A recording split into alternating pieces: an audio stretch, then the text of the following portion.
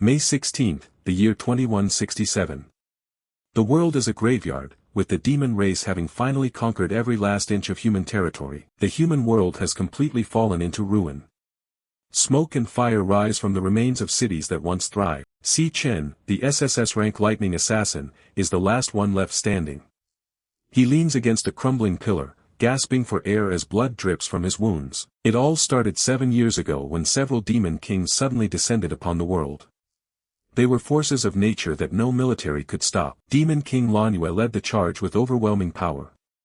He and his kin swiftly trampled over the realm of man. Lanyue looks down at the battered hero with pure contempt. He mocks the title of humanity's last hope, calling the entire race nothing but pathetic, fragile trash. The Demon King raises a hand, glowing with a dark, lethal energy. He tells Si Chen it's time to fulfill his only remaining purpose, to die. A sphere of concentrated red power crackles between the demon's claws. The air itself seems to scream from the pressure. Lanyue demands that the assassin become his food and his power. He's ready to swallow the last spark of human resistance. An explosion of red and white light tears through the darkness. The two forces clash in a violent display of energy. Si Chen refuses to be consumed. He grits his teeth, forcing his exhausted body to channel every last drop of mana he has left. He thinks of the faces he'll never see again. His sister, his comrades, his master, all of them were slaughtered by these beasts. The memory of their deaths fuels his final stand. He doesn't care if it's the last thing he does. A blinding light begins to emanate from his chest. He vows to take the Demon King down to hell with him. He screams the name of his suicide move as he ignites his soul. Lightning arches across the sky, turning the night into day. He activates his SSS ultimate skill, Terminus Arc. A massive, devastating sphere of lightning erupts from his position. Lanyue is caught in the epicenter, his expression shifting to pure shock.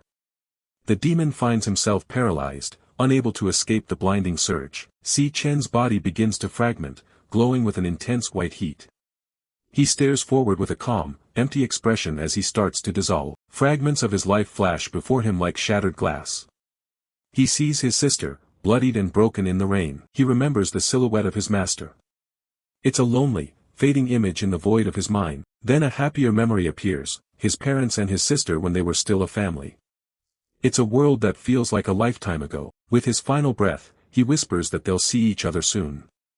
He regrets that he wasn't strong enough to protect them. His form continues to break apart into the light. He wishes he could have just been a little bit stronger. The Demon King rages, cursing the inferior human as the explosion reaches its peak. The blinding light consumes everything. In the white void, Si Chen's thoughts linger on the past. If only he could go back and find that demon lair sooner. If only he could have stopped the very first Demon King before the world burned. The weight of his failure is the last thing he feels. Then everything goes silent. He reflects on how he lost everything so early in the war. Shards of his broken infinity necklace float in the darkness.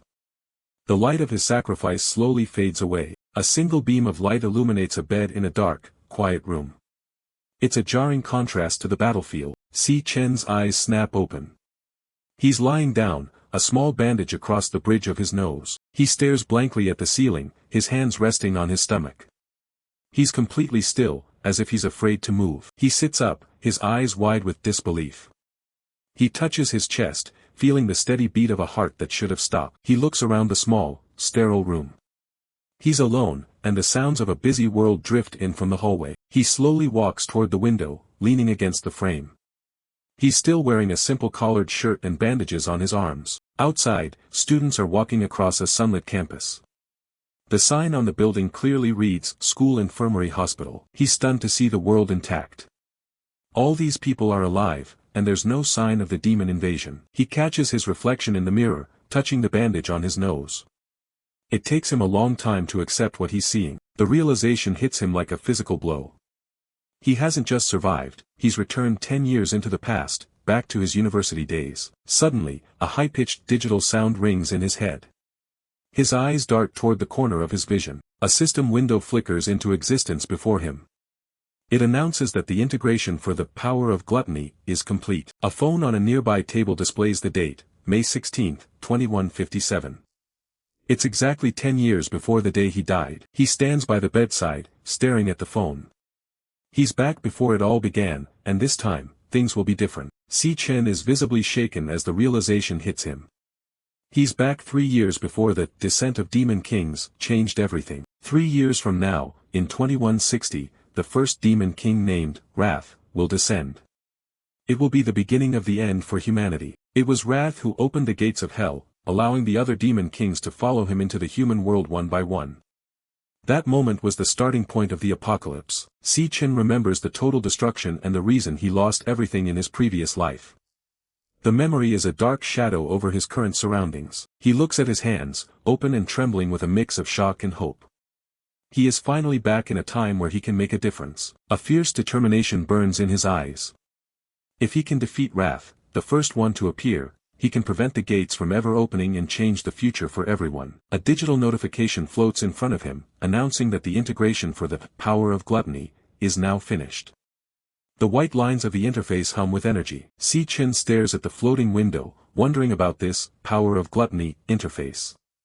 It's been following his every movement ever since he opened his eyes. He reaches out, his palm hovering beneath the glowing digital shards of the interface as he tries to make sense of the situation. His eyes widen as the interface expands, revealing a complex set of windows and data points.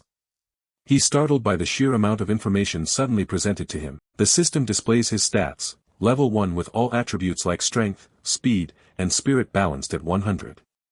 He wonders if these represent his current potential in this new life. He stares intently at the game-like data, his expression unreadable. He's never encountered anything like this system in all his years of fighting demons. In the past, he only relied on his awakened power to survive.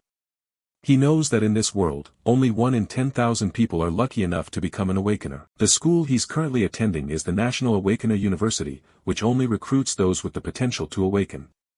It's an elite institution with high stakes. He remembers his original timeline, where he failed to awaken during his university years.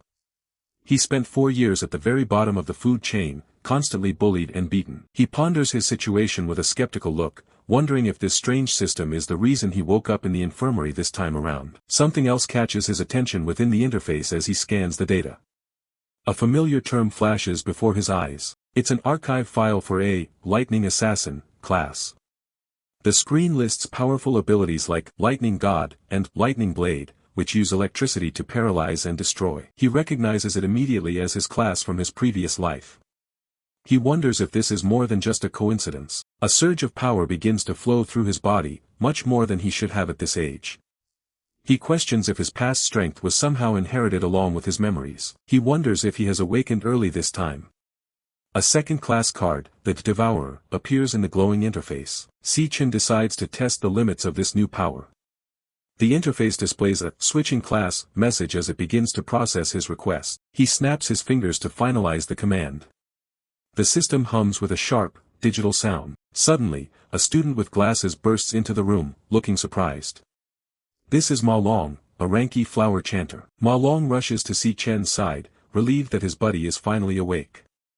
He frantically asks if his body is feeling okay after the beating he took. Si Chen realizes that he's the only one who can see the system interface floating between them. He reassures Ma Long that he's feeling fine. Ma Long is completely shocked, looking Si Chen up and down. He can't believe that all the injuries from yesterday's beating have already vanished. Ma Long is Si Chen's university roommate. He's always been an anxious type, especially given his low rank. Si Chen reflects on his roommate's past fate. Ma Long was a bottom-tier awakener who died tragically just 3 days after the Demon Kings arrived. Seeing him alive and well right in front of his eyes is a surreal experience. Ma Long adjusts his glasses, convinced that his friend has somehow grown stronger. Si Chen smiles faintly as he takes in the sight of his old friend. In this moment, he truly feels that he has returned to the past. Ma Long reminds him that they can't waste time because tomorrow is the rank test. He insists they get back and start preparing immediately. He drags Si Chen toward the door, emphasizing that the graduation evaluation is crucial even if he hasn't awakened yet. The roommate is full of nervous energy. The sun sets over the National Awakener University, casting a warm glow over the sprawling campus. It's a peaceful scene that feels like a dream. Students are gathered in groups across the campus, chatting and practicing their minor abilities. It's a lively environment filled with normal life. On the training field, a student demonstrates his strength by kicking a ball with such force that it creates a shockwave. Si Chen watches, taking it all in. Si Chen walks through the crowd, admitting to himself that it's been a very long time since he's seen so many living people. Ma Long looks at him with a confused, worried expression. Ma Long suggests they just take a walk around the playground to clear their heads. He's clearly weirded out by his friend's strange comments. Si Chen walks with a solemn expression, his thoughts returning to the future he once knew. He can never forget the day everything was lost. He looks back at a mental vision of the ruined future. He knows that if he does nothing, that same desperate fate will eventually come back for them all. A cold resolve settles over him. He knows he must take action immediately and increase his level as fast as humanly possible. In this era, there's only one proven way for an awakener to grow stronger. He must hunt and kill the monsters lurking within the demon lairs. Si Chen reflects on the current state of the world, where almost all demon lairs are monopolized by major guilds. This system leaves outsiders with virtually zero chance of leveling up on their own. He looks at the glowing system screen displaying his name and attributes. If these are indeed his current stats, he wonders how he measures up against other awakeners and the monsters he'll face. To regulate the distribution of power, the government has classified both awakeners and monsters into ranks.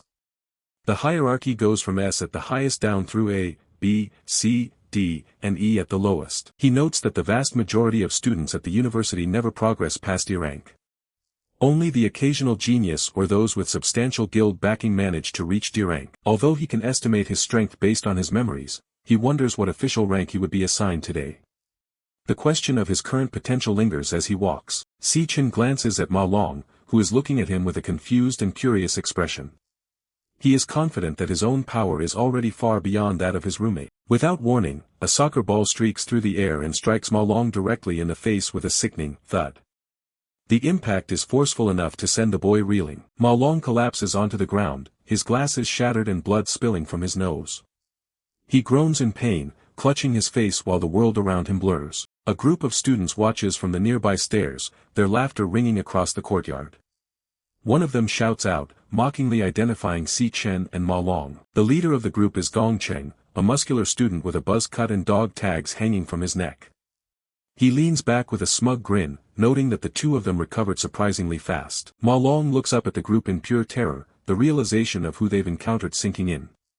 He stammers about their terrible luck as he recognizes Gong Cheng. Si Chen remains silent, his back to the camera as he stares at the bullies. He recognizes these faces from his past, the ones who made his university life a living hell. Gong Cheng laughs, boasting to his friends that he knew these two were tough enough to handle a little fun. His eyes are fixed on the pair below with predatory interest. His tone turns sharp as he demands to know why they didn't bring him any drinks when they knew he'd be playing ball here. He expects absolute submission from those he deems weaker. Panic-stricken, Ma Long immediately begins to apologize, his voice shaking. He offers to run and buy the drinks for them right now, just to avoid further violence. Si Chen steps forward, his eyes burning with a cold fire as he tells Ma Long that he isn't the one at fault. He looks directly at Gong Cheng, refusing to back down. Chap 2, Gong Cheng watches from his seat on the stairs, surrounded by his laughing lackeys. He enjoys the feeling of power that comes from intimidating others. He repeats his comment about their fast recovery, his words dripping with a malicious edge. He's clearly looking for an excuse to start another fight. Ma Long is still trembling, his face a mask of fear as he laments their bad luck. He's already defeated in his own mind, conditioned by years of abuse. Si Chen doesn't look away from the group sitting above them. He knows exactly what kind of people they are and what they are capable of. Gong Cheng smirks at his companions, reaffirming his belief that these two are the perfect targets. He treats their suffering as nothing more than a source of entertainment. Si Chen's red eyes glow intensely as memories of the past begin to surface. The sight of Gong Cheng triggers a flood of dark, buried images from his previous life. A traumatic memory flashes back. Si Chen is underwater, bubbles rising as he struggles to breathe. The sounds of the world are muffled and distant as he panics. The flashback reveals Gong Cheng and his friends in a school bathroom. They are laughing as they forcefully hold Si Chen's head down into a sink full of water. In the memory, Ma Long is on the floor nearby, frantically begging the bullies to stop. He is helpless to do anything but watch as his friend is tortured. Gong Cheng looks back at Ma Long with a cruel smile, asking why he should stop. He mockingly claims that he's only helping Si Chen awaken his latent powers. He shoves Si Chen's head deeper into the water, ignoring his desperate struggles. He taunts him for being a failure who hasn't awakened even after all this stimulation. The bully's laughter fills the room, a sharp and mocking sound that contrasts with the victim's silence. They find joy in the absolute control they have over their peers. Growing bored with their toy, the group decides to leave, joking about how pathetic Si Chen is. They walk away without a single shred of remorse for what they've done. Ma Long rushes to Si Chen's side as he lies gasping on the wet bathroom floor. He calls out his name, his voice filled with worry and relief that his friend is still alive. Drenched from head to toe, Si Chen's face remains shrouded in shadow. In a low, raspy whisper, he asked why people like this never knew when to let go, and why they were so hell-bent on tormenting others. He realizes that pure malice isn't something that only exists within the demon layers. It's a force that is very much alive and well in the human world they are trying to protect. The thought hangs in the air against a backdrop of deep black. The realization that the world is inherently cruel is a heavy burden for him to carry once again. His question was like a spark striking the bullies' egos. Gong Cheng turned his head, his eyes flashing with an eerie green light as he smirked. He suggested to the group that they should play with Si Chen a little more. And that is how we end up with the scene of Si Chen lying broken in the infirmary. Cutting back to the present, the bulky student with the buzz cut and military tags leans back with a smug grin. He's demanding to know why his classmates didn't bring enough drinks for his ball game. Ma Long, a boy with messy brown hair and large round glasses, bows frantically. He stammers out an apology and offers to go buy the drinks right away to avoid more trouble. Si Chen, the black-haired student standing nearby, looks on with a sharp, cold gaze. He tells his friend that he isn't the one who should be apologizing. Gong Cheng's face drops into a dull, unimpressed stare. He can't quite believe what he just heard from someone he considers a nobody. Ma Long is visibly sweating, his eyes wide behind his glasses. He's terrified that Si Chen's sudden backbone is going to get them both into a world of pain. Gong Cheng steps forward, his body glowing with a sickly green energy as he activates his E-rank flower warrior ability. His arms transform into rough, bark-like wood, crackling with a primitive power. Si Chen's eyes flash a dangerous red as he focuses on his opponent. He doesn't look intimidated by the supernatural display at all. Gong Cheng is the type who only picks on the weak because his older brother is the student council president. He stands tall, showing off his transformed limbs to the gathering crowd of students. Despite his big talk, Gong Cheng's own abilities aren't actually that impressive compared to a true warrior. He starts walking toward Si Chen, ready to make a brutal example of him. The surrounding students start whispering, anticipating the usual beatdown. They fully expect Gong Cheng to stomp the two most useless guys in the school. It looks like a total mismatch, a low-rank awakener facing off against a weakling and a guy who hasn't even awakened yet. The onlookers can already see the outcome in their heads. Gong Cheng looms over Si Chen, his shadow stretching across the ground. The difference in their physical builds is massive, but Si Chen doesn't move an inch. Gong Cheng tilts his head back, glaring down at Si Chen with pure arrogance. He asks what exactly he just said, daring him to repeat it to his face. Si Chen looks him straight in the eye, his expression flat and unimpressed. He tells the bully simply not to come bother them ever again. That's all the excuse Gong Cheng needs to snap. He swings a massive, wood-armored fist toward Si Chen's head, determined to put the unawakened loser back in his place. A loud crack echoed across the court as the punch connected, but not with its intended target. Si Chen punched straight into the giant, wood-armored fist, stopping it dead in its tracks. A counterattack that was on a whole different level, executed with the ultimate cool of a young man. The impact sent a jolt of pain through the bully, forcing him to stumble back in agony. The crowd is stunned into silence, their eyes popping at the sight.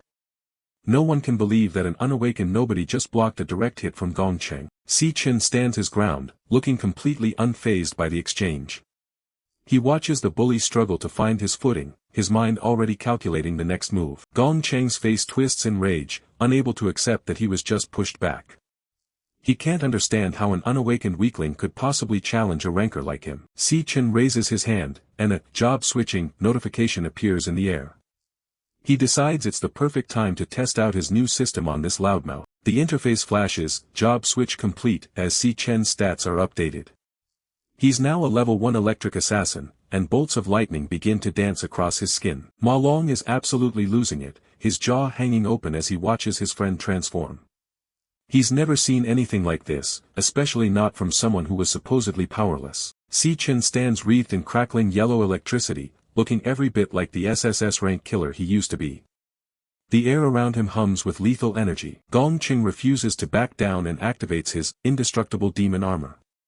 His wooden arms grow spikes and thicken into a much more defensive, heavy form. He charges forward again, throwing what he calls his killer jab.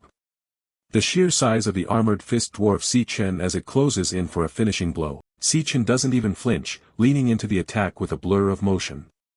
He weaves through the punch with the ease of a veteran fighter who has seen much worse. With a crackle of lightning, Si Chen's fist connects squarely with Gong Cheng's jaw. The force of the blow shatters the bully's defense in an instant. Gong Cheng is sent spiraling through the air, blood spraying from his mouth as the impact carries him away. He crashes hard into the pavement, tumbling like a ragdoll. The spectators are completely speechless, their faces frozen in pure disbelief.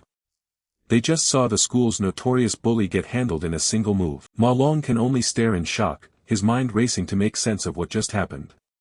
His friend isn't just different, he's a completely different monster. Si Chen stood calmly in the middle of the courtyard, his silhouette glowing with the fading remnants of his lightning. The entire campus was in an absolute frenzy over the sudden turn of events unfolding right before their eyes. Gong Cheng grovels on the ground, clutching his broken face while spitting out insults. He tries to claim it was just a sneak attack, refusing to admit he was outclassed. Desperate and humiliated, Gong Cheng screams at his buddies to stop standing around and help him. He wants Si Chen dead for making him look pathetic. One of his lackeys looks on with a trembling jaw, unable to move a muscle. The sheer pressure coming off Si Chen is enough to keep anyone from stepping forward. Si Chen looms like a dark god, his eyes glowing with an intense, golden light. He looks ready to tear through anyone else foolish enough to challenge him. Gong Cheng ignores his fear and lunges again, screaming that he'll kill Si Chen. He puts everything he has into one final, desperate strike with his remaining strength. Si Chen catches the massive, armored arm with ease once again.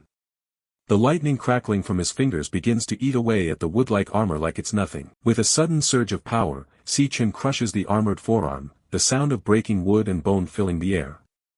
Gong Cheng's scream of agony echoes across the campus. Si Chen stares him down with cold, glowing eyes, telling him plainly that he's just too weak. To a former SSS rank, this guy isn't even a challenge. He delivers a final, lightning-charged punch that explodes against Gong Cheng's chest. The shockwave of electricity and force is absolutely devastating. Gong Cheng is blasted backward, his body smoking as he's sent flying once and for all. Si Chen watches him fall, the fight over before it ever really began. Gong Cheng is left embedded in the bleachers, his body nearly collapsing into the crater made by the impact. He slumps against the cracked concrete, blood streaming down his face as he coughs and gasps for air. Si Chen stands in the center of the yard, looking completely bored as the other students watch from a distance. Ma Long can only kneel nearby, stunned by the sudden display of power. Ma Long's brain is struggling to process what he just saw, his eyes wide and sweat pouring down his face. Si Chen stares at the blood on his knuckles, his expression as cold as ice. Ma Long can't help but wonder when his friend became such a monster. Si Chen scans his system window, noting his level and flat stats of 100 across the board.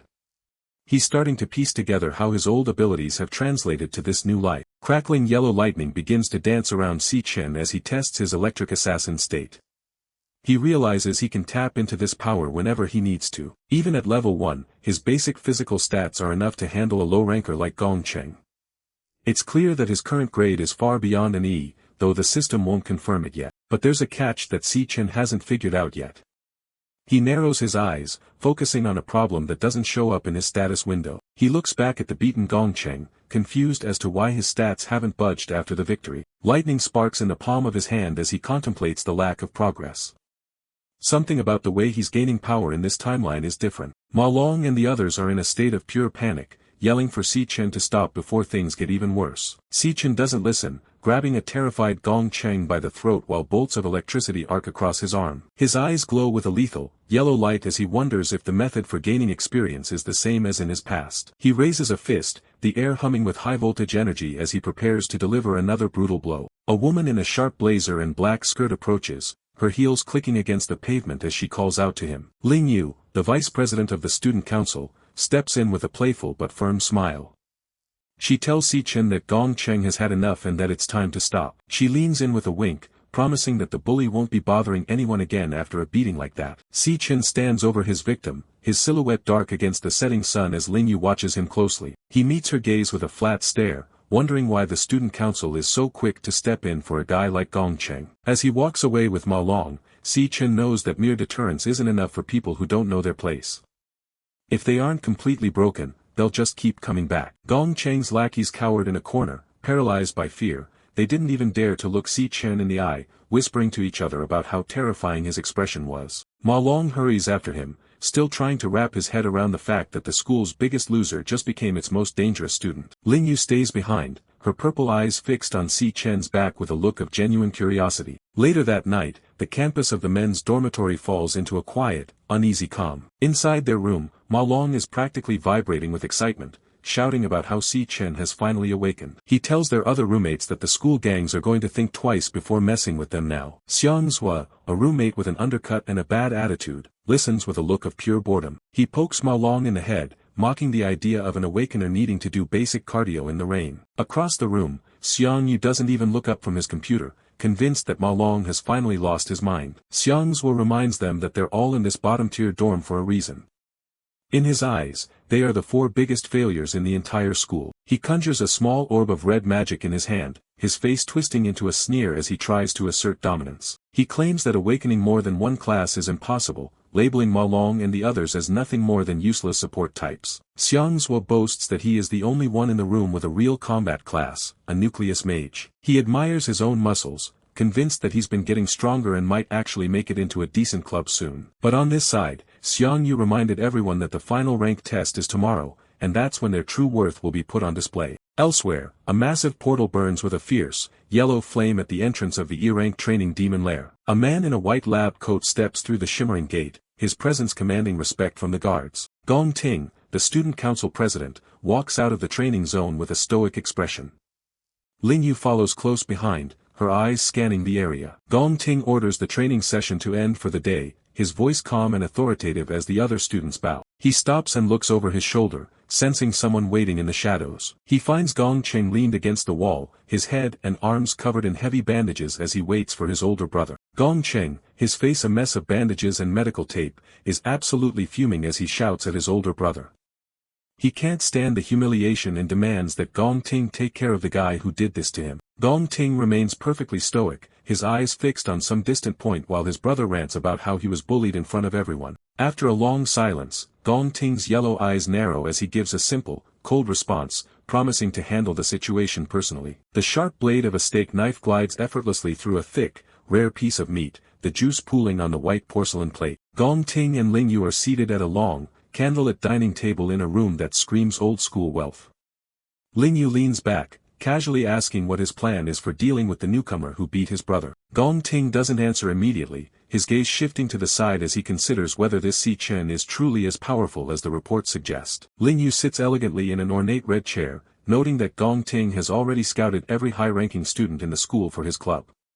She points out that with fewer than 10 D ranks in the entire student body, he's practically monopolized the top talent. She leans in slightly, her purple eyes glinting in the candlelight as she mentions that most students don't have the same access to high-level demon lairs that he does. In her view, those at the bottom have no real path for improvement, forever trapped in their mediocre ranks while the elite continue to grow stronger. Far from the luxury of the dining hall, Si Chen is out on the school's running track, his silhouette a lonely figure moving through the heavy night rain. He's pushing himself to the limit, carrying 100 kilograms of weight while grinding out a 20-kilometer run despite the downpour. His mind is focused on the science of awakening, knowing that physical strength is the foundation upon which extreme class powers are built. He believes that without a strong enough vessel, no one can truly harness their full potential. Rainwater streams down Si Chen's face, but his expression never wavers from its cold, intense focus. He knows that his current level of training is still nowhere near what he needs to face the horrors of the future. His thoughts drift back to the year 2160, a time of utter despair when the demon king known as Wrath emerged from the demon lair to bring ruin to the world. In his memory, the sky is a hellish shade of red, filled with the massive, writhing tentacles of the demon king as it begins its slaughter of humanity. The most painful memory is of his sister, Si Yun, lying lifeless in his arms under a gray, rain-slicked sky. The text on the screen is a stark reminder that she was murdered by the Demon King's own hands. The silhouette of Wrath looms over a pile of corpses, the gate of hell forced open behind him to let the other Demon Kings spill into the mortal realm. Back in the present, Si Chen's eyes burn with a dark, vengeful light. He has set a singular, absolute goal for this first stage of his new life. A demonic, star-marked eye stares back from the darkness of his memory, representing the monster that took everything from him. His mission is clear. He must kill Wrath. He calculates the time he has left, knowing that there are only 3 years before the Demon King's descent.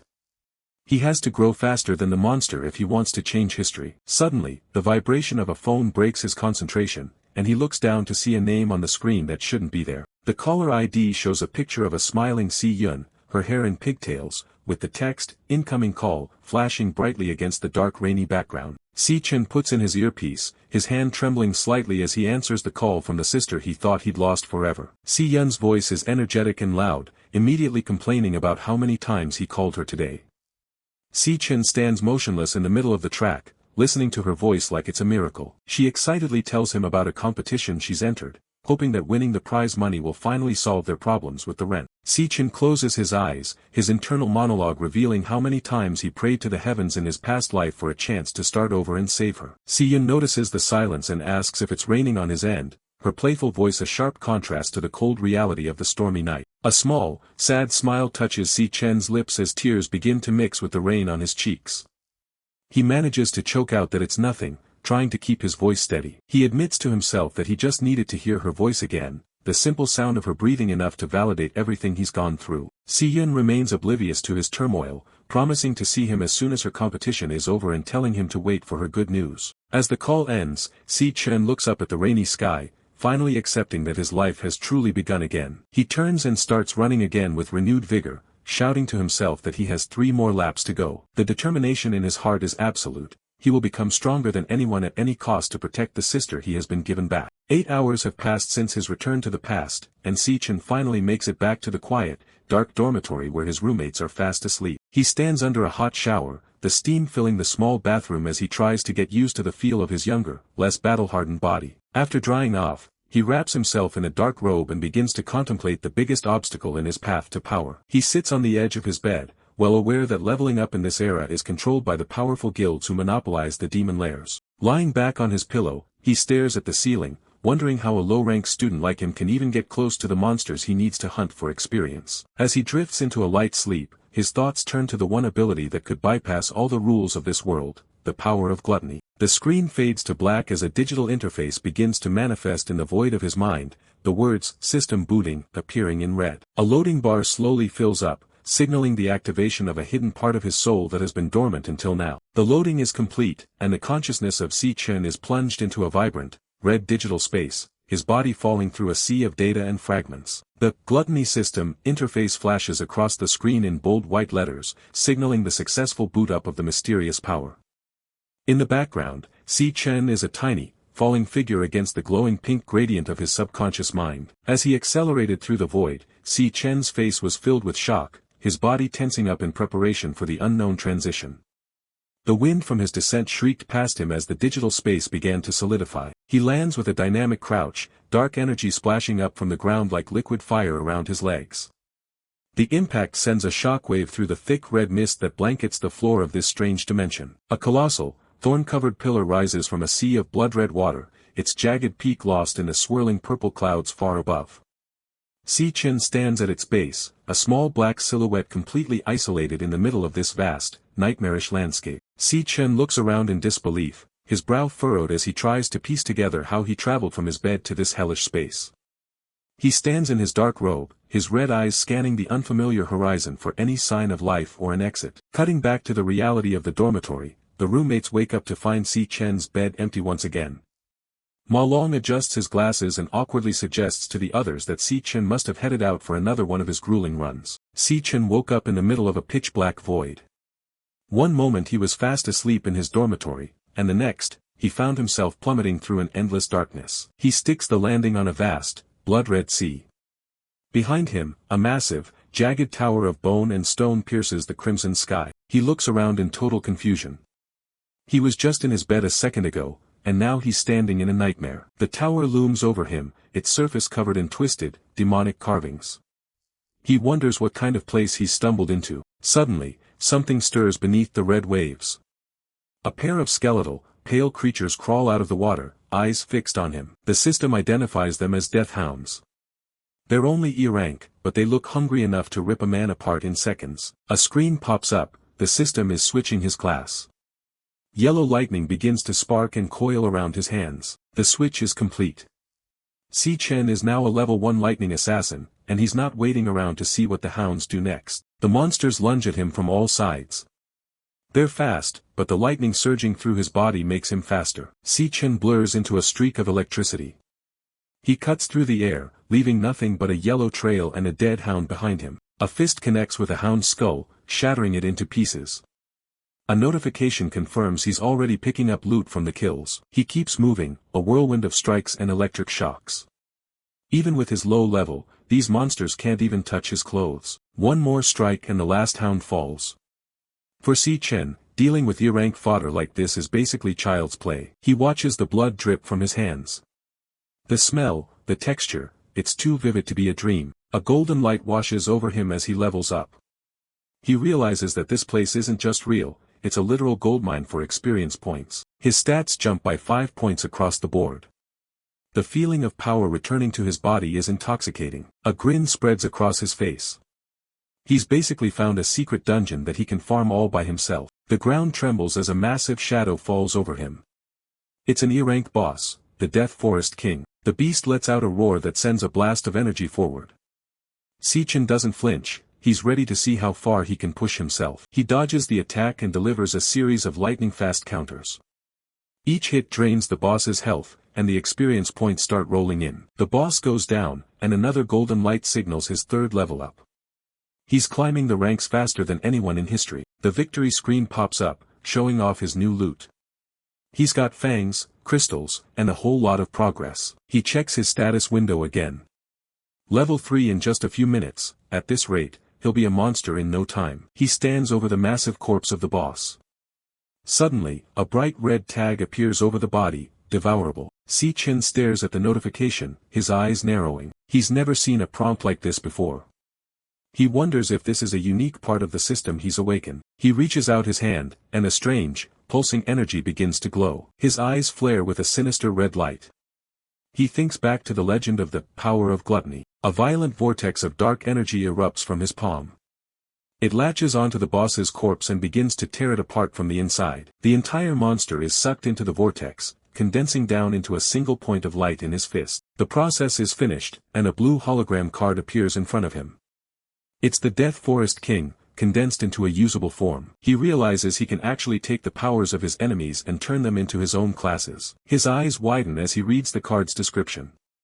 The ability it gives him is beyond anything a normal human should have. A vision of Demon King Lanyue flashes through his mind. This power feels identical to the one that destroyed the world in his past life. He compares his own aura to the memory of the Demon Kings. It's a perfect match. He realizes the truth. He's stolen the Demon King's ultimate power for himself. In this world, every hunter is born with a single class that they can never change. It's an absolute law of nature. But now, Si Chen holds two separate classes in his hands at the same time. He's already broken the rules. He looks out at the horizon, where hordes of other monsters are waiting. He realizes that if he can devour them, he can have everything. A cold determination fills his gaze. He won't just be a hero, he'll possess every class in existence. He looks up at the sky, wondering why he was chosen to carry this terrifying burden. He turns back toward the massive demonic tower. It stands there like a silent challenge, waiting for him to step inside. Si Chen is immediately hit with a heavy, suffocating pressure as a massive silhouette looms over him. He can barely stand under the weight of the raw power radiating from the figure. He looks up, sweating, as he realizes he's outclassed. He wonders what could possibly be generating this much killing intent in a place like this. A towering figure in tattered robes emerges from a burst of purple flames. It tells him that it's been waiting a long time for his arrival. The system identifies the entity as Purgatory Rakshasa. The name itself is glitched, a chaotic mess of data that hints at its true, terrifying nature. A massive shockwave tears through the air as the two clash. The government's ranking system flashes in his mind. This thing is a world-class threat. Si Chen is sent tumbling back as the Rakshasa attacks with blinding speed. He barely manages to get a hand down to steady himself as blood spatters the ground. He clenches his teeth, lightning sparking around his fist. In his past life, he almost died just to reach S rank, and right now, he's barely at a D rank level. The Purgatory Rakshasa stands calmly in the Red Sea, dual purple blades at its side. The gap between them is a literal abyss. Its stats are completely crushing his own. Si Chen grips his lightning-imbued daggers, looking around the hellish landscape. He's never heard of an S-rank boss lurking in a place like this before. He wipes the blood from his mouth, staring up at the hooded monster. The most disturbing part isn't its power, it's how the thing actually knows his name. They've already traded dozens of blows in a matter of seconds. Si Chen realizes with a sinking feeling that the Rakshasa has had plenty of chances to end him already. The Rakshasa swings its massive blade, sending Si Chen flying back once more. It's a clean hit that knocks the wind right out of him. He struggles to push himself up from the red water, gasping for air. Every one of the boss's strikes has avoided his vitals, as if it's just trying to break his will. The Purgatory Rakshasa looks down at him, its glowing blue eyes filled with a cold, mocking light. It asks if he's still planning to struggle against the inevitable. Si Chen glares back, his shirt torn and his body covered in bruises. He understands now, this thing doesn't just want to kill him, it wants him to submit. The monster offers him a choice to stay and guard the demonic tower together. It calls this a rare opportunity, as if being a prisoner is some kind of honor. He doesn't hesitate for a second. No matter the cost, he's never going to spend the rest of his life rotting away in this hellhole. He stands tall, a single vertical line of purple energy crackling between them. He's choosing the hard way, even if it means certain death. The Rakshasa's patience finally snaps as a wave of dark blood-like energy erupts from its form. Si Chen braces himself for the inevitable fallout. It raises its blade, the purple glow intensifying. It warns him that he's only alive because he's the only one capable of being here. Massive skeletal remains start to rise from the Red Sea as purple wisps of soul energy dance around them. Si Chen stands his ground, dwarfed by the carnage. The boss starts to glow with an even more violent aura as its stats skyrocket. It gives him one last chance to either stay or be crushed into a pulp. Colossal boulders are ripped from the ground, hovering in the air behind the Rakshasa. It looks like a god of destruction preparing to wipe out an ant. Si Chen's eyes glow with a fierce yellow light as lightning starts to dance across his skin. He makes his final choice right then and there. He chooses to kill it. He launches himself forward, a blur of electricity cutting through the crimson air. The Rakshasa called his effort ridiculous as it controlled a barrage of dark energy and floating boulders, sending them hurtling straight toward Si Chen to crush him. The entire area was consumed by the collision, but Si Chen didn't flinch for a second. He transformed into a streak of lightning, using the floating boulders as stepping stones to charge straight ahead. The boss prepares another swing, its massive blade raised high. Si Chen keeps his eyes locked on the target, analyzing every single movement. He's been watching closely since the very beginning of the fight. He's already seen through the monster's attack patterns. He's timed it down to the millisecond. Before every swing, the Rakshasa has a brief, 4/10 of a second wind-up. He predicts the exact path of the blade and dodges by a hair's breadth. The massive weapon misses him completely, crashing into the ground behind him. More importantly, he spotted a second flaw, a 2/10 of a second recovery lag after every strike. That's all the opening he needs. The Purgatory Rakshasa is momentarily defenseless. Si Chen leans in, lightning gathering in his palm for a final, desperate strike. He unleashes his lightning blade, a focused burst of electricity aimed straight for the boss's heart. He knows a D rank can't kill an S rank, but that's not his goal. The strike connects, and a paralyzed status icon flashes over the boss. This full power burst should be enough to hold it in place for just a few precious seconds. Si Chen activates his ultimate movement skill, Lightning God. It infuses his entire body with electricity, boosting his movement speed by 10 times. These few seconds of paralysis are his only chance to escape. He turns into a bolt of pure lightning, streaking across the Red Sea. He's been scanning the area during the entire battle.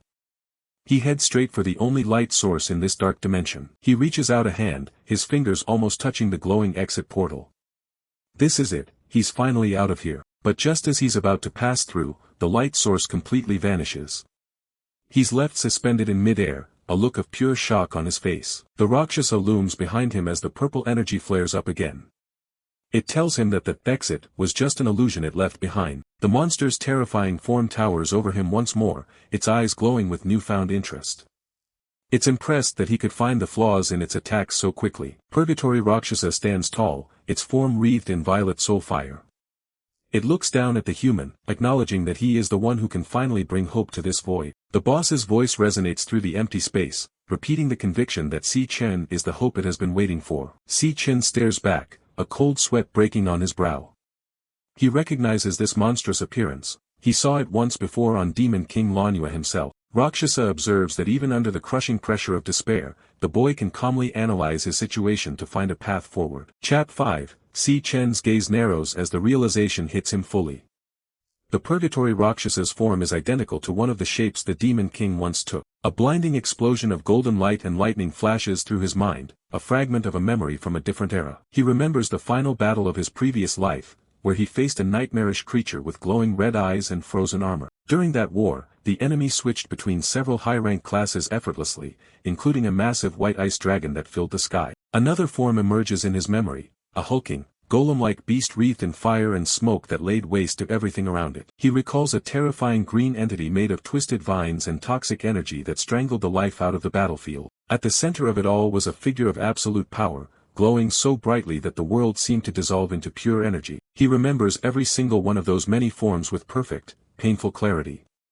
They were the apex of destruction. Purgatory Rakshasa stands before him now, its skeletal armor and horned helm radiating the exact same aura as Lanyue's transformations. The similarity is too perfect to be a coincidence, this being bore this exact appearance in the past life. He pieces it together, this creature must have been devoured by Lanyue's gluttony, and now that power is part of Si Chen's own body. He looks at the boss, his voice barely a whisper as he begins to ask the impossible question. A wide shot reveals the massive tower reflecting in the blood-red sea. Si Chen realizes with a start that this entire hellish landscape exists inside him. Rakshasa's grin widens, its blue eyes gleaming with approval. It praises his razor-sharp mind and declares him worthy of the inheritance. Si Chen is stunned by the weight of the boss's words, wondering what it means to be worthy of everything here. A golden, clawed key with a ruby gem manifests in the air, identified by the system as the SSS-Rank, Key of the Void. It is the only way to open the tower's gates. The Rakshasa explains that the tower houses the strongest of the countless demons Lanyue once devoured. They have all been sealed away, waiting for a master. Si Chen holds the glowing key as the system confirms he has obtained it. Rakshasa tells him to devour the prisoners and use them as fuel to grow stronger. Wounded and exhausted, Si Chen looks up and asks the creature why it's helping him after they just tried to kill each other. The boss explains that even among demons, there is a line between good and evil. The Demon King slaughtered its entire kin just to satisfy their own bottomless greed. Purgatory Rakshasa flares with a violent purple aura, its voice filled with a centuries-old hatred. It has waited an eternity for a chance at revenge. The boss looks at him with solemn eyes, stating that guy was right, Si Chen is the only hope for success. Si Chen is left confused, wondering who this mysterious, that guy, could possibly be. What person could have predicted his arrival here? The Rakshasa points toward the towering structure, telling him that all the answers he seeks are hidden inside. He must find them himself. The monster's head begins to crumble into glowing fragments of light.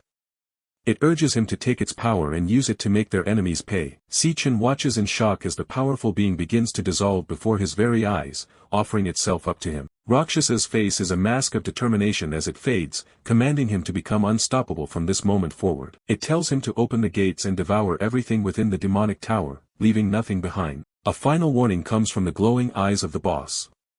The demons inside are the most cunning and vicious entities in existence, far worse than anything he's faced. The Rakshasa's voice echoes, urging him to endure the coming trials and conquer every single foe that stands in his way. Si Chen's eyes burn with a fierce red light as he absorbs the command. He is being told to stand at the very peak of this world. A vision of shadowy, monstrous figures fills the red void. His ultimate goal is clear. He must devour every single one of the demon kings. The Rakshasa's head disappears completely, turning into a cloud of glowing soul remnants that drift into the dark sky. The last of the boss's essence scatters, leaving behind only the echo of its final words about the price of resolve. Si Chen stands alone in the center of the vast, red sea, watching the last purple spark vanish. Only a man with his resolve is worthy of such power. He reaches out and catches the flickering purple flame in his palm. A system loading bar appears as the devouring process begins. A notification flashes, devouring level up. Si Chen reaches level 10, standing tall as a golden aura erupts around him. He has secured his victory and obtained Rakshasa's underworld bone. He looks down at his hand, his eyes filled with a new, somber purpose. He quietly vows to carry the Rakshasas will forward with him. A system message flashes, devouring complete. A detailed stat card for Purgatory Rakshasa appears, showing its class as Star Warrior and listing impressive stats for strength, speed, and spirit amidst a backdrop of vibrant pink and purple energy. New skills like Bone Grip Ruin, and triple gravity strike materialize in floating text boxes above Si Chen's open hand. He stares at his palm, his resolve hardening as he promises to make his enemies pay in blood. Sunlight streams through the dormitory window, marking the arrival of a high-stakes morning. Si Chen's eyes snap open as a booming voice echoes through the room, demanding everyone get out of bed immediately. He sits up in his bunk, his mind a blur as he tries to process the shift from the chaotic tower back to the quiet dorm. The room is a flurry of activity as students scramble to get ready, while Si Chen remains frozen, questioning if his return is real. He pulls back his shirt to inspect his chest, finding that every brutal wound he sustained in his dream has completely healed. A system window flickers into view, confirming his level has jumped to 10 and showing all the rare class cards he scavenged are still in his possession. His stats have seen an incredible boost, leaving him curious about how the school's official evaluation will rank him now. Suddenly, a sharp call from across the room cuts through his thoughts. It's Xiangzhua, his arrogant roommate, who starts mocking him with a predatory grin about some big talk he supposedly gave last night. Ma Long watches from the side, looking visibly nervous as the tension between the roommates begins to spike. Xiangzhua leans in with a wide-eyed, crazed expression, challenging Si Chen to try and take his spot as the top dog of the dormitory. Si Chen just stares back with a cold, unwavering gaze, his eyes flashing with a hidden power. Later, on the way to the ceremony, Xiangzhua casually munches on a snack while leading the group down the steps. He reminds the others that even though they're all E ranks, the hierarchy between them is set in stone. He brags about his mid-E rank status, looking down on low tiers like they're beneath his notice. A mental comparison chart illustrates the massive gulf in power between each tier, fueling his ego. He scoffs at the possibility of Si Chen improving and runs off with a cocky laugh to find a spot for the test. Ma Long leans in, encouraging Si Chen to aim for D rank and really give their roommate a shot. Si Chen remains calm, his focus directed ahead as they approach the center of campus. They join the massive crowd of students flowing toward the main evaluation grounds. Xiangzhua looks back, appearing annoyed that his boasting hasn't drawn more of a reaction. The plaza is packed for the official rank test ceremony, with a giant blue screen announcing the day's events. Near the entrance, a group of students is causing a scene by aggressively shoving others out of their way. These are the lackeys of Gongcheng, known for being the most notorious bullies in the school. But the moment Xiangzhua caught a glimpse of this crowd, the big brother of the dorm, tough guy act he'd been putting on instantly shattered. Si Chen walks past them without a word, his expression as cold as ice. The bullies look like they've seen a ghost, sweating profusely as they tremble in his presence. In a shocking display of submission, they drop into deep bows and shout a respectful greeting to their big brother. Xiangzhua is frozen in place, his mouth hanging open as he tries to process what just happened. Ma Long and the others can only watch in disbelief as the school's meanest students treat Si Chen like royalty. Si Chen doesn't slow down, his gaze shifting as another voice calls out to him with clear hostility. A student council officer named Jiang Jian steps forward, sporting a smug smile and a loud, floral shirt. He mentions an incident from the day before, making it clear he's here to remind Si Chen of his place. The surrounding students start to panic, recognizing the high-ranking officer in their midst. Xiangzhua and Ma Long whisper among themselves, terrified of Jiang Jian's reputation as a D-rank powerhouse. The air feels heavy with pressure as the officer closes the distance between them. Jiang Jian leans in, claiming his sense of smell is sharp enough to detect a true powerhouse from miles away. He gets right in Si Chen's face, his expression twisting into pure contempt as he continues his taunt. He repeats his boast about smelling true strength, making sure everyone around can hear him. Then he drops the insult, telling Si Chen that all he smells is the sour stench of a permanent bottom feeder. Si Chen doesn't flinch, looking him dead in the eye and asking if he's some kind of dog. The officer's smug mask shatters instantly, his face turning red with explosive rage at the insult. A voice rang out, stopping Jiang Jian in his tracks before the confrontation could escalate any further. Gong Ting, the student council president, steps in with a calm but authoritative presence, stating that he's already looked into the matter. He makes it clear that Gong Cheng was the one at fault, and it's only fair that those who do wrong face the consequences. Gong Ting remains stoic, his amber eyes reflecting a sense of order that silences the surrounding crowd. Si Chen watches the president walk away, his expression unreadable as he prepares for his own turn on the stage. An announcer's voice booms over the plaza, officially kicking off the grading test and calling students to the stage in order. Jiang Jian scoffs as he follows Gong Ting, dismissing Si Chen as a non-threat while they head off to prepare for their own evaluations. High above the plaza, a mysterious figure watches the proceedings with keen interest. Standing in a private observation room, Lingyu sips her tea while the principal, Yuan Long, wonders if she's found anyone worth noting. Lanyue smiles to herself, sensing that this year's test might turn out to be more interesting than anyone expected. An hour passes, and the screen lights up with the next candidate's profile, Xiangzhua. Inside the testing chamber, Xiangzhua focuses all his energy into his hand, his face strained from the effort. He enters the dimly lit room, his silhouette illuminated by the strange blue glow of the equipment. The air inside crackles with power as he begins the activation process for the evaluation. In the center of the lair hangs the demon heart, a grotesque, cable-linked mass designed to absorb and measure an awakener's raw energy. Xiangzhua lets out a shout, releasing every ounce of power he possesses toward the pulsating organ. A blinding flash of light erupts as the demon heart drinks in the energy, the cables hum with the sudden influx. The heart glows intensely, processing the input and transmitting the data back to the external monitoring equipment. Overhead, the complex machinery whirs as it converts the raw power into a numerical rank. The large screen displays the first set of results. Xiangzhua has officially placed as an E-grade mid-tier. The examiners watch the monitor closely, noticing that the second set of data, the potential measurement, is still being calculated. In the crowd, Ma Long leans forward with bated breath, knowing that the potential score is the real game-changer. Potential represents the absolute highest rank an awakener can hope to achieve in their lifetime. Those with high potential are immediately flagged for state attention and special training programs. The screen finalizes the report. Xiangzhua is an E-grade mid-tier with a maximum potential of C. He walks out of the gate looking utterly defeated, realizing his hard work over the last 2 years hasn't moved the needle at all. Without skipping a beat, the announcer calls for the next student to step up for their turn. Ma Long rushes over to console his dejected roommate, telling him not to beat himself up too much. He points out that none of them have managed to reach the coveted D grade yet, so they're all in the same boat. A summary of the group's results shows they're all stuck in the E-rank ghetto, with low to mid-tiers and mediocre potential. But the somber mood is shattered when a female student's evaluation concludes with a startling result. She emerges from the gate as the crowd erupts. She's reached D-grade low-tier with a B-rank potential. The plaza is buzzing with excitement as students realize the first high-tier talent of the year has finally appeared.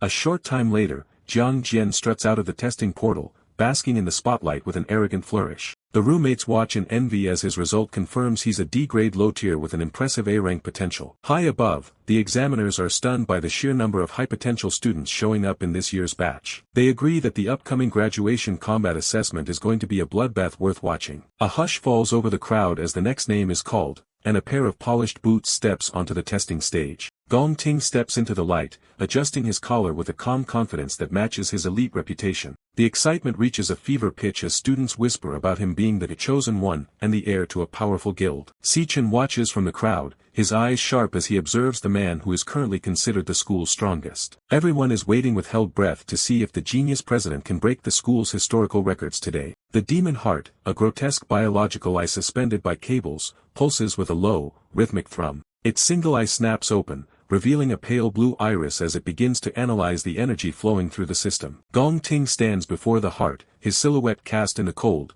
flickering light of the testing chamber. Gong Ting stares at his own hand, thinking that he must hold back some of his power to create the biggest sensation later. His golden eyes flash with a sharp light, his ambition to be number one in school history clear in his gaze. The screen begins to process his results, with the grade and potential columns flickering as they calculate his massive output. The unknown examiner, an older man with a gray mustache, looks on with a sweat-beaded brow as he notices the changing color on the display. The results finalize on the screen. Gong Ting has achieved a D-grade high-tier rank with an unbelievable S-rank potential. A roar of disbelief and excitement erupts from the crowd as the S rank flashes brightly, signaling a talent level never seen before. Jiang Jian and other students scream in pure shock, chanting "Long live the president" as they witness what they believe is a historic moment. Ma Long stares at the screen with his jaw dropped, unable to believe that their school has actually produced an S-rank potential user. The examiners are equally stunned, discussing whether they should report this directly to their superiors. The crowd continues to cheer, with many students realizing that Gong Ting will now be considered a national treasure and protected by the state. Gong Ting steps away from the stage, a faint,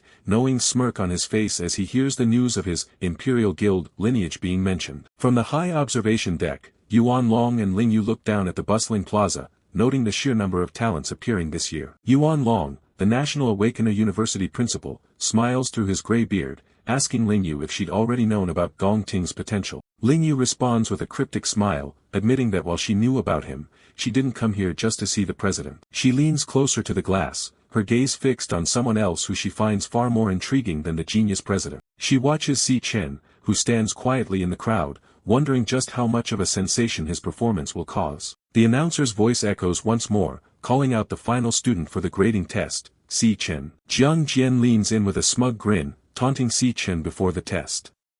He tells him he'd better bring some actual honor back to their dorm for once. The taunts keep coming, with Jiang Jian demanding that Si Chen doesn't embarrass them all with another pathetic low E-rank result. He breaks out into a loud, mocking laugh.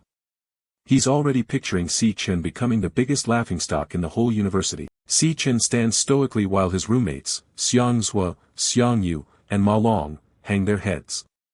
The surrounding students whisper about them being a bunch of weaklings and a disgrace to the graduation assessment. As Si Chen stepped up to perform the evaluation, Ma Long finally snaps, his face flushed as he shouts back at the bullies. He's certain that Si Chen is about to blow everyone's eyes wide open with his real strength. Ignoring the noise, Si Chen steps into the glowing portal of the testing booth. His name appears on the massive digital scoreboard, waiting for the results to register. Outside, a few students linger, watching the booth with a mix of boredom and faint curiosity. They aren't expecting much from someone with Si Chen's reputation. Deep inside the machine, the testing chamber is a mess of wires and cables, all feeding into a central core.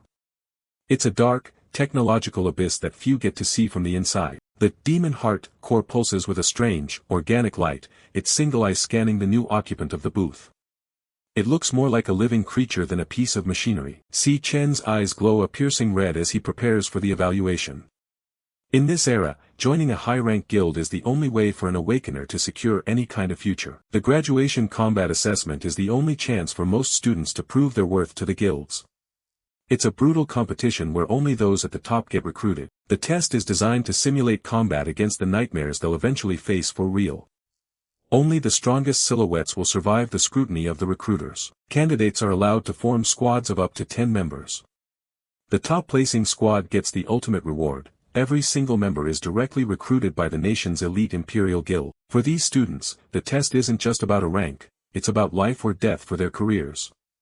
The Imperial Guild is the peak of the nation's power structure. Jiang Jian laughs with another student, completely unconcerned with the stakes. He's already bragging about his friend Yan Lin's D rank like it's a major accomplishment. Gong Ting, the student council president, stands confidently as his 10-man squad assembles. With 9 D ranks and his brother Gong Cheng on the team, they look absolutely untouchable. To Gong Ting, this day is about more than just himself. It's about scouting the perfect teammates to ensure they crush the upcoming graduation assessment. His teammates crowd around him, showering him with praise and calling him the guaranteed MVP. In this environment, the strongest team inevitably rises to the top. Meanwhile, the weakest team stands off to the side, looking like they've already given up. It's the cold law of survival. The strong huddle together while the weak are cast out and eliminated. Ma Long pushes up his glasses, sweating as he checks the time. He's starting to worry about how long Si Chen has been inside that booth without any movement or data appearing. The scoreboard remains a blank blue void, showing nothing for Si Chen's name.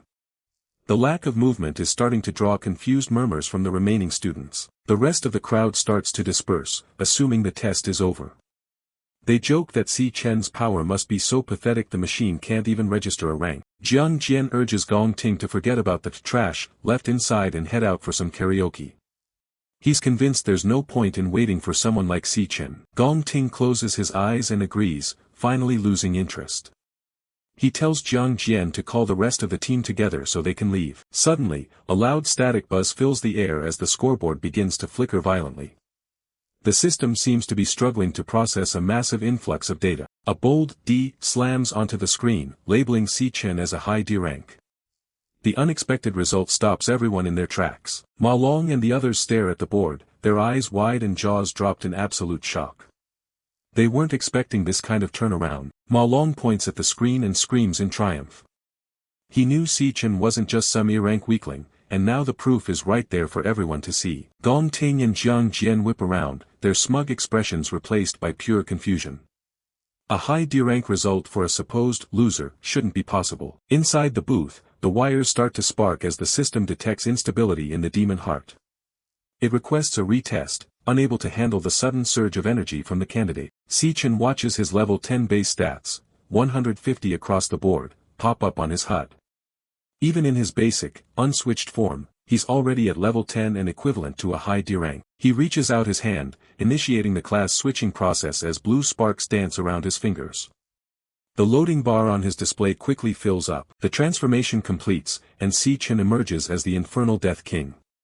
His appearance shifts, half his face covered by a spectral bone mask as freezing energy radiates from his body. The scoreboard outside glitches again, the digital D fracturing as it tries to keep up with the new power spike coming from inside the booth. The rank jumps upward, settling on a solid C for mid-C rank.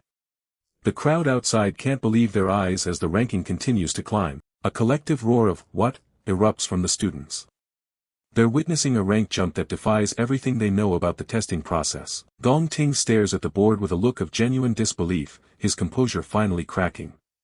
Next to him, Jiang Jian looks like he's about to have a heart attack. The professors and examiners are sweating, frantically checking their equipment. They've never seen a rank fluctuate this wildly and think the system might be malfunctioning. The demon heart core pulses a deep purple, its eye wide and bulging under the extreme strain. The system screams another warning about instability and potential deviation in the results. Si Chen isn't done yet, noting that if his weakest class is already a C rank, his other two should be off the charts.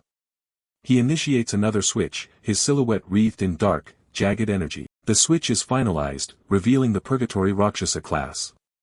Si Chen's eyes burn a cold blue as he prepares to show the machine the full extent of his true power. A detailed stat card for the Rakshasa blade appears, showing maxed out potential and terrifying skills like bone grip, ruin and gravity manipulation. The machine is about to be pushed past its limits. The central eye of the demon heart pulses violently, veins bulging across its surface as it struggles to contain the energy. It looks like it's about to burst under the pressure of Si Chen's power. A massive swirl of purple energy erupts from the core, spinning into a chaotic vortex that fills the entire testing booth. The machine's containment systems are clearly failing. Dark clouds and lightning crackle around the core as it continues to malfunction. The power output is so high it's creating a literal void right in the middle of the school hall. Outside, the students can only stare upward in terror as the sky within the building seems to darken. Someone screams out, wondering what on earth is happening to the equipment. Ma Long and his roommates are frozen in place, their eyes wide as they witness the celestial level phenomenon.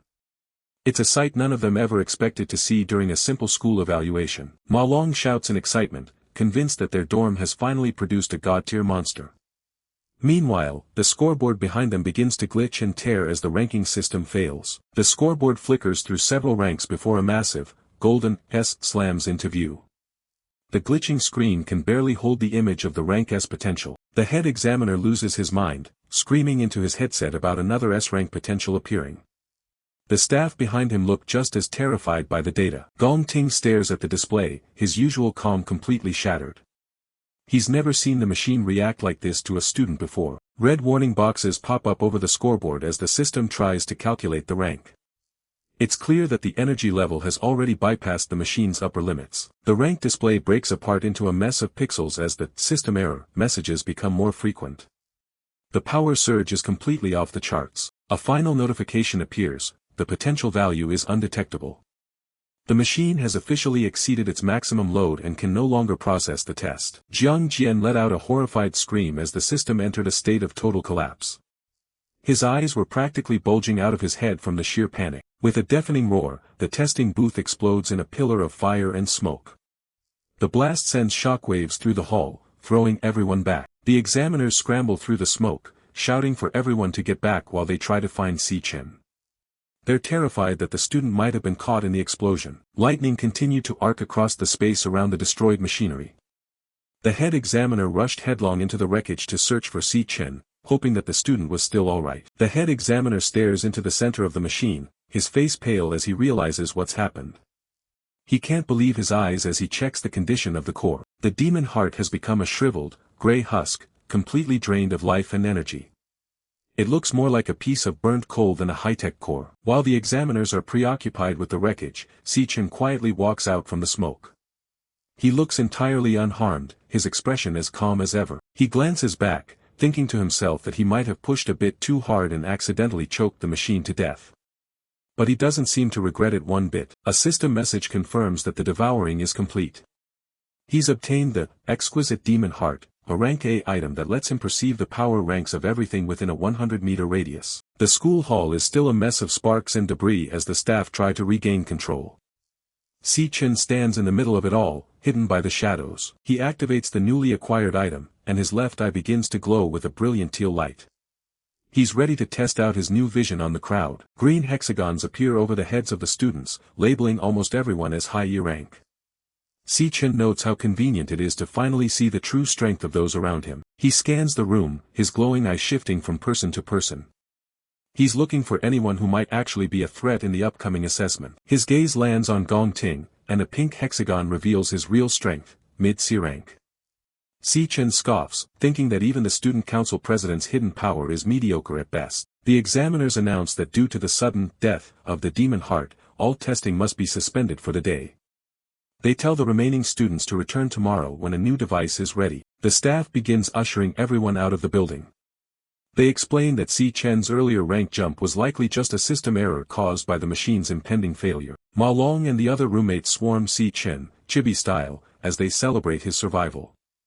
Si Chen just looks tired and tells them he wants to go back to the dorm. Jiang Jian watches them from behind, his face tight with anger. He's convinced that there's no way a loser like Si Chen could have actually reached C rank or S rank potential. Jiang Jian stomps over and starts screaming in Si Chen's face.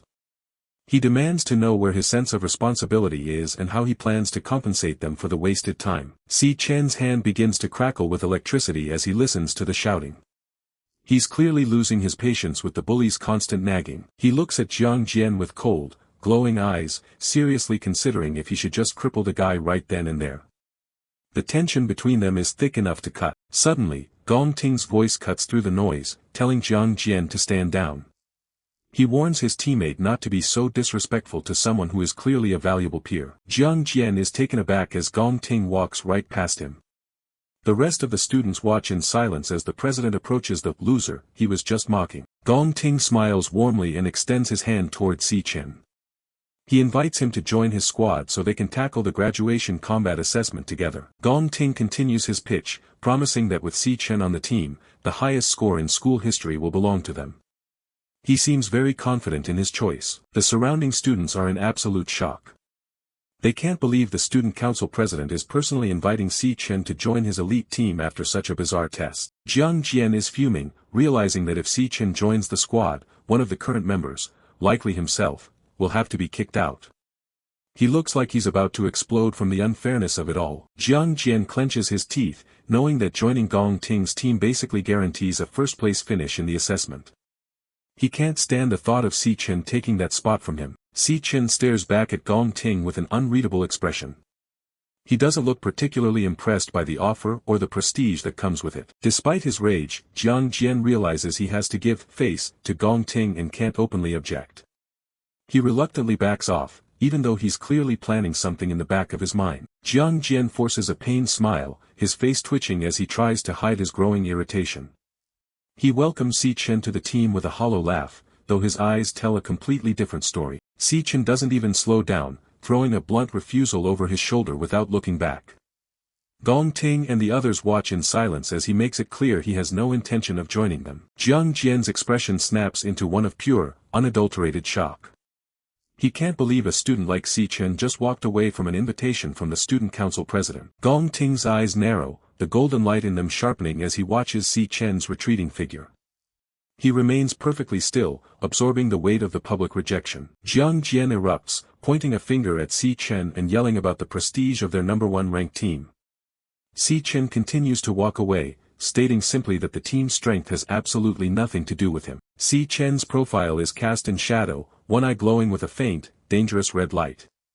He tells them they are far too noisy and orders them not to bother him from this point on. Jiang Jian is literally steaming with rage, his face turning a deep shade of red as he clenches his teeth. He watches Si Chen leave, his body trembling with the urge to strike back. The surrounding students are abuzz with whispers, shocked by the sheer audacity of someone refusing Gong Ting. They look at each other in disbelief, wondering where Si Chen found the guts to pull such a move. Si Chen walks away with a steady, confident stride, ignoring the eyes of the crowd.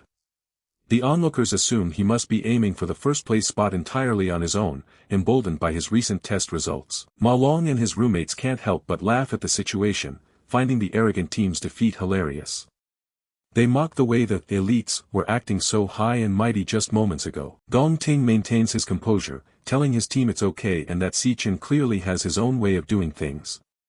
He looks over his shoulder at Jiang Jian, who is still reeling from the embarrassment. A high-angle shot shows the students dispersing across the school grounds under the bright afternoon sun. The tension of the evaluation has finally broken, but the rivalry is only just beginning. An elderly examiner with a prominent scar across his eyes, disappointed that the school's two top prospects won't be teaming up. He had been looking forward to seeing a new history-making record set this year. Lanyue stood beside him, a cryptic smile playing on her lips as she watched the drama unfold. She seemed to find the entire conflict far more interesting than a simple partnership would have been. A close-up reveals Lanyue's sharp, calculating gaze as she analyzes the situation.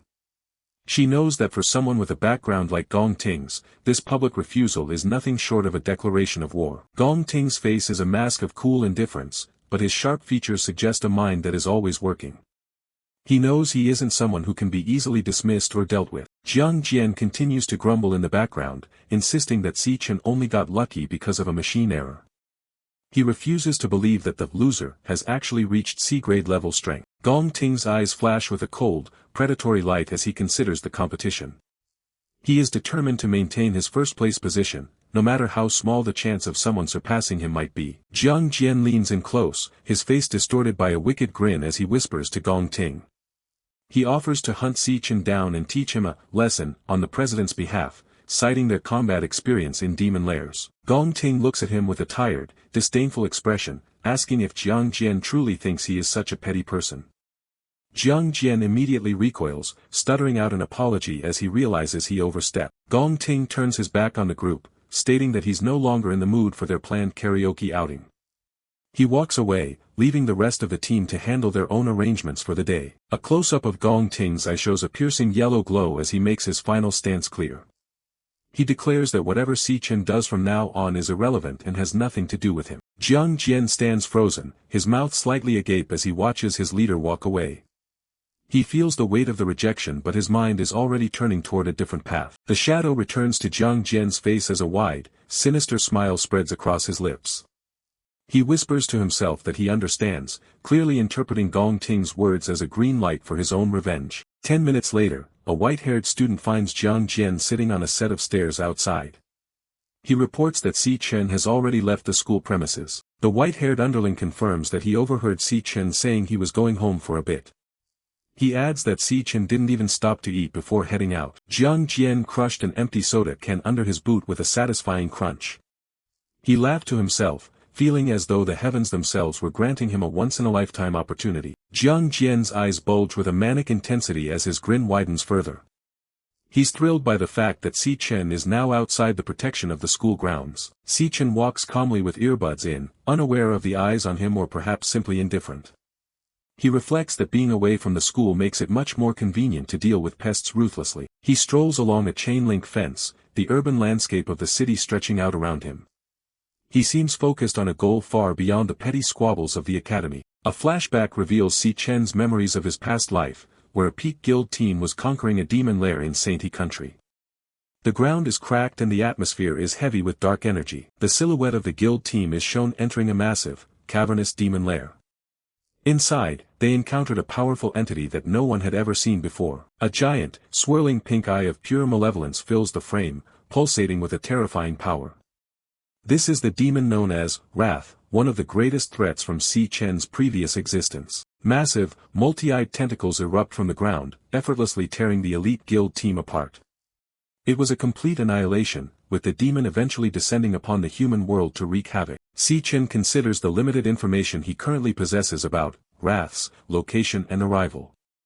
He knows he must act quickly if he wants to change the future. Standing alone in the present, Si Chen begins formulating a plan to locate the demon lair early. To start this plan, he realizes he first needs to secure a specific resource. Si Chen arrives at a large, classical-style building with a gold sign reading Mithril Monster Exchange. He acknowledges that his first priority is to acquire a large sum of money. He walks through the grand entrance, noting that this exchange will eventually become the largest material hub in the country. For now, it's just a place for him to offload his loot. The interior is filled with racks of medieval-style weapons, shields, and armor pieces for sale. Si Chen walks toward the counter, looking out of place in his school uniform. He places several sharp, curved monster claws and teeth onto the padded counter. These are the drops he managed to scavenge, and they are his ticket to quick cash. The appraiser, a man in a bow tie and glasses, stares at one of the claws through his lens in absolute shock. He looks up at the student, demanding to know where such a high-quality item came from. Si Chen stands calmly at the counter, explaining simply that the items were dropped by a monster. The appraiser and his assistant exchange confused glances, unable to believe a student would possess such rare materials. Little Li, the pink-haired assistant, identifies the item as a drop from an E-grade cloud-type monster. She recognizes the material as Songsun's Fong, a common but useful monster part. The appraiser waves his hand dismissively while lecturing Little Li on the uses of the Fong. He explains it can be used for scepters or ground into powder, but he clearly thinks it's beneath his expertise. He continues his haughty lecture, adjusting his red bow tie with a gloved hand. He boasts about the exchange's VIP system and how he usually only handles high-grade goods of D-grade and above. A close-up shows the appraiser's eyes narrowing behind his glasses as he laments the lack of high-grade customers recently. He's obsessed with his promotion to supervisor and sees Si Chen as a waste of time. Si Chen looked down at his phone with a look of pure boredom, completely ignoring the appraiser's posturing, even as the man continued to stare at him and lament his own bad luck for constantly running into troublesome pests who offered zero benefit to his promotion plans. The appraiser turns his back and walks away, carelessly tossing the responsibility of finishing the transaction to Little Li. He gives her a backhanded encouragement, telling her he has high hopes for her while he ducks out of the minor task. Little Li leans over the counter and hands Si Chen a sleek black bag with Mithril Monster Exchange printed in gold. She politely hands over the payment and asks if there's anything else he needs assistance with. Si Chen stares at the digital display on his phone, showing a balance of $18,000 for 18 fangs. He knows this sum is exactly what he needs to solve his immediate rent problems. He raises his hand, and a surge of pinkish-white digital energy begins to gather around his palm. He prepares to bring out his real reason for visiting the exchange today. With a sharp sound, Si Chen summons a massive, jagged greatsword with a purple glowing blade that hums with power. He asks Little Li to take a look at this next item, catching her completely off guard. Little Li's eyes go wide and her jaw drops as the sheer weight and aura of the weapon fill the room. She can barely find the words to describe the intimidating purple blade. A close-up of the sword's guard reveals intricate, tooth-like spikes and a dark, organic texture. Little Li stammers that she's never seen anything like it, guessing it must be at least B-grade, or maybe even A-grade. The appraiser rushes back, sweat beads forming on his forehead as he yells at Little Li for even dreaming of an A-grade weapon. He insists that such rare items are worth millions and that he hasn't seen one in all his years of working there. A tall man with short blue hair and glasses appears from behind, interrupting the appraiser with a calm, authoritative voice. He agrees that the weapon isn't B-grade or A-grade, but for a very different reason. The appraiser lets out a loud, mocking laugh, feeling vindicated by the newcomer's arrival. He assumes the boss is just going to confirm that Si Chen is bringing out junk. Qing Ji adjusts his glasses, his sharp gaze fixed on the greatsword with professional intensity. He identifies the weapon as S-grade equipment, forged from materials found only in the Purgatory lands. The appraiser's face turns pale and his eyes bulge out of his head as the reality of the situation hits him. Little Li covers her mouth in shock as the word S-grade echoes through the room. A close-up shows Qing Ji's hand firmly grasping Si Chen's in a formal and respectful handshake. The power dynamic in the room has shifted instantly. Qing Ji breaks into a professional, welcoming smile as he greets Si Chen as a distinguished guest. The appraiser can only watch from the background with a look of utter defeat and disbelief. He gestures toward a back hallway, inviting Si Chen to follow him to a private VIP room for a more serious discussion. Little Li struggles to carry the massive purple greatsword behind them as they move through the store. Si Chen watches the blue-haired man with a faint, knowing smirk playing on his lips. He thinks to himself that the person he was waiting for has finally shown his face. A focused profile of Qing Ji shows a man of calm intelligence and high status within the Mithril Guild. He is the key to the next stage of Si Chen's plan to prepare for the coming apocalypse. Steam rises from a freshly poured cup of tea. Inside the luxurious private lounge of the Mithril Exchange, Qing Ji sits across from the young man. He leans forward, eyeing the massive jagged sword on the table as he asks for the price. Si Chen doesn't blink, stating a price of exactly 1 million. The manager freezes, staring at him in utter disbelief. He points at the weapon, explaining that even A-rank gear goes for millions, while an S-rank like this could fetch tens of millions on the open market. Si Chen clarifies his intent: he's not selling, he's using the blade as collateral for a 1-month loan. Qing Ji adjusts his glasses, wondering if this is the kind of logic a typical university student would have. He realizes the kid has no intention of parting with the sword permanently and likely plans to wield it himself later. Si Chen calmly takes a sip of his tea while the manager tries to figure out if he's a runaway rich kid or a genius hiding his true power. Either way, it's clear to him that the person sitting on his couch is anything but ordinary. Si Chen sets his cup down, offering to pay a 10% interest rate if the loan carries into a second month. Sensing a massive opportunity, Qing Ji dismisses his assistant, Shaoli, to discuss terms in private. He sits back, his gaze sharpening as he begins to piece the puzzle together. He calls out Si Chen's school as the National Awakener University, noting that the seniors are right on the verge of graduation. He mentions the annual examination scheduled for exactly 1 month from now, where the first place prize is a cool million. Everything lines up perfectly with the repayment date and amount Si Chen requested. A small smirk plays on his lips as he leans in. He asks if Si Chen is so confident he'll take the top spot that he's willing to bet an S-rank weapon on it. If that's the case, he questions why someone would go to such risky lengths just to get the money a few weeks early. To him, it screams of desperation, as if this loan is a necessary last resort for something urgent. He pauses, his expression turning calculating. Instead of playing hardball, he offers a better deal, 1.5 million in cash, right now, with 0 interest for the first month. He stands and extends his hand, framing it as an investment in a new friendship. Si Chen looks back at him, weighing the offer. Qing Ji promises to keep their transaction completely confidential. He asks that the exchange be his first stop for any future trading needs, promising the best deals in the business. Si Chen watches him with a knowing look, well aware that this man is destined to turn the mithril exchange into a global empire. They seal the deal with a handshake, Si Chen realizing that brute strength alone won't be enough to take down his ultimate target. To succeed this time,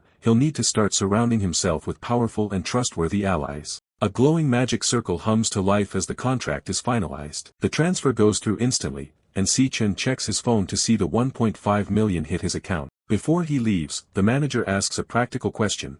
What will he use for the exam if his primary weapon is locked in their vault? He offers to let him borrow some high-rank equipment from their current stock, even if they're out of S-rank items. Si Chen waves him off with a simple, no need, and raises his hand. To the manager's horror, Si Chen summons another S-rank sword, identical to the one he just handed over. The staff members are left speechless, their faces twisting in shock as they realize that desperate kid is actually carrying around multiple S-rank treasures. Si Chen heads for the exit, leaving the employees bowing in deep respect while they process what just happened. Qing Ji is practically glowing with excitement, promoting Shaoli to supervisor on the spot for her part in bringing in such a high-profile client. Outside, Si Chen looks out at the city, his mind already on the next phase. With his immediate financial needs met, he decides there's something else he needs to take care of. He flags down a taxi and heads across town. He arrives at the long-distance bus terminal, ready to reunite with his family. Si Chen stands alone, his gaze heavy with the weight of memories from a life he once lost.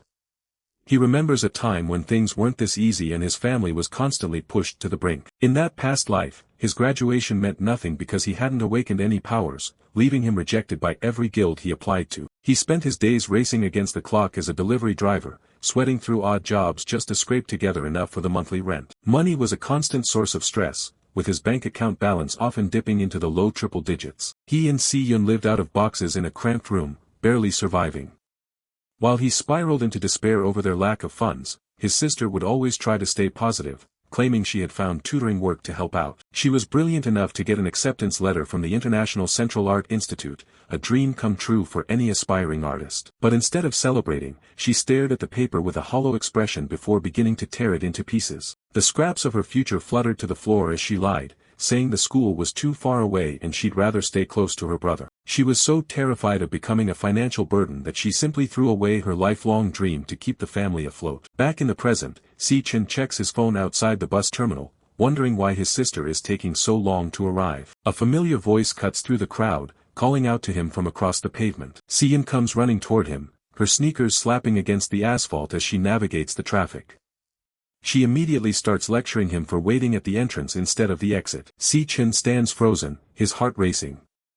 From his perspective, it has been 7 agonizing years since he last saw her alive and well. Si Chen stops in front of him with her bright yellow suitcase, completely unaware of the turmoil inside her brother as she asks him to help with her bags. When he doesn't move, she waves a hand in front of his face, teasing him for standing there like a complete dummy. Without a word, Si Chen pulls her into a sudden, bone-crushing hug, burying his face in her shoulder. His sister is caught completely off guard, her eyes widening in confusion at the uncharacteristic show of affection. For Si Chen, the feel of her presence is the greatest relief he's ever known, and a small, genuine smile finally breaks across his face. He holds on tight, silent as he cherishes a moment he thought would never happen again. The sentimentality is short-lived as Si Chen starts to panic, struggling against his grip and accusing him of trying to choke her to death. She playfully pokes his side to get him to back off, joking that he must have been rejected by a girl to be acting this weird lately. Then she tossed the luggage to him to fulfill his duties as an older brother and urged them both to head home quickly. They start walking away from the station together, Si Chen chattering away about how crazy the ride to her exam was. Si Chen listens to her voice, his expression softening as they navigate the busy streets. Looking at her happy face, he makes a silent, unwavering vow, this time around, he will never let her suffer or sacrifice her dreams ever again. Meanwhile, in a narrow, dimly lit alleyway, a group of shadowy figures waits in silence. One man stands at the center, watching the path from above. The leader, wearing a loud Hawaiian shirt, confirms that this is the exact route Si Chen takes to get home every day, that he orders his thugs to take their positions, telling them to jump the kid the moment he shows his face. A wicked, jagged grin spreads across his face as he takes a drag from his cigarette.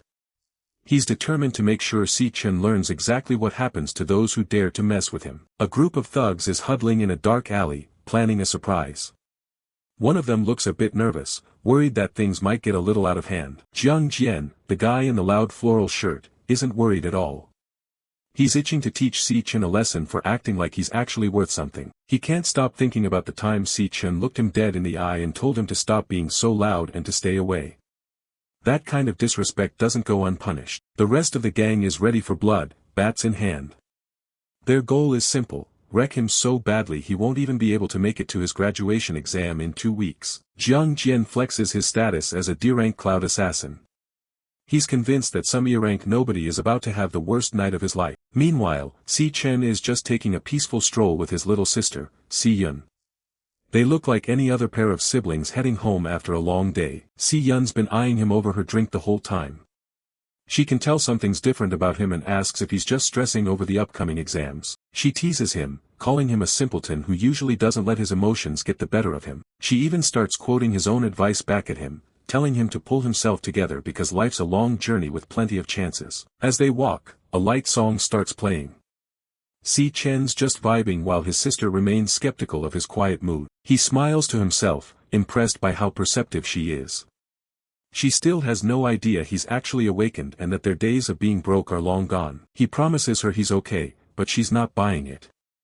She figures it's just his male pride talking. Si Chen keeps pouting, teasing him about getting older and building up emotional walls. From the shadows of the nearby buildings, a dark figure watches their every move. The thugs spot them from the darkness. They notice Si Chen isn't alone and realize he's brought a girl along. For them, this is the perfect setup. A secluded alley with 0 cameras, it's their lucky day. Si Chen stops in his tracks.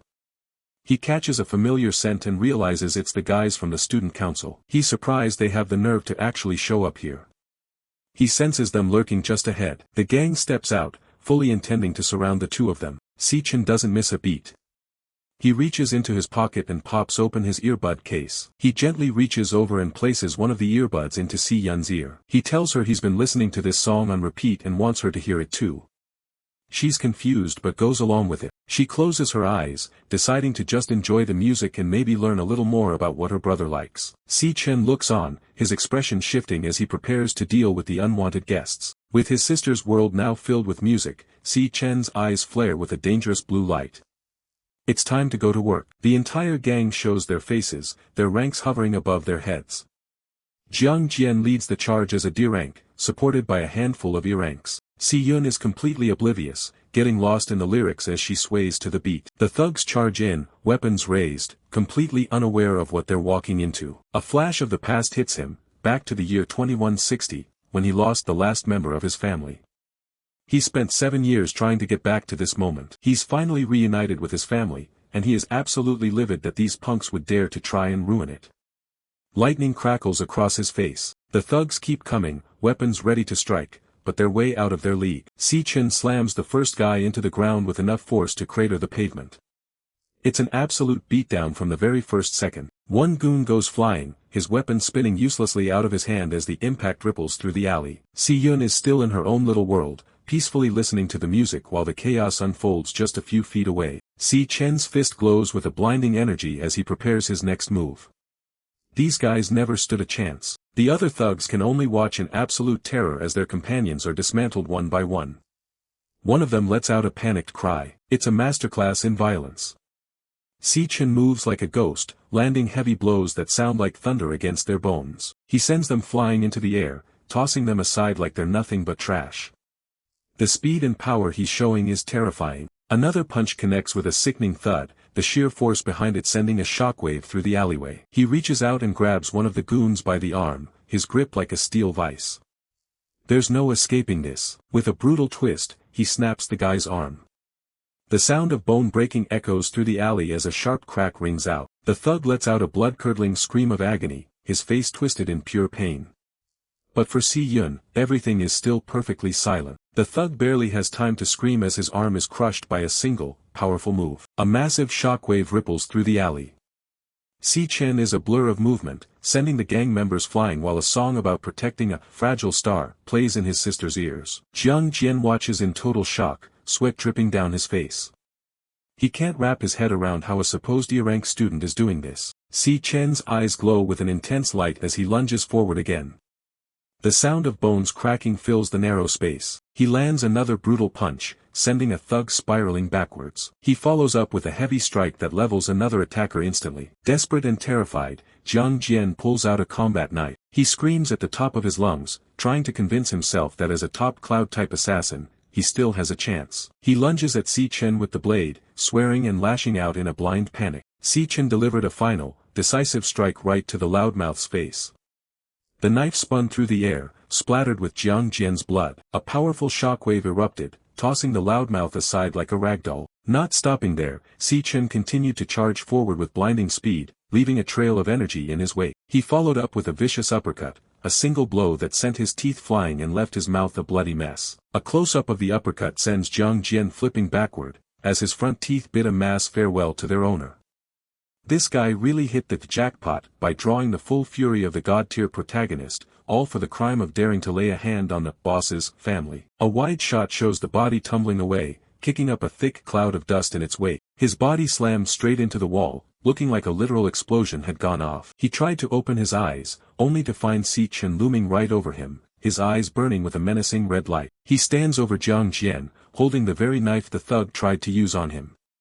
He reminds him that he was warned to never bother him again. His gaze is cold as he asks what part of that warning was so hard to understand. Chap 11, he looms in the darkness, a silhouette of pure intimidation. He repeats the question, letting the silence between them grow heavy. The intensity in his eyes doesn't waver for a second. Jiang Jian lies in a pool of his own blood, his ribs shattered and his legs completely numb. He grovels and apologizes, finally realizing that Si Chen's D-rank assessment was nothing but a lie. Si Chen presses the blade against Jiang Jian's neck and tells him to shut up unless he wants to die. Jiang Jian looks at those eyes and knows they aren't lying. This guy really is prepared to kill him. A shadowy, demonic figure seems to rise behind Si Chen.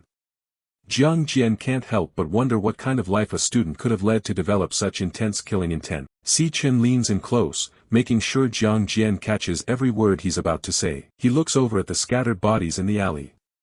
He tells them they can all rot, but if they ever try to harm his sister, things will get much worse. He draws the knife across Jiang Jian's cheek and promises that if they even show up near her, he'll hunt them down one by one. He finishes with a final chilling promise. He'll make every single one of them disappear permanently. Jiang Jian can only nod frantically as the blade nicks his skin, tears streaming down his face. Si Chen turns his back on the broken gang and walks away as the song in Si Yun's ears comes to an end. Si Yun is still swaying to the music, but the lyrics about a lonely sky are hitting her harder than she expected. The song talks about shadows disappearing at dawn, mirroring the melancholy she feels. Tears start to run down her cheeks.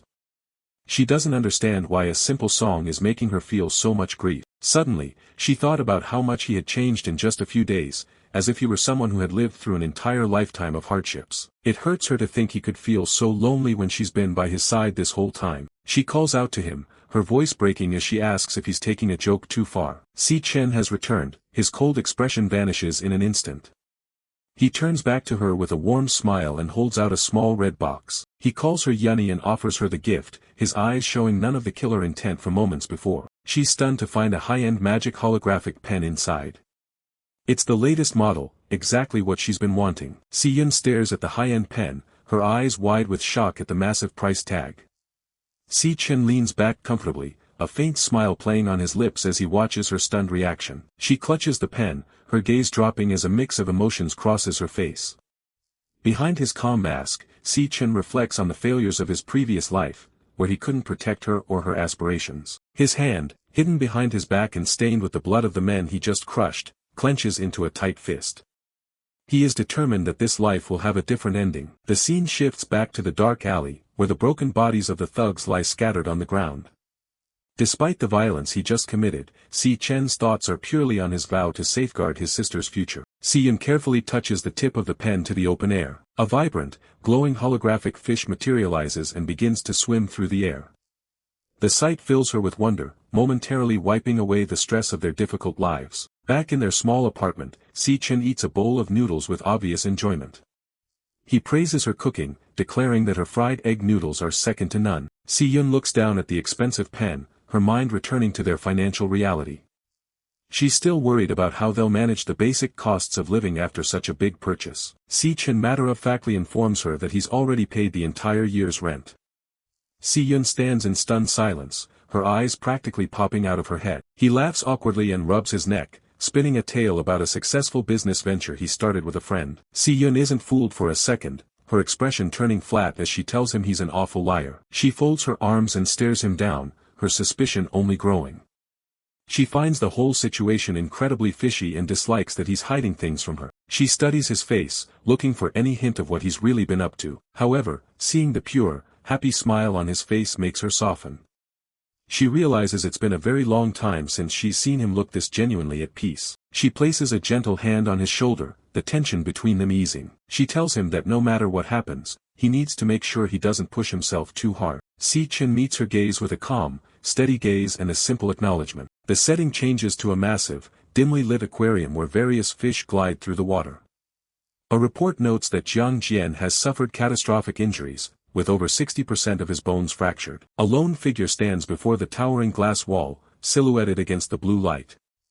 The man observes that the extent of the damage is so severe that medical professionals won't be able to fully heal him within a month. Gong Ting watches the fish, his face cold as he thinks about Jiang Jian's stupid decision to challenge someone as dangerous as Si Chen. A woman in a green dress sits nearby, listening as Gong Ting concludes that Jiang Jian will be forced to miss the graduation exam. He speaks with total indifference, stating that his team will be better off without any deadweights dragging them down. The sound of footsteps signals the arrival of another person in the quiet room. Gong Xian, the National Awakener University's Director of Career Services, enters the scene.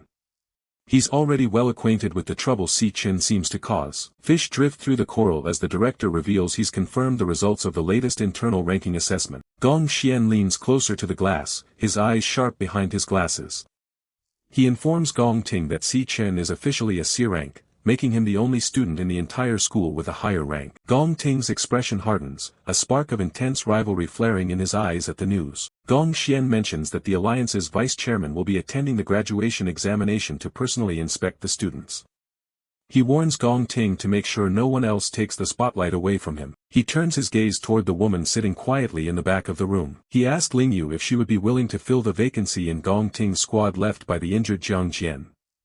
Instead of answering, she simply gave a calm, confident smile. Gong Ting dismisses the director's warnings, telling him he's making a mountain out of a molehill. His eyes flare with a sharp, green light as he asks if the director truly believes he was using his full power during the assessment. Inside the aquarium, a shark lunges forward and swallows a small fish whole.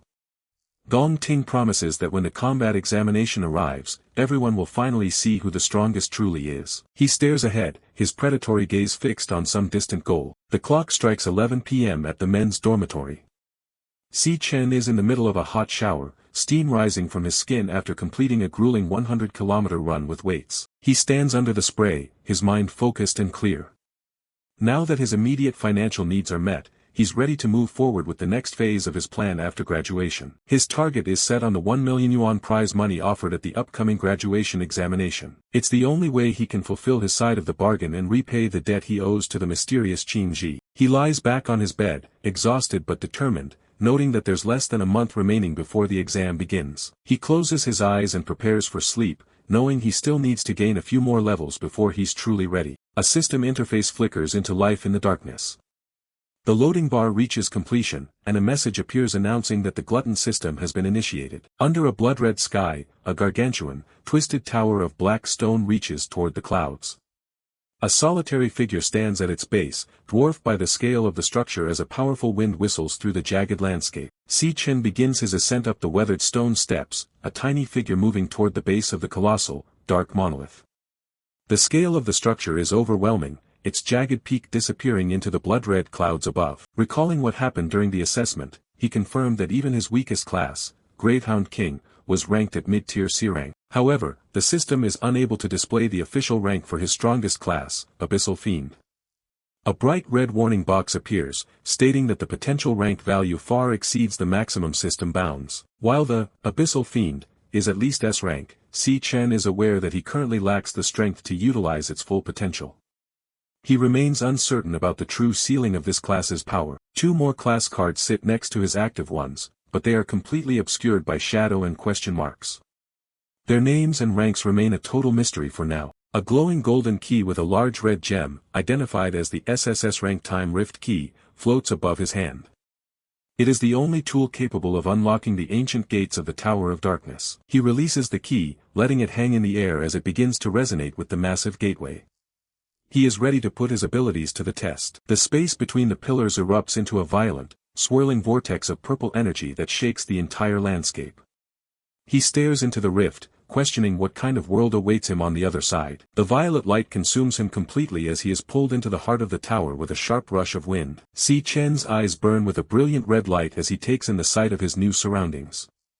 He stares forward in shock, his breath hitching as he recognizes the place he has been transported to. We open in a desolate realm known as the Fallen Star Wastes, where a lone figure stands beneath a vast, purple galaxy. Suddenly, Si Chen is jolted by a strange sensation, his eyes widening in confusion. An immense force slams down on him, forcing him to his knees with a pained grunt. His eyes glow red as he fights against the crushing weight, realizing, the gravity here, is insanely exaggerated. A system note confirms the surface gravity is 10 times that of Earth's. He quickly assesses the situation. The door I came in through has vanished. It seems I must eliminate this floor's boss to open it again. Forced to sit and catch his breath, Si Chen calculates his chances.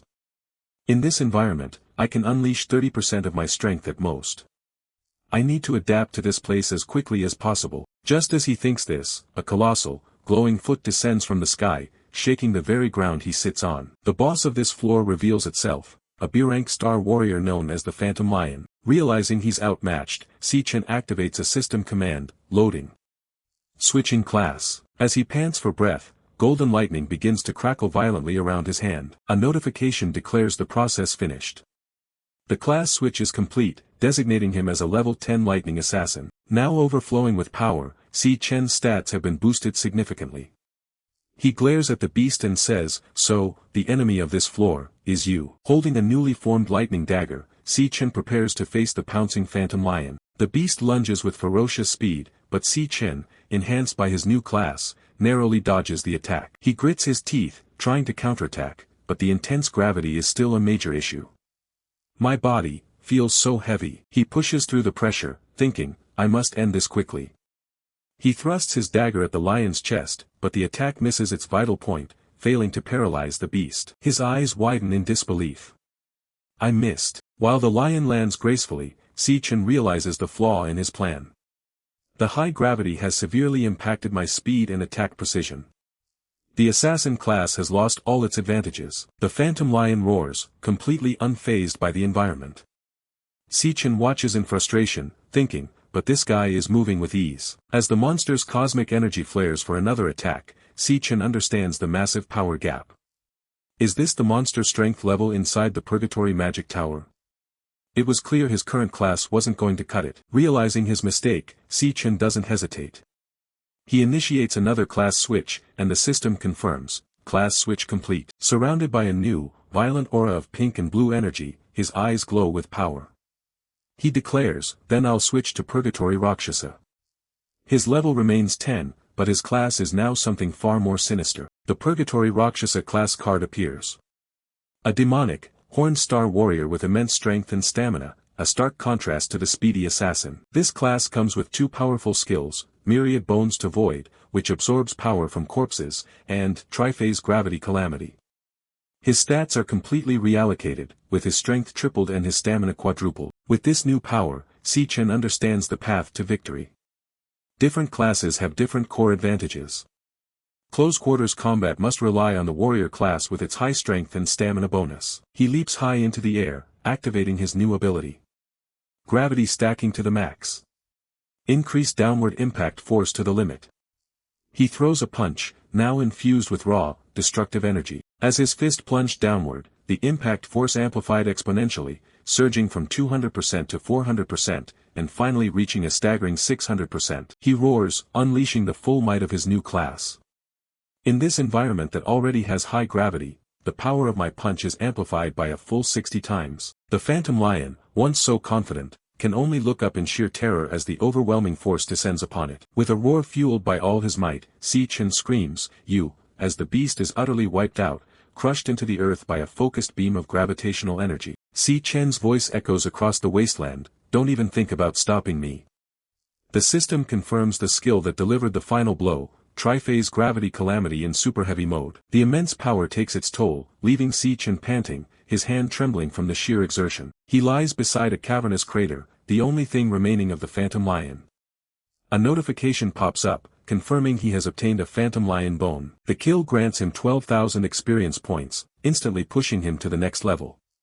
He is now level 11. Lying on the ground to recover, Si Chen pants, the intensity of the battle having pushed him to his limits. The system provides an explanation of his abilities. Every star on the card represents a multiplier of the stats. The more stars, the higher the strength after class change. It then compares his two classes. The Purgatory Rakshasa has 11 stars, while the Lightning Assassin only has 9. This means the overall amplification from the Rakshasa is far higher, making it a superior rank. Si Chen reflects on his performance. But just dealing with a B-rank monster took everything I had. It seems both of my current classes haven't broken through the B-rank limit yet. As he thinks about his classes, another thought suddenly strikes him. He looks at the monster's dissolving remains and wonders, why is it that after killing the monster this time, the system didn't show the devourable mark? He pants, catching his breath as he stands on the desolate landscape. And, the gate to the next floor. But then, a chilling thought crosses his mind.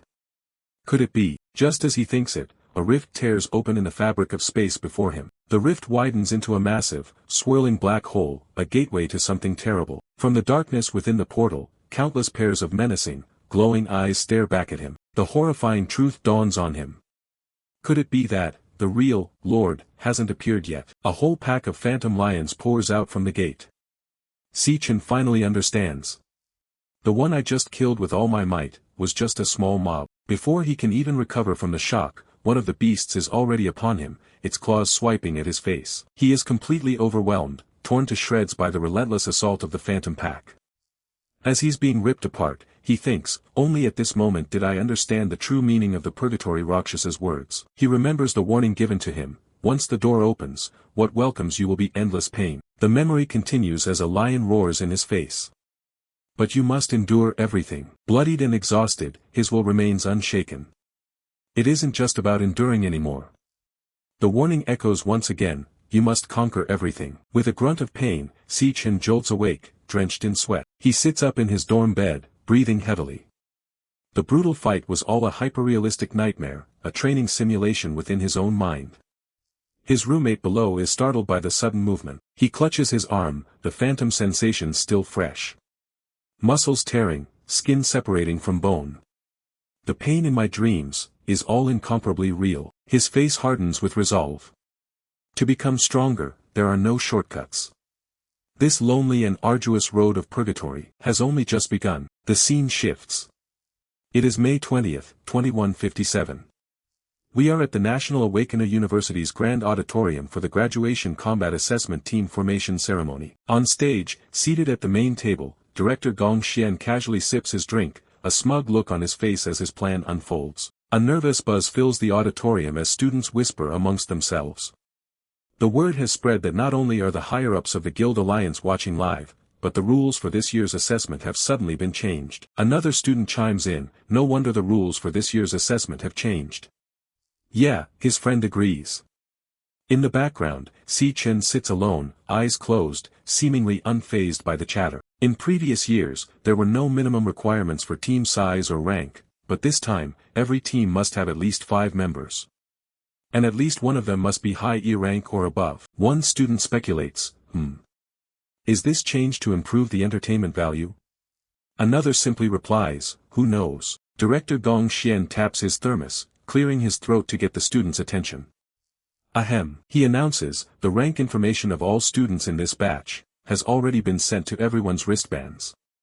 Please check your wristbands and complete your team formation as soon as possible. Immediately, the students activate their wrist devices, and holographic displays of the rankings light up the auditorium. The list reveals Gong Ting at the top as a D-rank high tier, with a long list of other D and E ranks below him. One of Si Chen's friends, a boy with glasses, scrolls through the list and cries out, Something's wrong. His friends are all listed as E rank, but what's shocking is the last name on the list, Si Chen, also ranked as a low E rank. He turns to Si Chen in disbelief.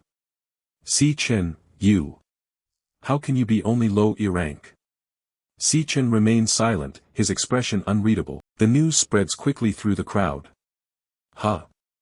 Didn't Si Chen test show C rank before? How did it turn into low E rank? A couple of other students scoff. So the demon heart really was broken back then. Sigh, I was thinking since I couldn't get into President Gong Ting's team, I'd team up with Si Chen. I didn't expect him to be just a low E rank. The mockery continues. Perfect, now there's no way anyone would want to team up with him. Si Chen's gaze darkens, a flicker of crimson flashing in his eyes as he overhears the whispers. The students continue to gossip. The graduation assessment is so important, who would want to carry a few low-level deadweights? That kid Si Chen refused Gong Ting's invitation back then, he must be regretting it to death now. Gong Ting, a handsome student with yellow eyes, glances over at the commotion, his expression stoic. He looks up at his uncle, Director Gong Xian, who sits on the stage with a satisfied smirk, his plan clearly working. The director thinks to himself, my disappointing nephew, when will you learn how to truly utilize power and human nature? His glasses gleam as he continues his internal monologue. Let uncle teach you a lesson. Your opponents won't even have the qualification to compete. Back on the floor, students are rushing to form teams. The name, President Gong Ting, echoes as people clamor to join the top student. A crowd gathers around Gong Ting, begging him, please let me join your team. Pick me. Pick me. The crowd grows more desperate, with students shouting their qualifications. President. I've been in the student council for 3 years. I definitely won't drag you down. A female student pleads, President. My healer class will surely be a great help to the team, while another simply begs, President, let me be your dog. One of Gong Ting's current teammates tries to control the crowd, yelling, hey. Too loud. Get back, all of you. We can only add one more person at most. Half an hour passes.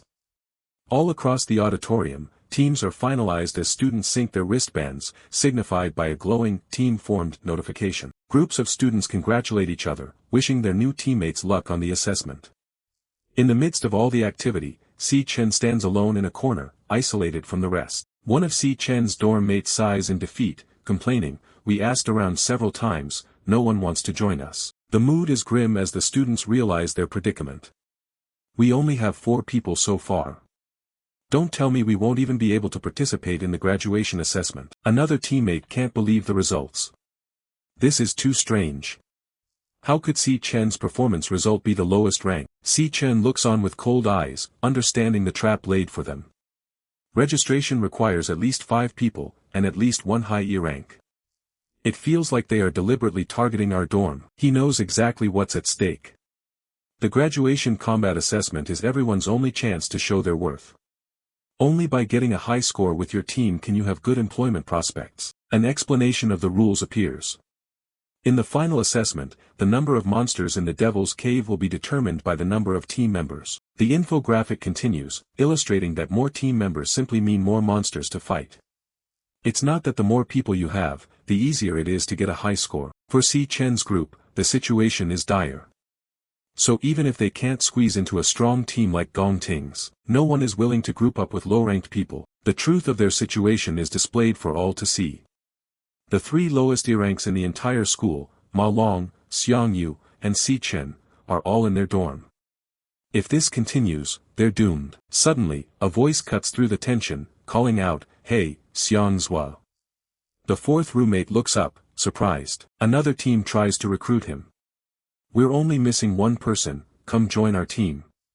Surely you don't want to group up with those three low E rank trash from your dorm. Otherwise, you might not even qualify for the graduation assessment. As Si Chen watches, his thoughts darken. If this goes on, we three low E ranks are very likely to be abandoned by everyone. His thoughts drift to the image of the three of them being cast aside as low ranks. He finishes his thought, realizing that their mid-E rank roommate would be dragged down with them, losing their chance to compete. But Xiang Zhua gives the other team a simple answer, "Sorry." He turns his back on them and faces his friends, declaring, "Our dorm agreed long ago to team up together. I won't abandon my roommates." The recruiters are furious. "Tisk, suit yourself. We only asked you to fill the numbers anyway. Rejecting us, you really don't know what's good for you." But Xiang Zhua retorts, "Don't look down on people." Meanwhile, the clock is ticking, and the team roster fills up with checkmarks, leaving fewer and fewer spots available. One of the teammates points to the screen in a panic. Almost everyone has finished forming teams. There are barely any high E ranks left now. We're clearly just missing one person, but no one is willing to come. As his teammate panics, Si Chen remains silent, but a cold determination flashes in his eyes. His thoughts drift to the man pulling the strings, the director of the employment office, Gong Xian. Si Chen notes that he shares the same surname as his rival, Gong Ting, confirming he's from the powerful Gong family. Si Chen mentally lays out the director's scheme, changing the rules and tampering with his rank to isolate him. He scoffs internally, does he think I'm a threat to Gong Ting? People with power really do whatever they want. But Si Chen's resolve only hardens. I am definitely participating in this graduation assessment. As a switching class notification appears before him, he thinks, since you are targeting me so blatantly. The class switch completes, and golden lightning erupts around Si Chen. With a dangerous glint in his eyes, he finishes his thought, then there's no need for me to be polite either. He has a plan. After all, assessments aren't the only way to prove one's strength. The sudden surge of energy from Si Chen startles the proctors overseeing the assembly. His own teammates are caught completely off guard. One of them shouts in a panic, "Hey! Brother, what are you doing?" The narrator explains that Awakener schools have a special tradition to facilitate students' mastery. The other students are in shock, wondering what Si Chen is planning. The rule is simple and absolute: in any setting, students can initiate a 1v1 challenge. Si Chen's actions are a clear provocation, but it's the most direct way to show his true power. While many would refuse such a sudden challenge, he knows his target, the prideful Gong Ting, definitely won't. Si Chen stares down his rival, Gong Ting, his plan laid out in his mind. As long as I defeat him, people who want high scores will surely come to team up. But just as he's about to make his move, a new voice calls out from the auditorium entrance. Si Chen. Is your team still missing people? A mysterious student walks down the aisle, their voice laced with amusement. I also want to participate in the school's graduation assessment this year. The figure is revealed to be a striking young woman with short blonde hair. She confidently states, I reached D rank back in middle school. Joining your team shouldn't drag you down, right? Si Chen's teammates are absolutely stunned. One thinks to himself, holy crap. When did Si Chen hook up with Lanyue? Another simply cheers, awesome. The shockwave from Lanyue's announcement hits Gong Ting's group hard. One of them turns to his cousin, stammering in disbelief, cousin, what is she saying? Her words stun the entire hall into silence. Even director Gong Xian, the architect of Si Chen's problems, is left completely speechless as his scheme derails in an instant. Lanyue confidently walks through the stunned crowd, the sound of her heels echoing in the silent auditorium. The students break into whispers, unable to believe what they are seeing. Vice President Lanyue wants to team up with Si Chen's bunch of noobs. The murmurs continue as she approaches Si Chen's group. Her background has always been mysterious. I heard she's a super genius girl from the Saint He Kingdom. Gong Xian, furious at this interference, decides to step in. Student Lanyue. As an exchange student, technically you aren't qualified to participate in our school's graduation assessment. He continues, laying out the regulations he intends to use against her. Since you transferred here, you've never taken a rank test. Your participation is completely against the regulations. Suddenly, an imposing figure with a large scar over his eye appears in a flash of purple light. He speaks, but his voice is interrupted by a panicked proctor yelling, "P. Principal, when did you appear?" Director Gong Xian is horrified by the unexpected arrival, thinking, why is the principal here too? The principal addresses Lanyue with an amused tone. Lanyue, you're only here at our school for a short exchange. What are you doing joining in on the fun here? Si Chen is shocked by the principal's entrance, thinking, I remember the principal's class is warrior. How can he have teleportation abilities? The principal and Lanyue engage in a battle of wits.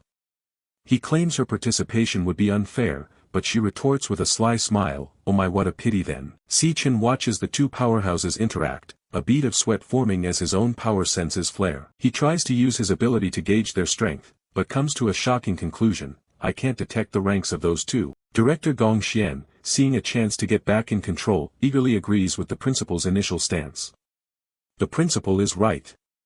Our school has such a good reputation because we've always followed the rules, but the principal ignores him, instead addressing the entire hall.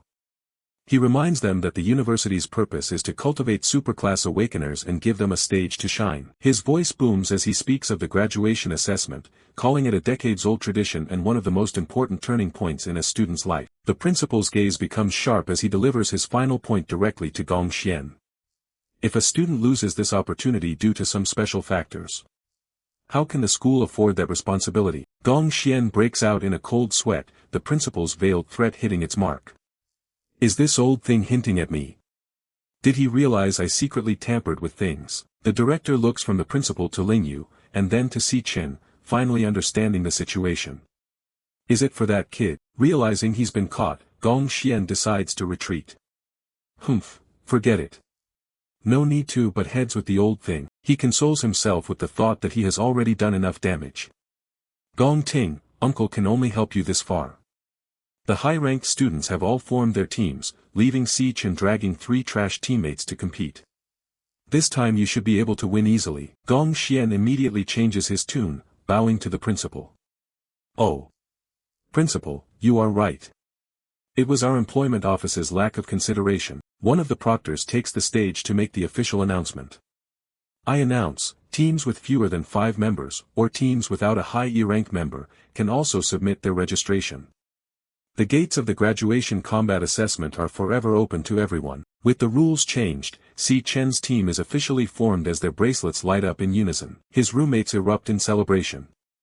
Yay, we can successfully participate in the assessment. They immediately turn to Si Chen, unanimously deciding, Si Chen, you be the captain. The principal observes the scene, then turns to the mysterious girl beside him. Lanyue. Your interest in Si Chen is much stronger than I imagined. He muses on the coming battle. On one side, the strongest team in school history led by Gong Ting.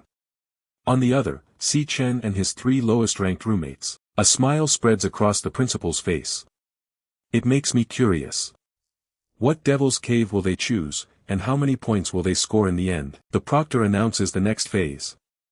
Ahem, after team formation is complete, the captain can proceed with the Devil's Cave selection. Before he can even finish his sentence, a notification chimes. Ding dong, submitted. The proctor is stunned. A team has already selected a Devil's Cave. So fast, the crowd erupts in confusion as the choice is broadcasted. Ah! It's Si Chen.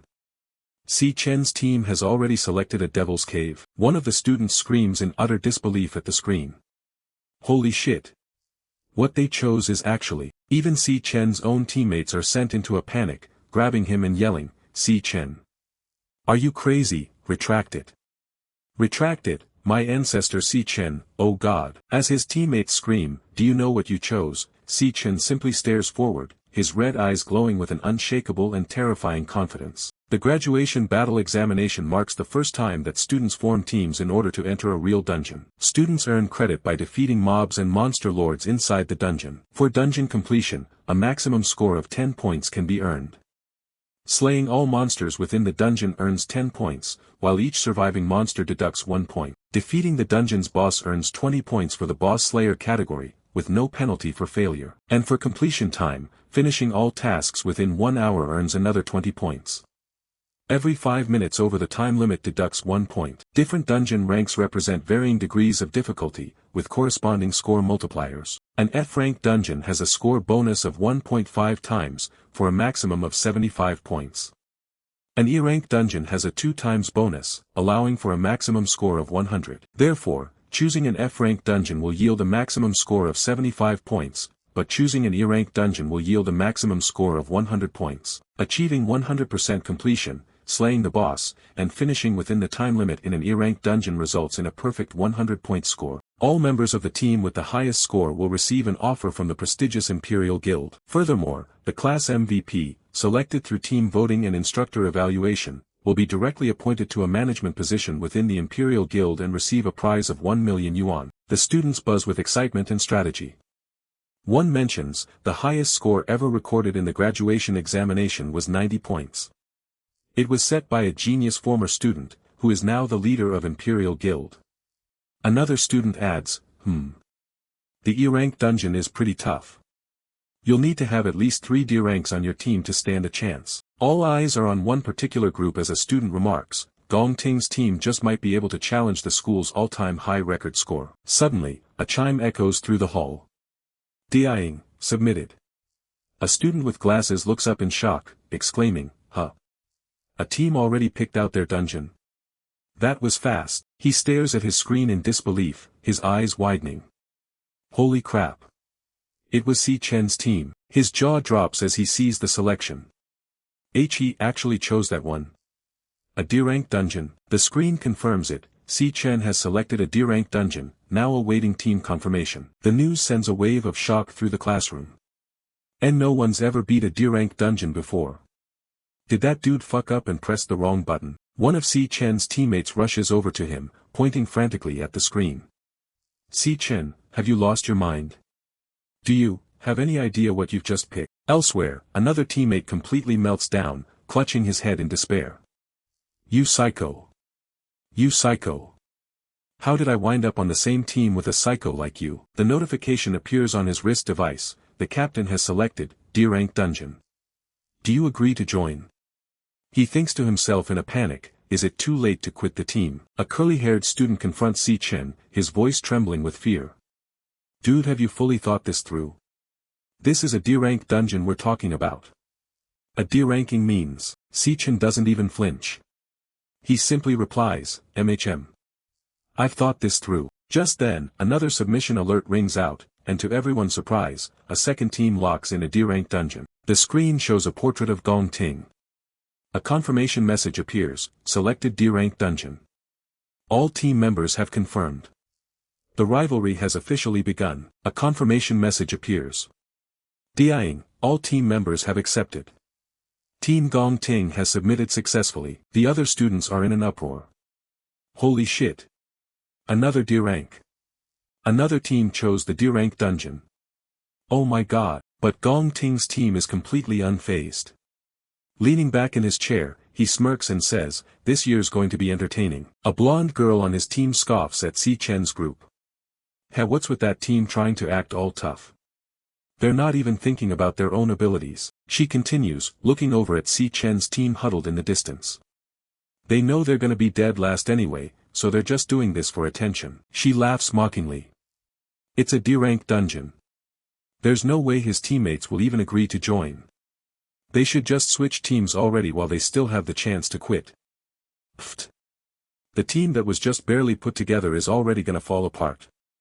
Too bad, so sad. Back in Si Chen's group, the student with the curly hair and glasses stares intently at his leader, a silent resolve forming on his face. He thinks to himself, Si Chen's expression, he's completely determined. When did he start having such a powerful aura around him? You used to completely lean on me, for the entirety of our time at school. He reflects on their shared past, his gaze unwavering. With a grunt of determination, he slams the confirm button on his wrist. We've already made it through the past 4 years together. So I'm with you till the very end. Another teammate follows suit, confirming his participation as well. It's all the same from last place. Whether it's a D rank or F rank, it doesn't matter to me.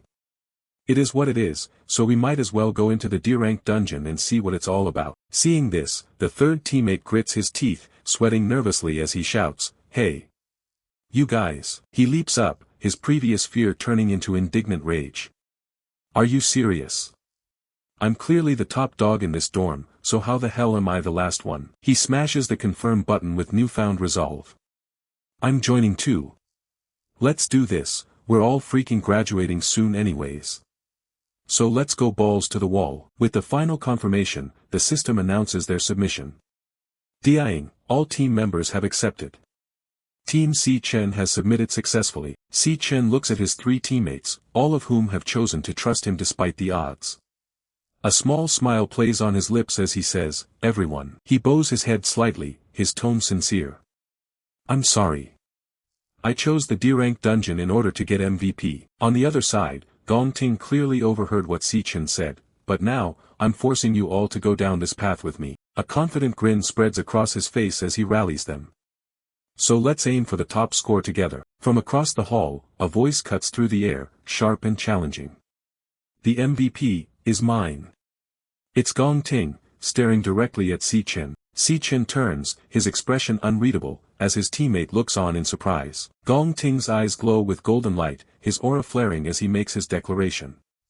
"Si Chen, there can only be one strongest student in the entire school." Watching from the sidelines, Lanyue smiles faintly. This is the first time I've seen that kind of expression on Gong Ting. As the two rivals face off, another student murmurs, "The battle between those two is finally out in the open." Observing the bold declarations, an older man with a gray beard smiles. The youth of today truly are incredible and fearless. Lanyue shares her doubts. But Si Chen choosing a D-rank dungeon? That's a bit overconfident of him. Even if he's a C rank, it would still be impossible for him to solo a D-rank dungeon. She explains, the bonus multiplier for D-rank dungeons is 3x, and so the maximum score possible is 150 points. But the difficulty is several times higher than that of an E-rank dungeon. Looking at the silhouettes of Si Chen's team, she concludes, given his team's current capabilities, that choice clearly wouldn't be the best option. The older man smiles calmly. Yes. There's only a little over a month left until the battle examination begins. His thoughts drift to the other students training in advanced simulators. It will be impossible for them to develop the necessary capabilities in such a short period of time. As he watches the elite students practice in the combat simulation room, he thinks to himself, I hope that when the time comes, Si Chen and his team are able to put on a decent performance. But Si Chen's team isn't using any simulators. With only 17 days left until the exam, they are out on the school field, exhausted and vomiting from a grueling physical workout. One of the teammates pants, trying to catch his breath. Hey. Si Chen. Everyone else is in the elemental power training room, using the monster combat simulator. Why are you making us do all of this? He continues to complain, dodgeball, shuttle runs, sprints and long-distance runs. I mean, our graduation exam isn't a triathlon. So what's the point of doing all this stuff? Si Chen looks at them, a single bead of sweat on his temple. At this point, it doesn't matter how much you practice elemental abilities in a simulation training. In the end, it's all still just a simulation. He lectures his worn-out team. When you finally enter an unfamiliar dungeon, facing powerful monsters you've never faced before, when fear of the unknown instantly washes over you like a flood. It won't be the theories you drilled into your brain that determines your fate. A vision of a desperate battle flashes through his mind. And it won't be some makeshift attack combo thrown together at the last second. It'll be your instinct. As his teammates listen, finally starting to understand, he explains, physical endurance, explosive power, and reaction speed are what we're training right now. We're doing all this in order to heighten your physical instincts. He continues, his voice firm, the benefits you get from using the school's simulation training are incredibly marginal. The only true effective training you can do is by entering an actual dungeon for battle experience. His eyes glow red with intensity as he delivers the final, harsh truth. But ordinary people like us don't have access to actual dungeons to train in. Only those with status and privilege are able to. People who were never ordinary to begin with. With a blinding flash of light, Gong Ting's blade slices cleanly through a monster, demonstrating the overwhelming power of the elite. Inside a training dungeon, Gong Ting reflects on the nature of power. And they'll stop at nothing to widen the gap between themselves and us outsiders. In order to keep themselves in a position of power forever. His voice is cold and detached, a statement of fact from someone who has lived this reality. Since birth, they've already possessed what the rest of us spend our entire lives pursuing, but can only hope to attain. The words hang in the air, describing a chasm that seems impossible to cross. Back on the school grounds, Lanyue voices the group's doubt, his expression a mix of frustration and helplessness. Well then, what can a bunch of nobodies like us do? A calm, determined voice cuts through the uncertainty. It's Si Chen. By entering the Imperial Guild, he states, his crimson eyes burning with intensity, will be crossing that social barrier right before their eyes. All three roommates felt the sheer weight of Si Chen's words, their eyes widening with a glimmer of newfound hope. This graduation exam is the one and only chance for us to surpass them. Si Chen emphasized, for Si Chen, this is more than just an exam. It's personal. It'll be my best chance to surpass them as well. He looks at his teammates, a silent promise in his gaze. And that's why I'll do my absolute best to fulfill this promise to everyone. We'll absolutely win. To keep that promise, Si Chen pushes himself to the limit, battling spectral beasts in the Dream Tower's Starfall Barrens. The training is brutal. He takes a vicious slash to the chest, blood spraying from the wound. He's knocked back by another savage blow, the impact rattling his entire body. But he doesn't stay down. 10 days until the exam. Si Chen puts his team through a grueling physical regimen. While he leads the pack with ease, his teammates struggle to keep up. 5 more laps. Keep up, one shouts, as another collapses, gasping, and no. I can't go on. Back in the Dream Tower, pain only fuels his resolve. Gritting his teeth, Si Chen retaliates, lightning crackling around his fists as he strikes back against the phantom creature. Meanwhile, Gong Ting continues his own training, effortlessly dispatching monsters with a confident smirk. For him, this is just another day. Only 5 days left. Si Chen's training intensity only increases, never wavering. He powers through push-ups with a massive weight strapped to his back, while his teammates practice supporting heavy weights with both hands, counting every single rep. 101. 102. 3 days to go. Gong Ting stands alone, surrounded by the smoldering remains of his enemies, the picture of calm and collected power. With only 2 days left, Si Chen's relentless grind pays off. As he strikes down the last of the phantom beasts, a notification appears. He's leveled up, becoming a level 16-volt assassin. 1 day. The final day of preparation. Bloodied but unbroken, Si Chen's eyes glow with fierce determination. The real battle begins now. June 17, 2157. It's the day of the graduation combat exam. A floating drone activates, its robotic voice echoing through the hall. Beep beep, hello examinees, I'm your escort drone for this exam. In the waiting area, a figure in a dark, hooded jacket calmly fastens his combat gloves, making final preparations for the battle ahead. Si Chen stands confidently among the other students, his equipment gleaming. The drone gives its final instructions. Please check that your wristbands and equipment are worn correctly. The drone's announcement rings out as a blinding teal light erupts before the assembled students. Attention, everyone. The graduation exam officially begins. The camera pans over the prestigious National Awakened University, where the future of the world's hunters is about to be decided. Outside, limousines signal the arrival of very important spectators. Stepping out to meet the convoy was a man with a scarred face and an overwhelming aura of authority. The school principal greeted him with deep respect. It has been a long time, Chairman Gong. This distinguished man is Gong Lin, co-founder of the Imperial Guild and Gong Ting's father. He greets the principal with a smile. Sorry to keep you waiting, principal. Watching from the windows, the students couldn't hide their amazement. That's one of the founding members of the Imperial Guild. He looks so incredibly sharp. The onlookers buzz with excitement and confusion. Huh? Who's in the car behind them? To think even an Imperial Guild founder and the principal came personally to invite them out. A bodyguard opens the door to the limousine, and a man with pinkish red hair dressed in an elegant suit steps out. Adjusting his cufflinks, the man's identity is revealed, sending a shockwave through the crowd. He is Carl Cavendish, the vice chairman of the World Guild Alliance. The teachers are floored, their jaws dropping in disbelief. The Alliance vice chairman. The Guild Alliance vice chairman actually came to our school. One of them continues, still reeling from the shock. Damn, people like that, you might never see once in your life. No wonder they cleared out the whole admin district today. The stakes of this exam have just been raised to a global level. The Guild Alliance is the most powerful organization in the world right now. If they notice you, as the VIPs are escorted inside, the onlookers can only dream of the possibilities. The live broadcast of the graduation combat exam is about to begin. Please head inside. And no, even just getting in contact with the Guild Alliance, your whole life could change in an instant. Inside the observation room, the vice principal begins the briefing. This year, 184 students are participating in the graduation combat exam, divided into 28 teams. He continues, standing before a wall of monitors showing the students' choices. 23 teams chose F-rank layers, 3 teams chose E-rank layers. And 2 teams chose D-rank layers. A woman with her hair in a bun and sharp glasses speaks up, her tone laced with surprise. Some teams actually chose D-rank layers. This is Sigrid, the Secretary General of the Guild Alliance. She turns to the school staff, her expression serious. Even for pro-guild parties, D-rank layers are considered dangerous. Did you properly warn the students about how dangerous layers are? All the while, Carl Cavendish relaxes, seemingly unimpressed. The vice principal reassures her. Of course we explained everything clearly in advance.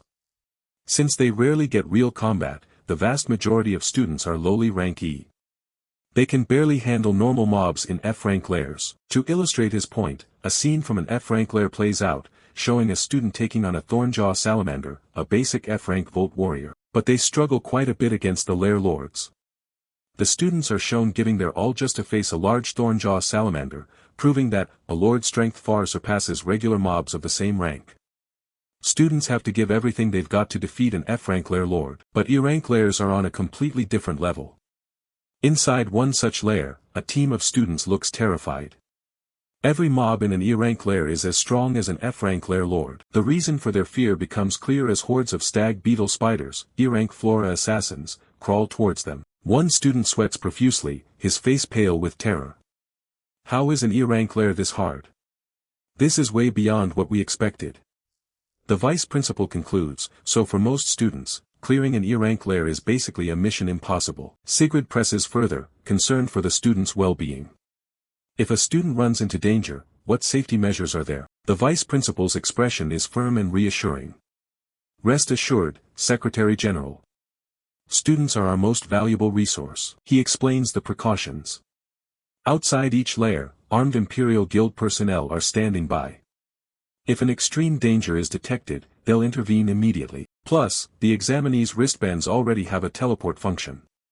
Even as a monstrous bug attacks, the students have a way out. When faced with overwhelming danger, a student can simply quit. We see one scream in terror, I quit the exam, pressing the button on his wristband, which immediately flashes with a withdrawn notification. As soon as a student chooses to give up the combat exam, the principal explains, they'll be teleported out of the lair immediately. On screen, a team reappears in a safe room, shaken but unharmed. That was terrifying. Wah! Sigrid seems impressed despite her concerns. Even so, there are still 2 teams that chose the higher difficulty D-rank layers. Your school is really full of talent. I'm looking forward to seeing their performance. The vice principal's reply is grim, his eyes narrowing slightly. Yeah. I want to see how long they can last. He watches the live feed of Si Chen's team trekking through the snow, his skepticism clear. Humph, those kids will bail out soon enough. The team enters the D-rank lair, the high-risk cloud forest summit. It's a treacherous, icy landscape of massive trees, with shadowy figures lurking on the branches. One of the teammates stammers, what the hell is that thing? Perched on a cliff edge is a ghost bat monkey, a D-rank cloud assassin. Its grotesque features and sharp claws are enough to terrify anyone. That thing looks creepy as hell. Si Chen, however, remains calm, analyzing the threat. Ghost bat monkey, cloud-type monster. Specializes in group attacks, with extremely fast aerial dash speed. You have to watch out for their dive attacks at all times. From above, the monsters have already spotted their prey, their shadowy forms looming over the unsuspecting students. Without warning, a whole swarm of ghost bat monkeys dives down from the trees, screeching as they descend upon the team. Si Chen's eyes sharpen. He's the first to react to the ambush, yelling out a single word of warning, incoming. The attack was lightning fast. One of the students leaned aside to dodge, completely blindsided by the terrifying speed of the ambush. Another teammate scrambles to get out of the way, tumbling desperately through the snow to evade the attack. A third leaps through the air, barely managing to avoid the deadly dive bomb thanks to Si Chen's warning and their grueling physical training. His teammates collapse onto the snow, breathing heavily in a mix of terror and relief. Holy sh*T. We actually just dodged a D-rank monster's attack, another exclaims, I am still alive. Just as they recover, another monster charges forward, kicking up a massive wave of snow. But this time, someone is ready for it. One of the teammates watches in stunned silence, his eyes wide as he tries to process what he's seeing. Si Chen, he. Lightning crackles around Si Chen as he stands over the bloody corpses of 3 ghost bat monkeys. His teammate finishes his thought in utter disbelief, took down 3 D-rank monsters in an instant. Si Chen, his eyes glowing with power, turns to his roommates. Your current strength isn't enough to handle them, he warns coolly. Just protect yourselves here. With a final command to leave the rest to me, he explodes forward, launching himself into the horde of monsters like a bolt of lightning. But the danger isn't just in front of him. A piercing scream of, watch out, echoes as a winged creature ambushes the others, forcing them to dive out of the way. The attack connects, slamming one of the students hard against a frozen tree trunk with a sickening thud. Watching the chaos, Ma Long has a sudden, dawning realization. So that's why. He was training our reaction speed and explosiveness before. He never expected us to provide any actual help. It was just so we could protect ourselves. The self-proclaimed leader of their dorm seethes with frustration, thinking to himself, damn it. I've clearly been the boss of this dorm the whole time, yet now I have to rely on this guy to get me to graduation. While they grapple with their wounded pride, Si Chen is already deep in battle, tearing through the demonic bats with brutal efficiency. The creatures swarm him, a chaotic flurry of claws and fangs descending from all sides. But Si Chen is faster. He moves like a phantom, his golden energy slicing through the monsters before they can even touch him. He becomes a whirlwind of destruction, each movement precise and deadly, leaving a trail of defeated monsters in his wake. Watching the one-sided slaughter, the dorm leader is stunned. I didn't believe Ma Long when he said Si Chen was strong, he thinks, but seeing it with my own eyes now. This guy is so strong he doesn't seem like a graduate at all. Si Chen's eyes burn with cold focus, every ounce of his being concentrated on the fight. The spectacle of golden light carving through the darkness solidifies the crushing truth in his mind. He's clearly a battle-hardened warrior. The gap in their power is undeniable. When did this guy suddenly become so reliable, he despairs. I've truly been left behind. While Ma Long is lost in thought, a stray monster breaks off from the pack. Ma Long spots it charging towards them and shouts a warning to the team, watch out. Another one is coming from behind. The bat-like creature lunges, but at the last second, Xiangzhua manages to perform a series of rolls to dodge the attack. Having narrowly escaped death, Xiangzhua immediately counterattacks, channeling blazing fire energy into his hand before grabbing the monster's leg and yanking it back. With both hands ablaze, he pins the monster's legs down and shouts to his friends, hey! Xiang Yu! Ma Long! We can't just keep acting like punching bags and relying entirely on Si Chen forever. His words ignite a spark in the others. This isn't just Si Chen's fight, he reminds them. This isn't just his graduation assessment dash. With a furious roar, his eyes blazing with determination, Xiangzhua declares, it's our graduation assessment too. Inspired, Ma Long's spirit soars. You're right, he agrees, as green light begins to emanate from his outstretched hand. He unleashes his own power, casting a spell. Flora chant, vine lock, he yells. Have a taste of this. Thick, twisting vines shoot out from the ground, wrapping around the ghost bat monkey and constricting it tightly. But their opponent is a D-rank monster. It lets out a piercing screech, and with a single flex of power, the thick vines snap like twigs, knocking Xiangzhua back. Ma Long stares in disbelief, his confidence shattered as he cries out, ah! It broke free instantly. Just as the monster breaks free, a blast of cold air hits it. Another teammate, Xiang Yu, has joined the fight, casting Cloud Chant, frost breeze, which visibly slows the creature down. With his hand glowing from the ice magic, Xiangyu yells, "I slowed it down. Let's attack together." Ma Long, his determination returning, charges his fist with green energy and shouts, "Let's see you run now." This time, their powers combine. Combo skill, Frost Breeze plus Vine Lock. The icy winds and reinforced vines wrap around the monster, completely immobilizing it. Together, they scream, "Xiangzhua."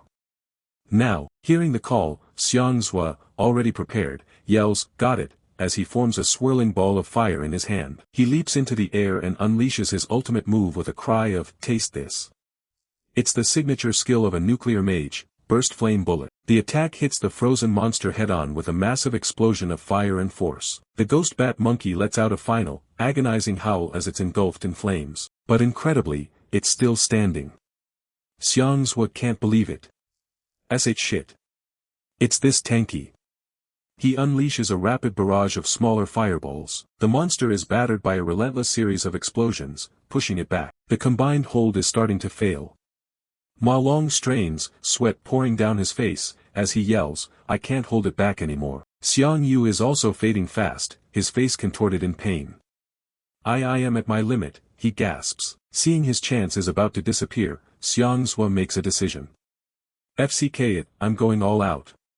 He begins to gather every last bit of his energy into a single, massive sphere of fire above his head. His face becomes a mask of pure rage and effort as he bellows, "This is my dash." Nuclear Mage, Converged Burst Flame Bullet. With a final scream, he hurls the supercharged attack, and the entire area is consumed by a cataclysmic explosion. As the smoke clears, a small drone floats over the monster's remains, its cheerful voice cutting through the silence. "Congratulations. Congratulations. Successfully killed a ghost bat monkey." Exhausted but victorious, the three of them collapse onto the snow, laughing with relief and pride. We did it. We actually took down a D-rank monster. Drawn by the massive explosion, Si Chen watches them from a distance, a silent observer. Lying on the ground, one of them spots him and calls out, "Hey. Si Chen. Did you see that?" Below them, the monster's corpse dissolves, leaving behind a single item, a ghost bat monkey finger bone. Still giddy with success, Xiangzhua props himself up with a smug grin, boasting, "It was a piece of cake." Si Chen stands surrounded by the corpses of dozens of monsters he defeated alone. He offers a slight smile, "Yeah, good job." Just then, the drone announces, "Congratulations.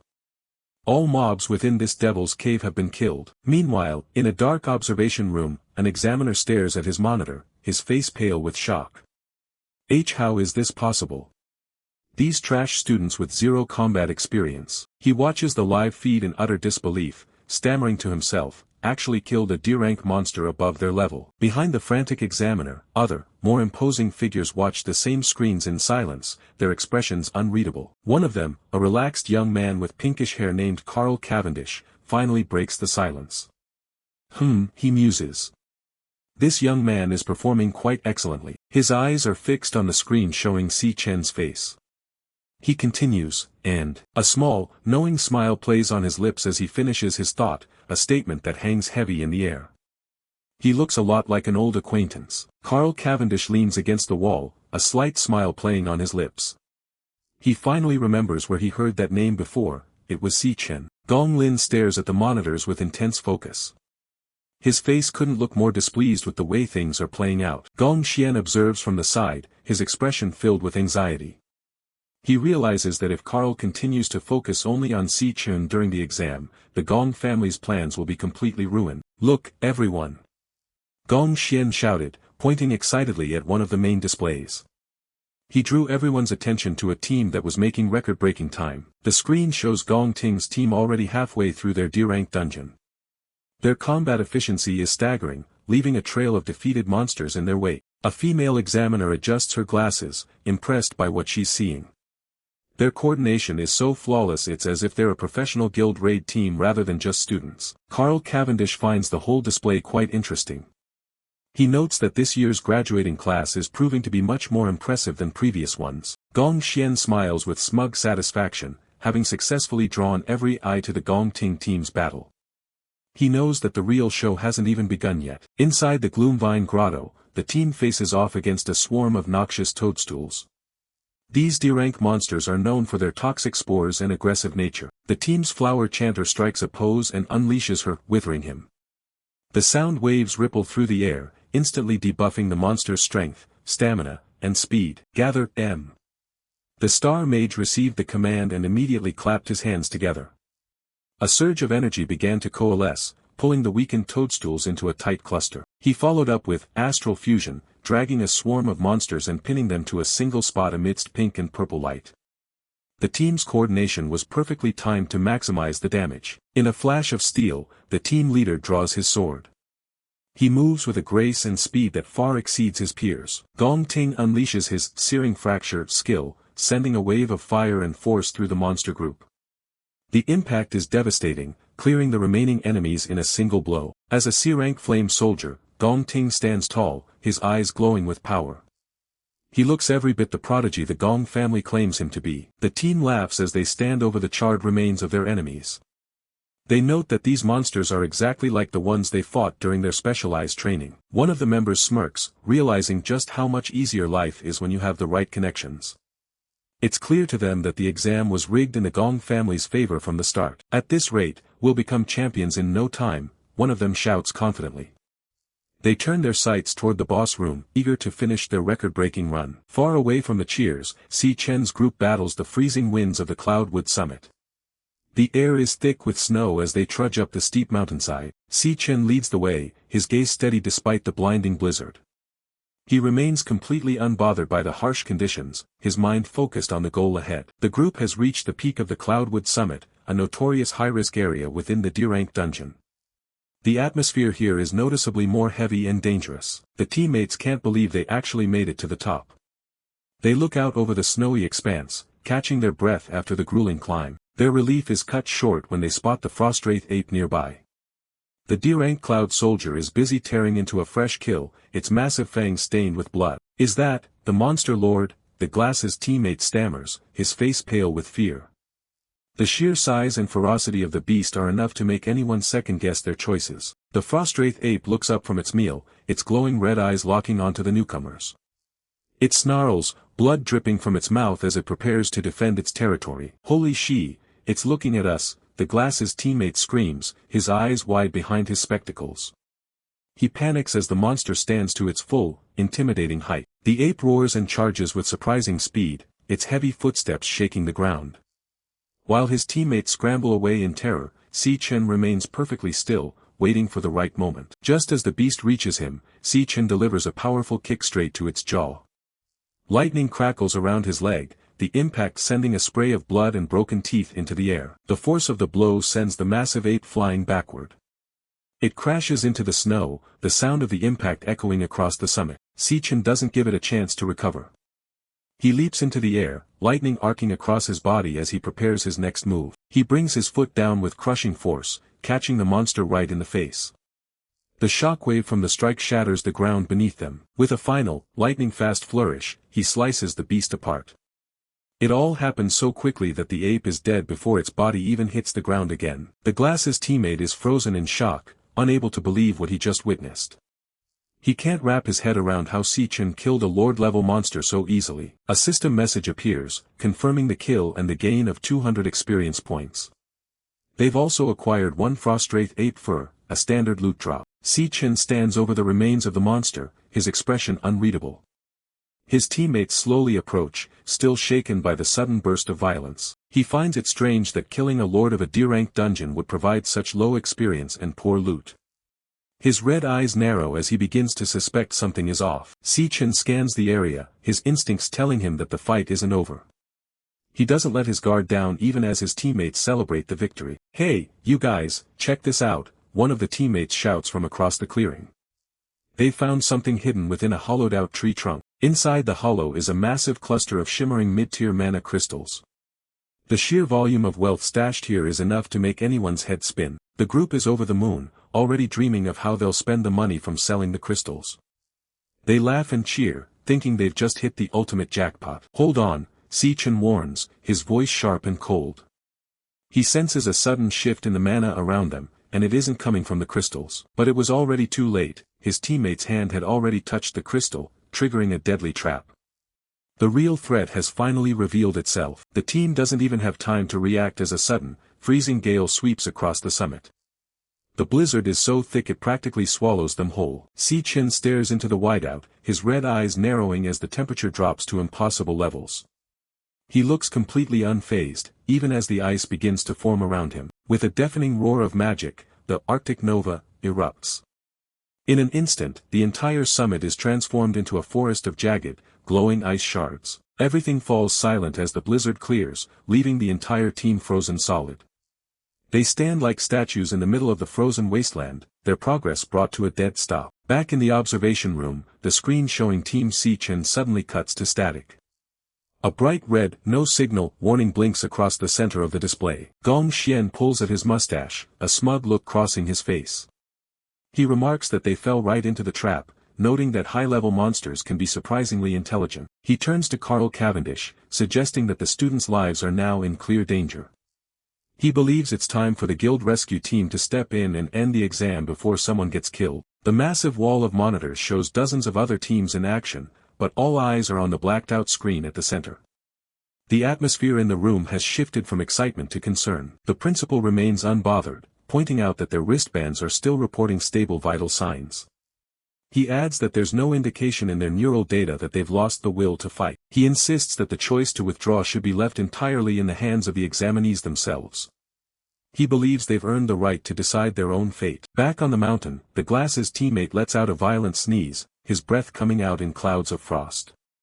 He's barely clinging to consciousness as the cold bites into his skin. Huddled against the wind, Ma Long realized he was the only one who hadn't been frozen solid after the initial blast, thanks to his own resistance as a cloud class.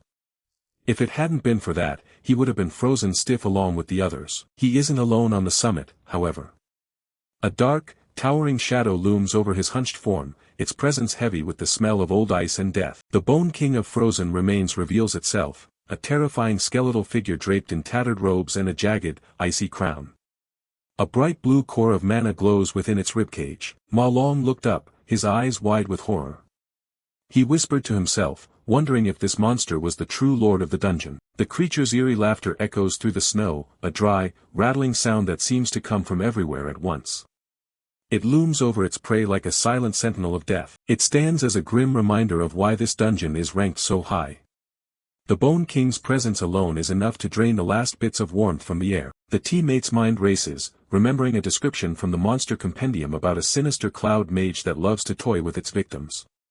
He realizes they're in far more trouble than they thought. This is no ordinary boss, it's the rare rank C Lord-class monster, the Bone King of Frozen Remains. Its name is whispered in legends as a bringer of eternal winters. Its hollow pockets glow with an intense blue light as it fixes its gaze on the only student still capable of moving. The creature looks as ancient as the mountain itself. Terrified, the teammate scrambles away, his boots slipping on the frozen ground. He knows he can't possibly handle a monster of this rank alone. He barely makes it a few yards before the summit itself seems to turn against him. He keeps running, his breath coming in ragged, desperate gasps. An ice crystal shard hurtled forward, tearing clean through his lower leg in a spray of blood. The sound of bone shattering was drowned out by the howling wind. He hits the ground hard, a pained scream escaping his lips. He looks back at the monster, realizing he's been pinned to the spot like an insect. The skeletal lord hovers closer, its hand glowing with a malevolent blue energy. It looks down at the boy with what can only be described as a mocking amusement. The teammate's wristband blinks a warning red, reporting a through-and-through wound. The system calmly asks if he wishes to abandon the exam and be rescued. He let out a defiant roar of refusal, his eyes suddenly becoming sharp and unusually clear. He knew he had to thaw out Si Chen before it was too late for both of them. Channeling every ounce of mana he has left, he activates the source of purification on the ice block holding Si Chen. He prays that it will be enough to break the spell. The Bone King responded instantly, sending another ice spike that pierced through the teammate's arm. He screamed in agony, his vision blurring from the pain. He collapses into the snow, his strength failing him as the system coldly reports that the purification attempt has failed. It seems like the end for the entire team. The monster hovers over its broken prey, its skeletal jaw rattling in what sounds like a victory laugh. It looks like it's savoring the moment of their total defeat. It gathers its magic once more, forming dozens of smaller ice bone spikes around its body. The creature is preparing to finish the job once and for all. Slumped in the snow, his heart rate spiking and his body covered in wounds, the teammate looks like a ghost of himself. The freezing wind threatens to carry away his last bit of hope. The wristband's question repeats, a robotic invitation to give up and escape the suffering. It's a tempting offer for someone who has already given everything. Abandon it. His eyes flared with a desperate, fierce fire behind his cracked glasses. He gritted his teeth, his expression twisting into one of pure, unadulterated stubbornness. He thinks back on every time he let fear win, every time he ran away and left himself behind. He's tired of being the one who always gets left in the dust. He remembers the bullying, the laughter, and the years of being treated as nothing more than a burden. The memories burn hotter than the freezing cold around him. He thinks of all the times he was too weak to stand up for himself or those he cared about. He refuses to let this be another one of those moments. He remembers his team and the promise they made to change their fates together. They fought too hard to make it this far just to fail now. I absolutely won't just give up like this, he screams, his voice cracking with the strain. His resolve is harder than the ice that's trying to kill him. With a final, agonizing effort, he lunges forward and slams his hand against Si Chen's icy prison. He ignores the spikes in his body as he pours the last of his mana into the skill. Source of purification, he bellows as a blinding blue light erupts from his palm. The sheer power of his will begins to shake the entire summit. Behind Ma Long, the Bone King raised its hand, commanding a volley of ice crystals that hurtled forward with ear-piercing shrieks. Beneath his palm, the thick ice holding Si Chen captive begins to hum and crackle with a sudden surge of internal power. The glowing blue light of the purification spell fights back against the monster's freezing curse. With the ice shards closing in, just inches away from making him log out of life, Ma Long grit his teeth and poured every last drop of mana into his palms to shatter the ice sealing Si Chen. Ma Long's eyes clamped shut as he let out a guttural scream, his glasses fogged over by the extreme cold and sheer exhaustion.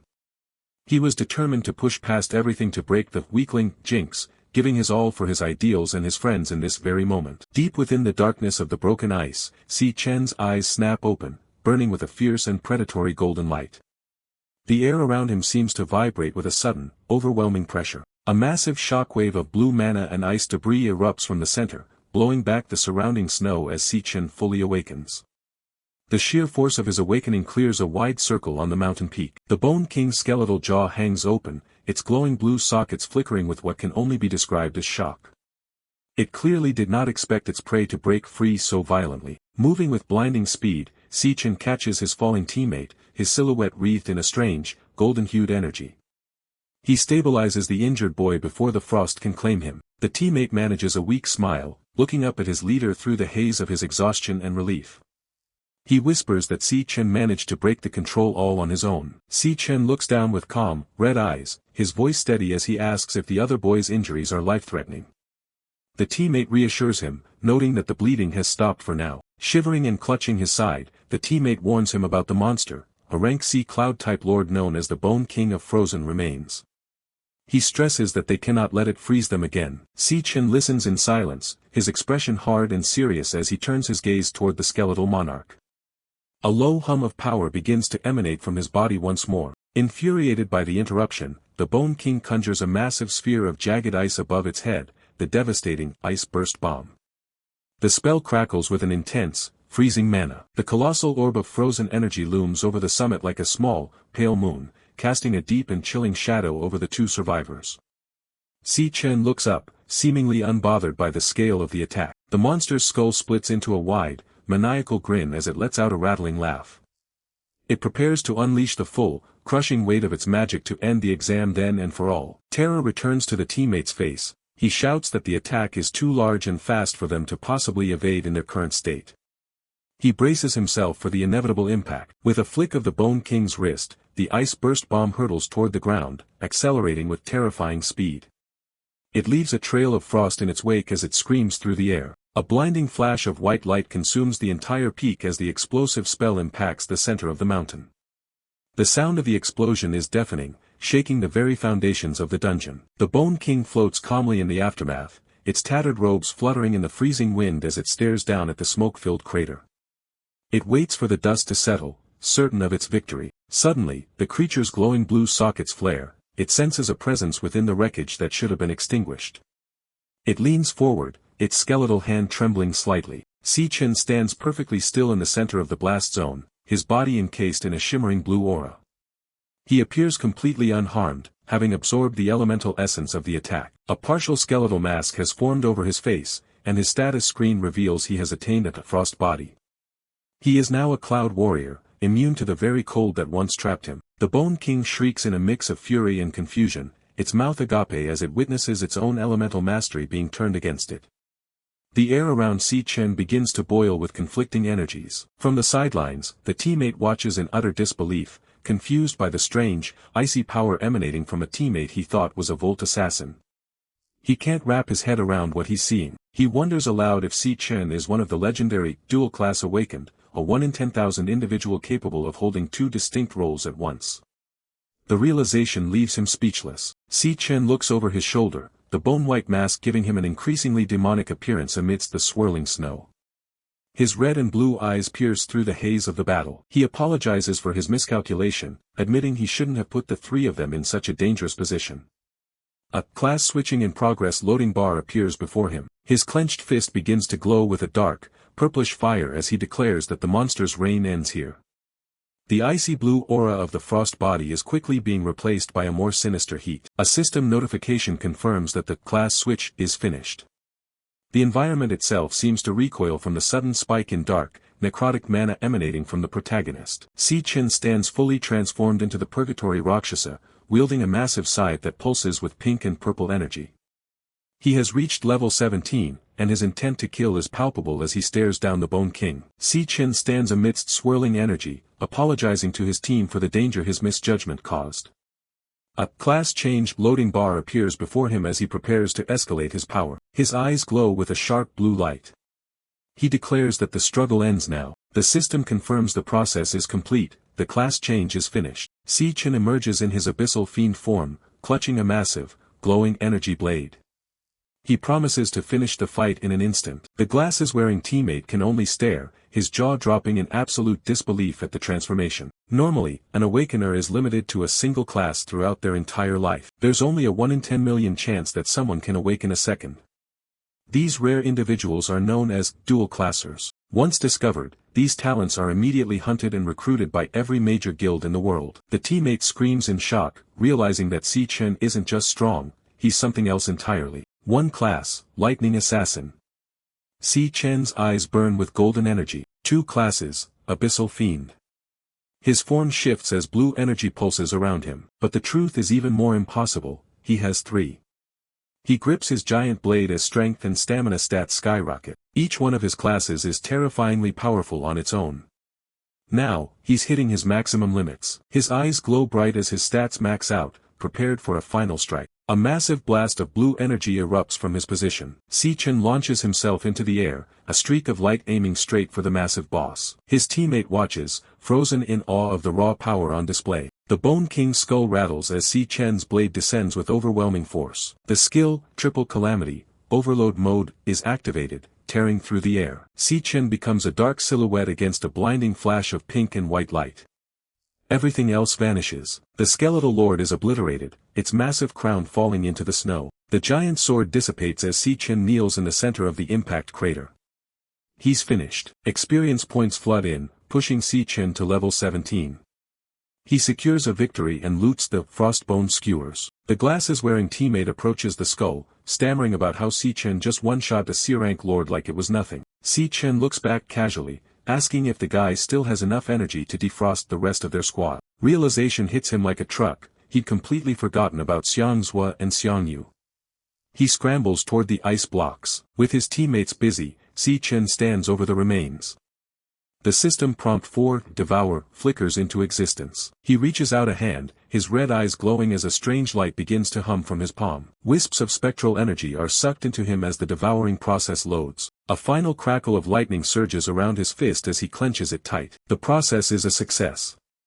He receives the Frostbound Lich King card, granting him the Cloud Mage class. Si Chen notes that this is the first time he's gained a new class outside of the Dream Realm. He stands silently in the snow, looking completely unfazed by his growing arsenal. He realizes the Robocam was likely frozen by the Arctic Nova earlier, so his secret should still be safe from any onlookers. In the distance, his teammate is hard at work using his powers to free their frozen allies while the broken drone lies nearby. A sudden buzzing sound draws Si Chen's attention as a system glitch effect appears over his chest. His Lightning Assassin class reaches 100%, and he's awarded a star to allocate to his stats. The reward is unexpected, leaving Si Chen momentarily confused by the floating icons. Meanwhile, in the Gloomvine Grotto, Team Gong Ting is facing a very different struggle.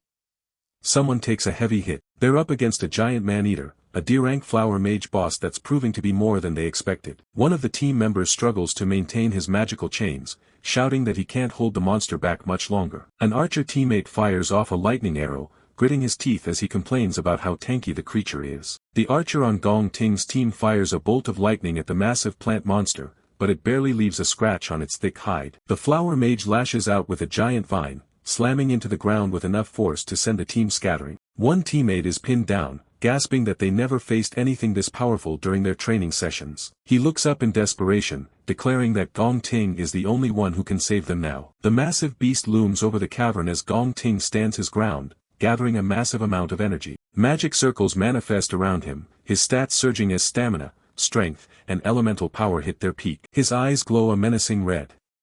He grips his blade, deciding that he's built up more than enough power to end this. Gong Ting blurs into motion, a streak of white light cutting through the dark cavern in a high-speed dash. With a single, fluid strike, he severs the monster's neck mid-lunge, sparks flying from the impact. He roars a command for the beast to split apart as he delivers a final, crushing blow. A blinding explosion of energy consumes the remains of the flower mage as the skill, Sorrow Blade Burst, activates. The cavern is bathed in fire and light, obliterating everything in its path. His teammates erupt in cheers, praising their president as an absolute legend. An announcement rings out, Team Gong Ting has cleared the D-rank dungeon in a record 35 minutes. Gong Ting stands amidst the burning ruins, while his teammates scoff at the mere thought of anyone being able to beat their record time. He celebrates a perfect score of 150 points, certain they've just set an unbreakable school record. Gong Ting slides his sword back into its sheath, his arrogance on full display as he walks away from the wreckage. They head for the exit, convinced that any other students who haven't finished must be struggling in the lower-tier caves. Arriving at the results hall, the team laughs, assuming anyone already there must have forfeited early. They walk past other students who look completely broken and traumatized by their own assessments. One girl is left in tears,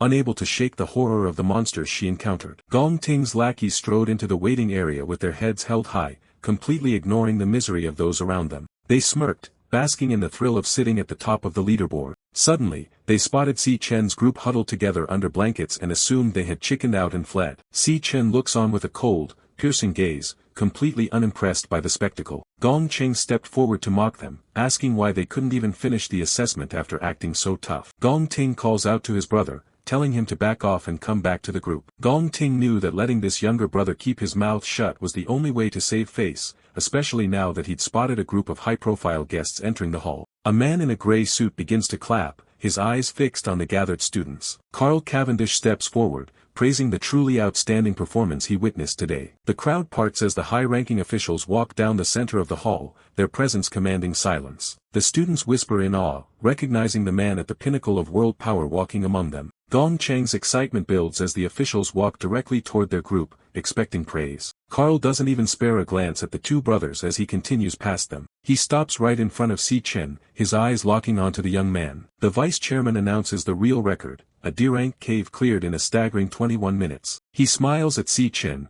calling the feat truly brilliant even for a professional raid team. Gong Cheng's face twists into a mask of pure shock, his jaw dropping as the announcement sinks in. Si Chen remains silent, but his teammates lean in with smug smiles as the tables turn. Si Chen studies the man, recognizing Carl Cavendish as the second most powerful figure in the world. Carl addresses Si Chen by name, pleased that his trip turned out to be worthwhile after all. He offhandedly mentions that Gong Ting also performed quite well before focusing back on the real star. Gong Lin smiles and bows slightly, thanking Carl Cavendish for the flattering words about his son's performance. He remains silent for a moment, his eyes hidden behind his glasses as he watches the students in the hall. Carl Cavendish decides it's time to conclude his visit, noting that the hour is getting late. Carl walks alongside the principal, teasing the old man for hitting the jackpot with two rare prodigies in a single year. Gong Xian wipes a bead of sweat from his forehead as he steps forward to announce the official assessment results. He declares that since there is a tie for a perfect score, both teams are the championship winners and eligible for the Empire Guild. Si Chen's teammates go wild with excitement,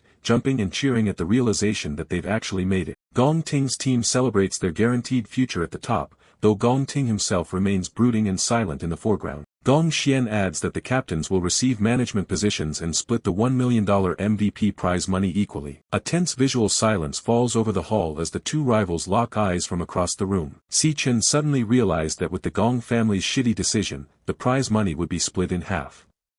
He crunched his numbers, worrying that he wouldn't be able to pay off his debt to Tan Chi with only half the reward. Gong Tin spoke up first to break the tension, as even an arrogant man like him couldn't stomach this result.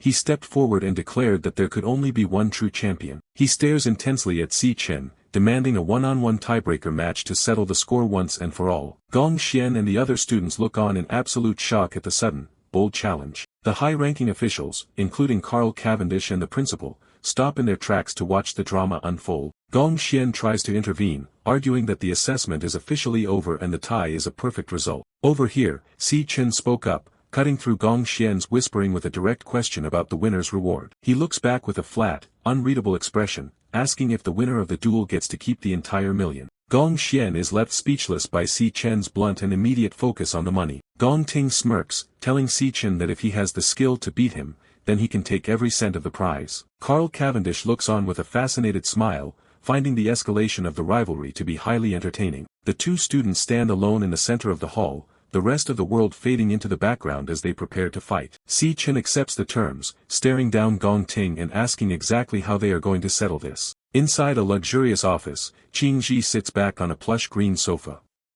He admits he only expected Si Chen to take first place, not to completely shatter every record with a perfect score. Leaning forward with a calculating smile, the businessman tells the boy he made a very wise decision. He offers to waive the entire 1.5 million debt, considering it an angel investment in Si Chen's potential. Si Chen sits across from him, looking down silently at the cup of tea in his hands. He looks up with a cold, unwavering gaze, flatly refusing the offer. He insists that a debt is a debt and he will pay back every cent. The room is quiet as Si Chen states he came here to settle two specific things. First, he asks for a 1-week extension on the repayment deadline.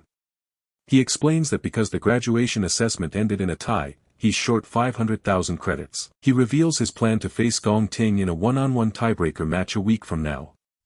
The duel is set to take place in a dangerous wild devil's cave outside the school. Qing Ji's calm facade slips, his eyes wide with disbelief. He can't believe two mere students are daring to enter a place as lethal as a wild devil's cave. Si Chen remains perfectly composed, telling him not to worry.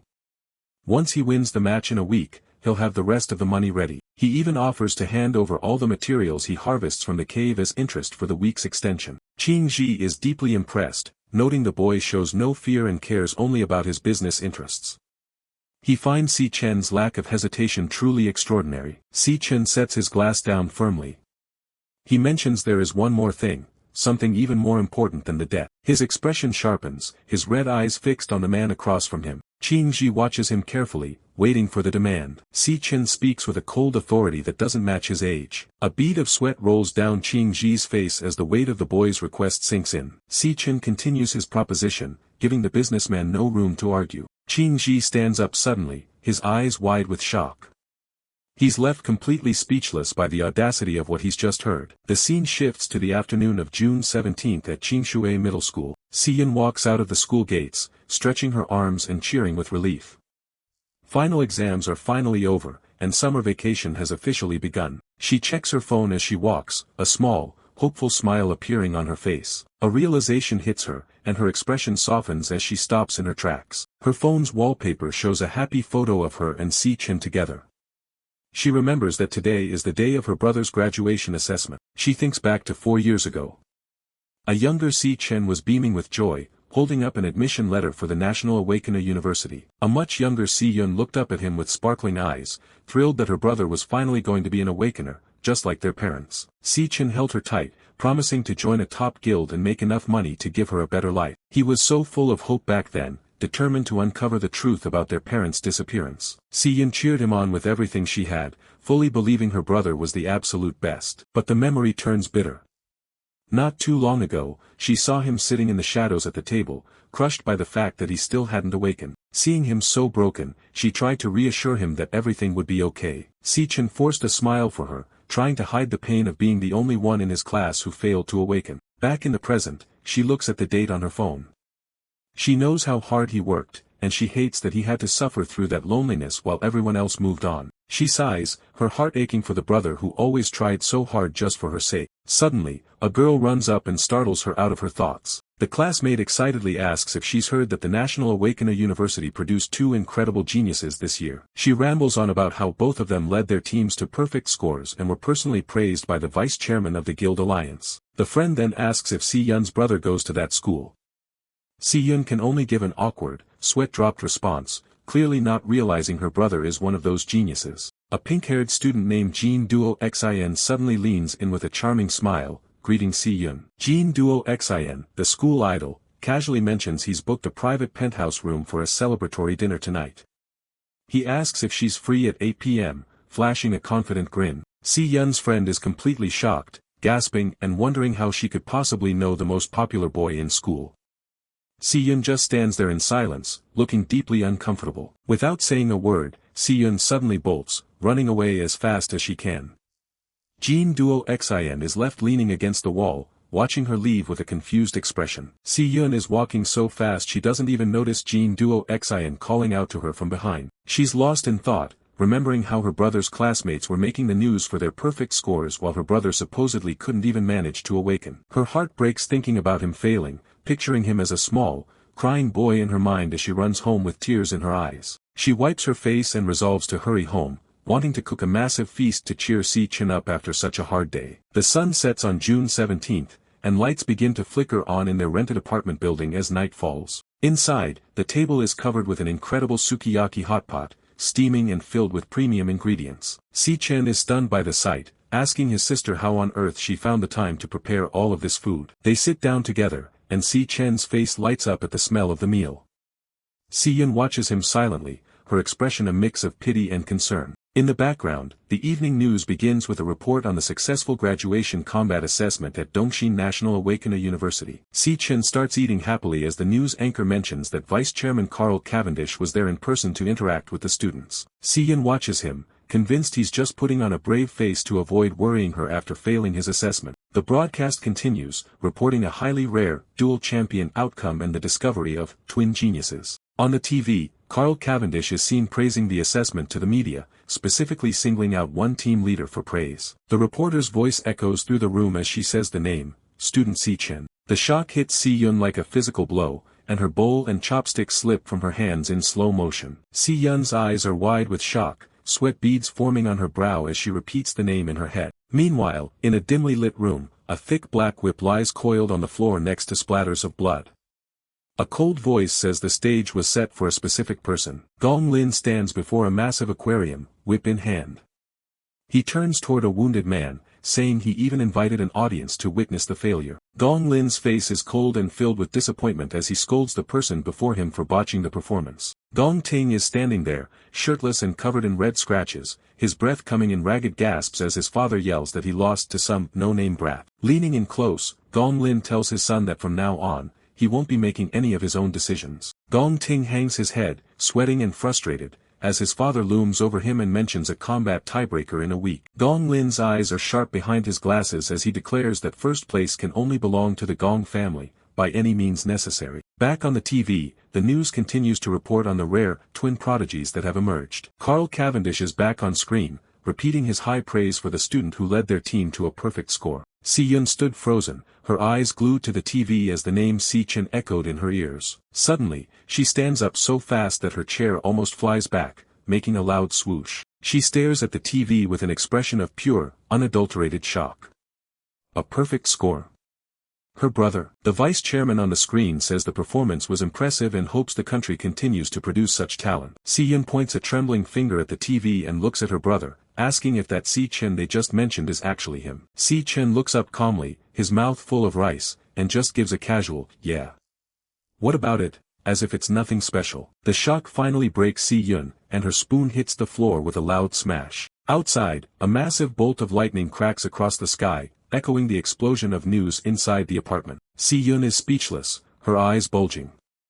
Her own flesh and blood, a genius in the graduation exam, she explodes with excitement, shouting that he got a personal shout-out from the vice chairman of the Guild Alliance. Si Chen just sits there quietly, completely unaffected by her outburst as they continue their dinner. After the initial shock wears off, Si Yun's eyes well up with tears again, but this time they are tears of joy. She leans her head on her hand, a soft, proud smile on her face as she tells him he actually went and did it. Si Chen stops eating for a moment, looking at his sister with a slightly surprised expression. Later that night, premium Wagyu beef is stabbed with a toothpick in a different luxury setting. Carl Cavendish, now in a casual red shirt, is enjoying his high-end dinner, thinking that nothing beats premium Wagyu. He looks off to the side with a knowing smile, asking someone how things are looking on their end. In a quiet, upscale restaurant, Kite sits with her eyes closed, listening to the ambient noise.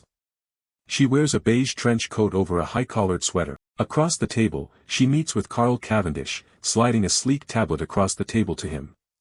She reports that this is the extent of the information they've managed to compile so far. On the table lies a black, top-secret envelope.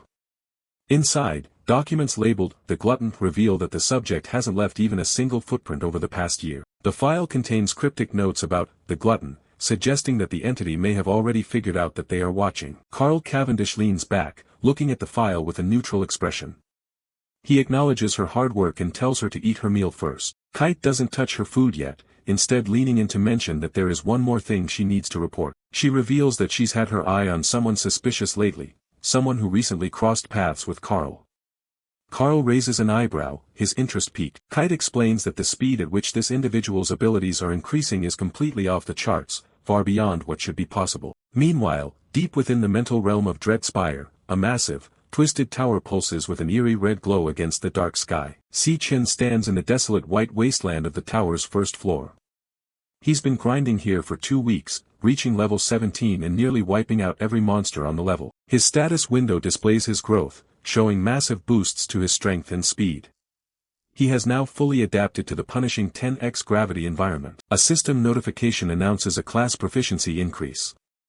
His Lightning Assassin class has earned its first star, indicating a new level of mastery. Standing before his array of class cards, Si Chen realizes that none of them have reached their hit ceiling yet. He decides to allocate the newly earned star directly into his most critical attribute for an assassin, speed. The speed stat on his status screen flares with golden light as it jumps to 740. At this level, his speed should be sitting at an A-rank assassin level. Si Chen surveys the field as 4 starry purple panthers, the stellar lionesses, prowl the white slopes around him. The monsters growl and bare their teeth, their fur shimmering like a galaxy under the dark sky. Watching from a higher ridge is the Lion King Overlord, a massive beast with a glowing purple mane. Si Chen admits he still can't land a single hit on this floor's boss. 2 of the lionesses suddenly lunge at him from different angles, their jaws wide as they leap through the air. Si Chen remains calm, his eyes glowing with intensity as he activates his specialized skill, Flash God. With a burst of yellow lightning, he blurs across the battlefield, leaving a jagged trail behind as he weaves between the attacking beasts. He closes the distance in an instant, charging his hand with lightning to strike the Lion King Overlord directly. Just as his blow is about to land, the massive lion blinks out of existence with a sharp swish. The Overlord reappears instantly on a distant ridge, standing beside whichever lioness is currently farthest from Si Chen. The monsters are constantly shifting their positions to adapt on the fly, but their core formation never changes. Si Chen stops to analyze the battlefield.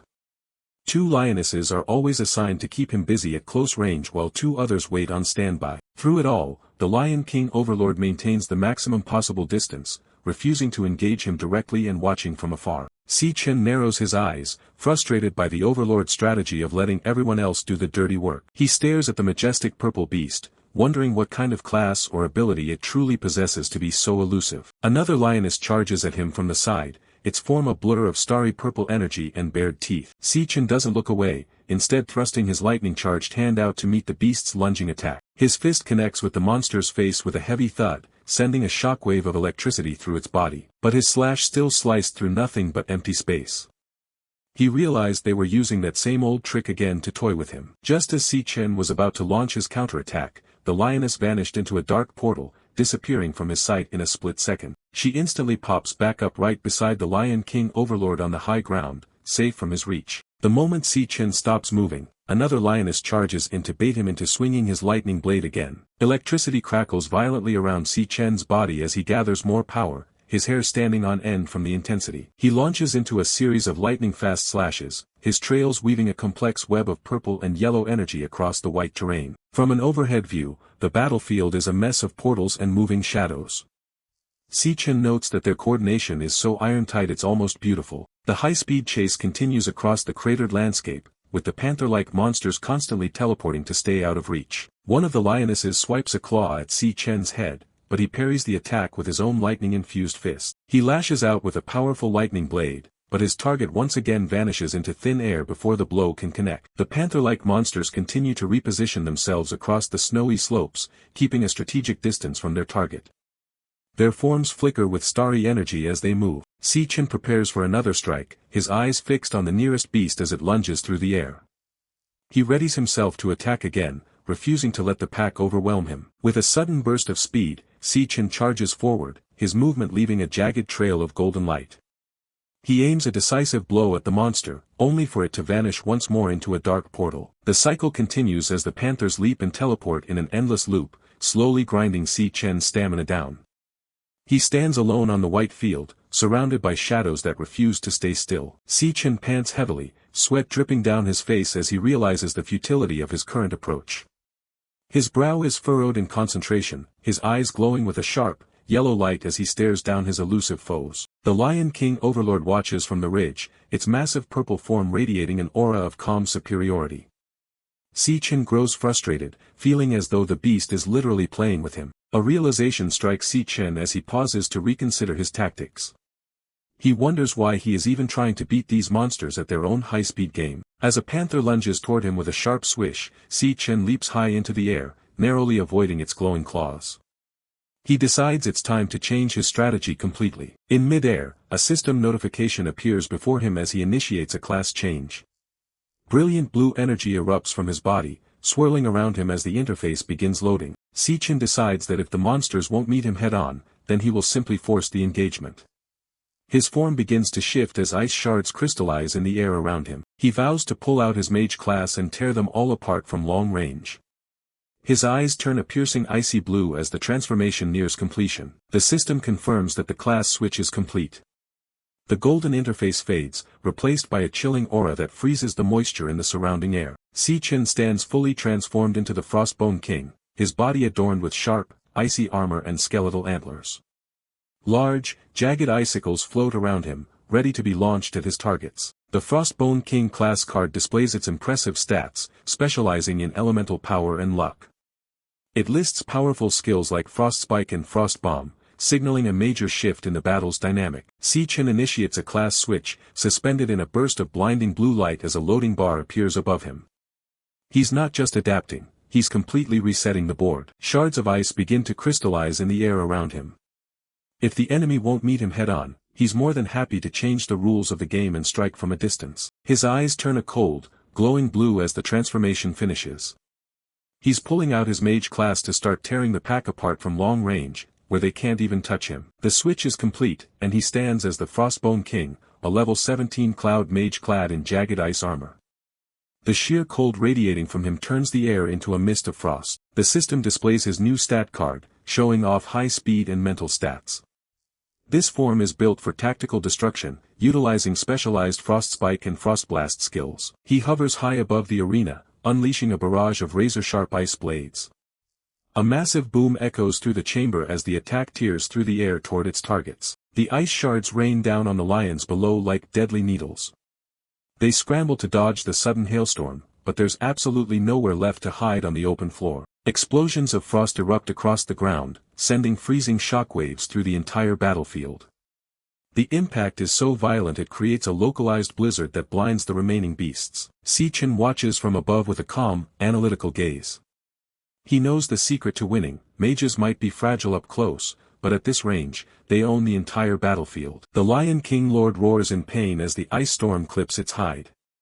It glares up at its attacker, frustrated by a fight it can't even hope to reach. A purple energy discharge sizzles on the ground where the ice hit. The power behind Si Chen's spells is so intense it's actually scorching the floor of the tower. The boss and its minions start retreating toward a dark portal. They've finally realized they can't survive an open fight against a long-range specialist who has them pinned down. Portals open all over the arena as the lions try to reposition, but the ground is already glowing with the marks of the previous bombardment. There's a pattern to their movement that he's already exploited. Si Chen raises his ice-covered hand, his fingers starting to curl in a crushing motion.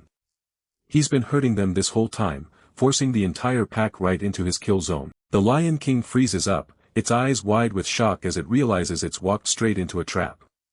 A single bead of sweat rolls down its fur as the mana in the air thickens. He summons a giant, glowing sphere of ice energy directly above the enemy. This is the Frostblast bomb, and it looms over the pack like a miniature, frozen moon. The sphere is massive, trapping the panicked lions with absolutely nowhere left to run. Multiple shockwaves are already hammering the area as the spell begins its final phase. His eyes narrow through the frosty air as he prepares to detonate. He's made sure there isn't a single corner left in the arena for them to hide in. The Lion King lets out one last, desperate roar as the bomb starts to collapse inward. It knows exactly what's coming, but it can't move fast enough to escape. The sphere detonates, unleashing a blinding explosion of blue and white light that consumes everything in its path. The tower floor shakes under the sheer weight of the impact. A massive shockwave slams through the arena, turning everything white. The force of the blast is heavy enough to momentarily clear the entire battlefield of any visible movement. When the light fades, the lions are left frozen solid in jagged pillars of ice. Cracks are already spiderwebbing across their bodies as the structural integrity of the ice fails. Si Chen doesn't miss a beat and switches classes again, transforming into his level 17 Infernal Rakshasa form. Dark, demonic energy swirls around him as he prepares to deliver the final strike. With blue markings glowing under his eye and his hair standing on end, he looks down at his frozen prey. The first floor of the Dread Spire is about to be officially cleared. He glares at the frozen boss, baring his teeth in a savage grin. For these creatures, the fight is over, and there's no coming back from what's next. A vertical beam of purple light slams down from above, crushing the frozen lion into the ground. This is the triple cataclysm in crushing mode, leaving nothing but dust in its wake. Si Chen swings his weapon with a powerful swoosh, sending out waves of dark purple energy. The sheer force of the move clears away the last of the frozen debris and frozen corpses. The battlefield falls silent as the ice fragments finally settle on the floor. Si Chen stands tall in the center of the destruction, his weapon still glowing with residual energy. The boss's spirit begins to fade, dissolving into wisps of black smoke as its physical form vanishes. It's a quiet end for a creature that commanded a pride of hunters. The smoke swirls and disappears into the air with a soft whoosh. The main threat of the first floor has been neutralized, and the way forward is finally clear. Si Chen walks toward the site of the impact, his cape fluttering behind him. The frozen arena he's created is now a graveyard of ice and purple mana. His level shoots up to 24 in a massive jump, and he scores some serious loot. He's earned 4 Phantomane bones and a rare Phantomane heart from the victory. He looks down at the remains of the purple lion. The system confirms what he already knew, the body is ready to be devoured for its power. He stands over the glowing purple core, holding it up as it buzzes with residual energy. The light reflects off his chest as he prepares to analyze the prize he just fought for. He focuses his energy on the heart, demanding it reveal its secrets. He needs to know exactly what kind of class could hide behind its beasts so effectively. The core starts to smoke as it reacts to his mana, releasing a strange, purple vapor. The buzzing sound gets louder as the system begins the extraction process. Dark energy swirls around his hand while the core continues to pulse and buzz. He's digging deep into the records left behind by the boss's essence. He clenches his fist, the red glow of the heart flaring up between his fingers. He's not just taking the loot, he's taking the boss's very identity and skills. A class card appears, revealing that the Lion King was actually a stellar tamer. It's got specialized skills like Stellar Pact and Stellar Warp, explaining its mastery over beasts. Si Chen stares at the card, surprised to encounter a class he's never seen before. The concept of a tamer adds a whole new dimension to his growing arsenal. It all makes sense now, the boss wouldn't engage him directly because its own stats were trash. It was a classic summoner, letting its contracted beasts do all the heavy lifting. He looks back at the portals the lions used during the fight. They weren't just random jumps, but specialized taming skills used to protect the master while the pets fought his battles. Si Chen analyzes the tamer skills he just acquired. The teleportation ability, Stellar Warp, stands out as a genuinely powerful tool for battlefield control. He realizes that forming a contract requires more than just a gesture, it hinges on intimidation and a high level of deterrence. He knows he'll have to go in hard to secure a beast of his own. The prospect of forced beast contracting is interesting, even if it relies on fear. He continues reviewing the requirements, noting that a master's death means the end for their contracted beast as well. As the space around him shifts with a powerful whoosh, Si Chen senses a change in the tower's atmosphere. The icy arena is gone, replaced by a strange, shimmering light. He finds himself standing in a vast, desolate desert. This, he realizes, is what the first floor of the Dread Spire is actually supposed to look like without the boss's influence. Skeletal remains litter the dunes under a pale sky. He surveys the absolute wasteland, wondering what could have caused such utter devastation in this place. In the distance, a beam of orange light pierces the sky with a sharp clack. Si Chen watches as the environment continues to react to the floor being cleared. A massive pillar of fire and energy erupts from the ground, swirling into a vortex. The door to the second floor has finally opened, marking his progress deeper into the tower. Through the darkness, a pair of glowing pink eyes stare back with a low growl. Something is still lingering in the shadows of the first floor, even after the boss's defeat. Si Chen turns his head sharply at the sound of the growl. He remains on high alert, ready to react to whatever is hiding among the bones. He spots a small form tucked away inside a massive ribcage in the sand. A low, continuous grr echoes from the shadows of the skeleton. A tiny, fluffy lion cub with glowing pink eyes and purple chains stands its ground. It lets out a defiant roar, showing teeth that are far from intimidating given its size. Si Chen looks down at the little creature with a surprised expression. He didn't expect to find a survivor tucked away in the aftermath of the battle. He stands before the ribcage, lightning crackling around his hand. He notes that this little one is the very last standing in the entire area. He realizes this wasn't one of the Lion King's contracted beasts, or it would have died along with its master. The cub is an independent entity that was trapped here all along. Looking closer, he sees glowing stellar chains wrapped tightly around the cub. He wonders if the Phantomane Lion King was the one who locked it in this cage. The lightning around Si Chen intensifies as he narrows his eyes. He's making a decision about what to do with this tiny prisoner. The cub's eyes widen in fear and shock as the energy surges around it. It cowers slightly, bracing for what it thinks is another attack. Si Chen strikes with a burst of energy, but not at the cub. He shatters the stellar chains, sending purple fragments flying through the air as the cub is knocked back by the force. The cub tumbles across the sand with a plop, the heavy chains finally falling away. It lies there for a moment, stunned by the sudden turn of events. Si Chen stands over it, telling the cub he's giving it back its freedom. He looks down with a calm, almost gentle gaze as the dust settles around them. He acknowledges that this wasteland was once the cub's home. He watches as the small lion shakes off the last of the exhaustion and looks up at him. Si Chen gives a slight, knowing smile. He talks about the pain of watching everyone you know die and seeing everything you love destroyed. He looks the cub in the eye, telling it that he knows exactly how that feeling feels. The cub stares back, silent and seemingly listening to every word. He tells it to stay alive and keep going, despite how much it hurts. With that, he turns away and starts walking toward the portal to the next floor. Suddenly, a sharp buzz of purple energy erupts behind him. He stops in his tracks, looking back over his shoulder at the sudden surge of mana. A system notification appears, a beast contract request is incoming. It lists passive skills that boost stats and provide a shared field of vision if the contract is accepted. Si Chen looks genuinely surprised, a bead of sweat on his face as he stares at the prompt. He didn't expect the cub to initiate the bond on its own. Lion King Leo sits on the sand, looking up with big, hopeful eyes. The system marks it as contractable and waiting for his response. The final prompt hangs in the air, do you accept? Si Chen is faced with a choice that will give him his very first contracted beast. You want to follow me? Si Chen asks, looking down at the small creature. The white lion cub, Lion King Leo, answers him with a sharp, determined howl. Standing before the glowing portal, Si Chen declares his intent to conquer every floor of the Devil Tower, one step at a time. He looks at the cub with a serious expression, warning it that the path ahead is dangerous and could even lead to death. Lion King Leo doesn't back down, letting out another brave cry to show its resolve. Si Chen closes his eyes, sensing the cub's determination, and decides to move forward. He calls for the creature to consent to the contract, his eyes glowing with an intense purple light. A star-shaped mark appears in Leo's eye as the system confirms the contract is officially established. The system interface updates, revealing the Star Beast Masterclass along with a set of powerful passive and active skills. With the bond formed and skills activated, Si Chen signals for his new companion to head out with him. The two approach the massive, swirling pillar of fire that leads to the tower's second floor. Si Chen steps directly into the flames, ready to face whatever awaits him on the other side. He lands on the new floor, his eyes darting around to assess the environment. They've entered a volcanic nightmare, where molten lava cascades from floating rock formations under a blood-red sky. The heat is stifling, and sweat begins to roll down his face within seconds of arriving.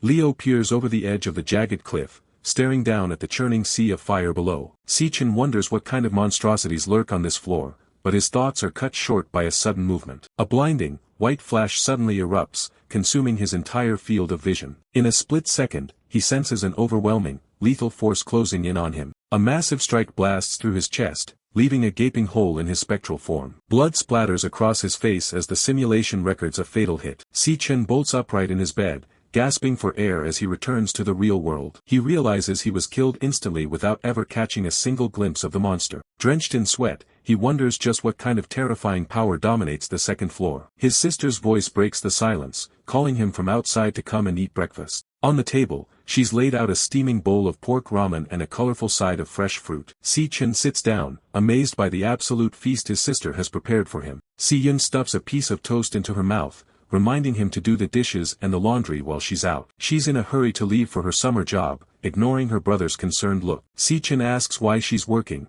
reminding her that he told her to leave the money matters to him. She smiles, telling him she can't fall behind now that her big brother has finally made it to the top. She waves goodbye as she heads out the door, leaving Si Chen to start on his chores. He starts by rinsing the stack of dirty dishes in the kitchen sink. Next, he moves on to hanging the fresh laundry up to dry by the window. He pauses to look at a framed photo of his sister, thinking about how she's always carried herself with such grit. Despite her determination, he knows she's still just a child who deserves to be protected. Checking his tablet, he feels a sense of irony that she's the one taking care of him. His mind wanders to the threat of the Demon King wrath, knowing he won't be able to stay by her side forever. He looks back at the photo, knowing she's the only person in this world he truly worries about. He puts a hand to his head, wondering if there's a way he can manage his duties while keeping her safe. Suddenly, a purple rift tears open in the air above him, and Lion King Leo falls right through it. Si Chen stares in absolute shock as the creature from the tower actually manifests in his room. Si Chen stares at the cub, still processing that he actually managed to summon a beast from the Devil Tower into reality. Leo immediately makes himself at home, shredding tissues and pouncing on everything in sight. Looking at Leo's stats, Si Chen realizes the cub is the perfect candidate to watch over Xiao Yun while he's busy at the tower. The beast binding skill provides a mental link, ensuring he'll know the exact moment she's in any danger. With the astral orbit jump ability,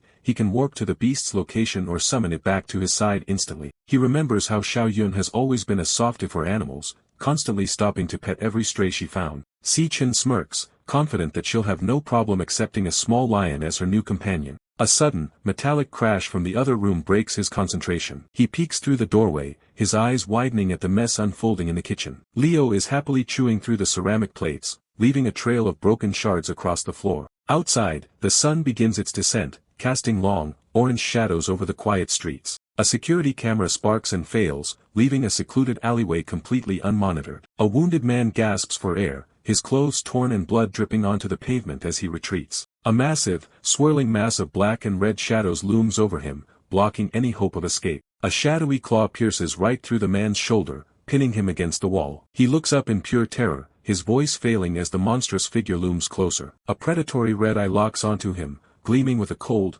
malevolent hunger. The devouring process begins, white energy surging through the shadow as it consumes its prey. The sun hangs low over the city as the end of the workday approaches. Xiao Yun heads home, exhausted from her shift at the milk tea shop during the summer rush. She walks through a quiet alley, carrying a couple of drinks and wondering if her brother will like them. The long shadows of the buildings make the path feel narrower and more isolated. She pauses, her eyes darting to the side as she hears the distinct sound of footsteps following her. She spins around, her heart racing, only to be met with a wall of red roses. Jean Duo Xian steps into the light, greeting her with an arrogant, self-satisfied grin. He's been waiting for her, holding a massive bouquet and looking far too pleased with himself. He tries to smooth over her previous rejection, offering a fancy dinner date as if it's an offer she can't refuse. Xiao Yun stays silent, her expression cold as she stares him down. He boasts about his family's influence, mentioning his father's position to explain how easily he tracked her down. She doesn't mince words, telling him straight to his face that they are from two completely different worlds. She tries to walk past, but he reaches out and grabs her arm, his smile twitching with frustration. He starts yelling about the effort and money he spent, demanding she show him the respect he thinks he's earned. She looks him in the eye, her voice level and sharp as she asks why she should owe him anything. She calls him out for being incredibly creepy for stalking her home, but he only gets more aggressive. Jean Duo Xin snaps, his face twisting with a sense of entitlement as he towers over her. Before he can finish his threat, Xiaoyun delivers a powerful headbutt right to his nose. He drops to the ground, clutching his face while she tells him to get his brain checked at his dad's hospital. She stomps away without a backward glance, her mood completely soured by the encounter. Back at the apartment, the warm glow from the window stands out against the darkening sky. Her anger vanishes the moment she sees the tiny, white cub waiting for her inside. Her eyes turn to hearts, all her exhaustion forgotten at the sight of the adorable creature. She scoops Leo up in a tight hug, beaming as she asks her brother where he found such an amazing little beast. Si Chen sits back and watches as Xiaoyun cradles the white cub, informing her that Leo is now her responsibility. She beams with excitement, hardly able to believe she's allowed to keep a lion in their home. As she pets him, Xiaoyun notices something strange. Despite his tiny size, Leo already has a long, thick mane. She wonders aloud if only adult male lions are supposed to grow them, but the cub just purrs contentedly in her arms. Xiaoyun quickly brushes aside her confusion, deciding she'll head out tomorrow to get a magical beast adoption license and make everything official. Si Chen remains quiet, a faint smile on his face as he observes their immediate bond. Seeing how fond she is of the cub gives Si Chen a sense of relief. With Leo there to protect her, he can finally stop worrying about her safety at home and focus on his own path. A sharp chime cuts through the quiet moment as his phone vibrates against the table. Si Chen picks up the device, his expression shifting to one of focused anticipation as he waits for the screen to light up. The light of the display reflects in his crimson eyes, highlighting a cold, determined gaze as he reads the new message. An email from the Guild Supervisory Bureau confirms that his application has been officially approved. He stares at the screen, knowing that his plan can finally move into its next phase. His focus tightens on the immediate future, the tiebreaker assessment scheduled for 6 days from now. Winning is no longer just an option, it's a necessity. 6 days have passed since the events at the hospital, and the sun finally rises on a pivotal day. It's time for the official tiebreaker assessment that will determine who truly deserves the title of top graduate. The scene shifts to the outskirts of Greenlight Forest at 1510. The air is still, the silence of the ancient woods only broken by the distant, eerie rustle of leaves. Gong Xian, the director of career services, steps forward with his signature round glasses and sharp mustache. He commands attention from the two candidates as he prepares to deliver the final briefing for the exam. The assessment is set to take place within the Wild Devil's Cave, a portal hidden inside the hollow of a massive, glowing tree. Gong Xian warns that despite the setting, this is a dangerous D-rank dungeon. Si Chen and Gong Ting stand side by side at the cave's entrance, looking ready for the challenge. A small drone hovers above them, tasked with broadcasting every move of the two rivals for the examiners to see. Gong Xian warns them that the internal environment of a wild cave is completely unknown. Unlike the controlled simulations at school, the risks in this untamed lair are far more lethal. To handle the danger, 3 senior guild raid members have been dispatched from the Dongxin nation to serve as proctors. They stand watch on the grassy field, looking entirely unimpressed by a mere student exam. Ivan, a silver-haired warrior from the Empire Guild, stands with a cigarette hanging from his lips. He's a veteran proctor who will be following the candidates into the depths of the cave. Caillou represents the Divine Eye Guild, her eyes sharp and blue beneath the brim of her cowboy hat. She is introduced as a C-rank nuclear shooter, ready to provide protection if things go south. Joining them is Yuta Sato from the Infeng Guild, a C-rank star warrior with thick dreadlocks. He hides his expression behind dark sunglasses, wearing a calm, expectant smirk. High above in the monitoring room, the atmosphere is analytical as the faculty prepares to watch the live feeds. The examiner's scores will be the final word on who comes out on top today. Among the observers is Gong Ting's father, who stares at the screen with a mysterious grin. He leans his chin on his hand, appearing highly amused by the impending chaos, having already completely bribed those 3 proctors. Standing nearby, the principal spoke up, questioning why the vice-chairman was still here when his official itinerary had already ended 2 days ago. Dong Lin didn't even look away from the screens upon hearing the question. Carl Cavendish simply smiles, wondering what could possibly be more interesting than the clash about to unfold. To him, the chance to witness these 2 geniuses in a real-world scenario is worth the extra time. On the screen, the focus remains on Si Chen and Gong Ting as they prepare to enter the portal. The freckled youth's gaze is fixed on the duo, his eyes filled with a quiet, predatory curiosity. Carl Cavendish admits that he hasn't witnessed a duel between true geniuses in many years. For a man in his position, this is a rare treat that he's genuinely looking forward to seeing. Outside, Gong Xian raises his hand toward the swirling green energy of the portal. With a loud voice, he officially opens the gates to the Wild Devil's Cave. This is it, the National Awakener University Class of 2157 Graduation Combat Assessment. The one-on-one tiebreaker has finally arrived to settle the score. Si Chen's gaze is cold and focused, a sharp contrast to Gong Ting's intense, golden eyes. The rivalry between them reaches a peak in this silent moment of final confrontation. Si Chen vs Gong Ting. It officially begins. With the shout, the energy of the portal pulses with brilliant light. The two candidates step forward, their silhouettes swallowed by the intense green glow of the entrance. They descend into the cavernous maw of the cave, leaving the safety of the surface far behind. The gnarled branches of the dead forest seem to reach out as they disappear into the darkness. Inside, the cave is a graveyard of twisted, dead trees and eerie mist. Si Chen stays vigilant, his crimson eyes scanning the shadows for the first sign of an ambush. The three senior examiners follow closely behind, noting the flora-type nature of the lair. Ivan suggests taking a smoke break, but the others remind him that the cameras are still rolling. Suddenly, a jagged red pulse flickers across Si Chen's vision. His heart skips a beat as a digital warning begins to glitch into existence right in front of him. A high-risk warning blares in red, catching Si Chen off guard. His system is reacting violently to something hidden deep within the cave's stale atmosphere. He's shocked, it's the first time his devil heart has ever issued such a direct and urgent alert. The message, "High-risk monster detected," flashes across his interface in bold letters. The red distortion lingers for a moment, bathing his face in an ominous, flickering glow. He can feel the weight of the threat through the system's reaction. The system escalates even further, screaming, "Danger," and "Highly dangerous," in bold, hexagonal patterns. The threat level is way beyond what a simple D-rank dungeon should be able to hold. Si Chen's eyes narrowed as the "extremely high rank" warning pulses again. This is a level of danger he hadn't anticipated for what was supposed to be a standard graduation test. Then, as quickly as it appeared, the alert vanishes into the darkness. The cave returns to its silent, foggy state, leaving Si Chen to wonder if it was a glitch or a grim promise of what's to come. He looks around the eerie, dead forest, questioning how a high-rank monster could even exist inside a low-level D-rank lair. Something about this dungeon is fundamentally wrong. He remains silent for now, maintaining his pace and staying close behind his rival. He knows he can't afford to be distracted for even a second. Gong Ting continues to lead with confident strides, his katana held firmly at his side. He seems completely unaware of the digital storm that just played out across Si Chen's vision. From a ledge above, the examiners watch as the fog thickens around the candidates. They remind each other to stay alert and never let the examinees out of their sight in this low visibility. A sharp, cracking sound echoes through the cavern, and a massive shape bursts from the rocky terrain with a violent force. The piece of the cave is shattered in an instant. A toxin cage ant, a D-rank AoE archer monster, emerges from the rubble.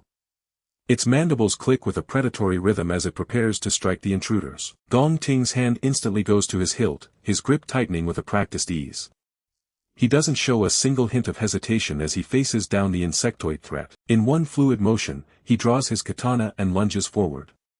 His body becomes a blur of motion against the gray cave walls as he closes the gap with surprising speed. High above, Yuta Sato watches with an impressed smirk, noting that Gong Ting's reaction is lightning fast.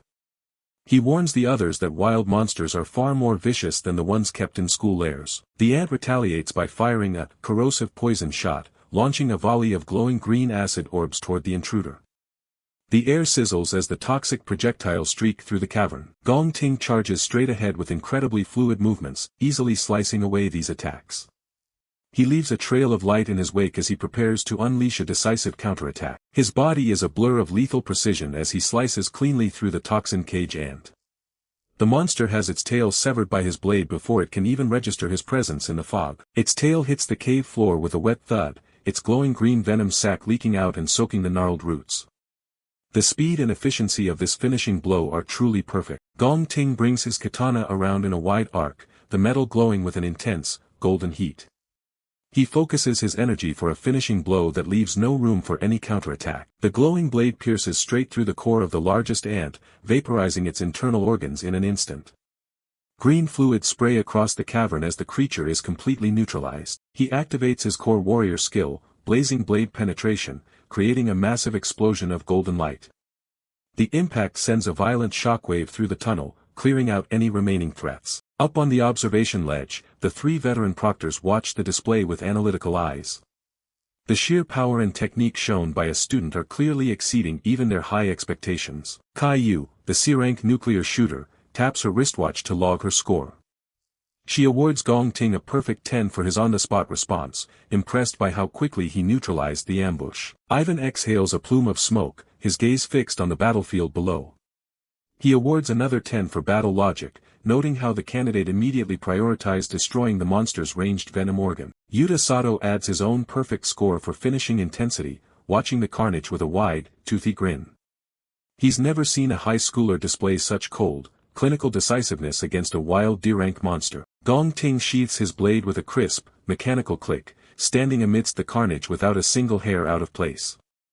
He looks every bit the elite student that every major guild is currently fighting over. Yuta Sato's attention shifts to the other monitor, where Si Chen's feed is playing. His expression turns from excitement to pure confusion as he watches the second candidate's performance. To the proctors, Si Chen's performance looks like a complete disaster. He didn't even flinch when the monsters appeared.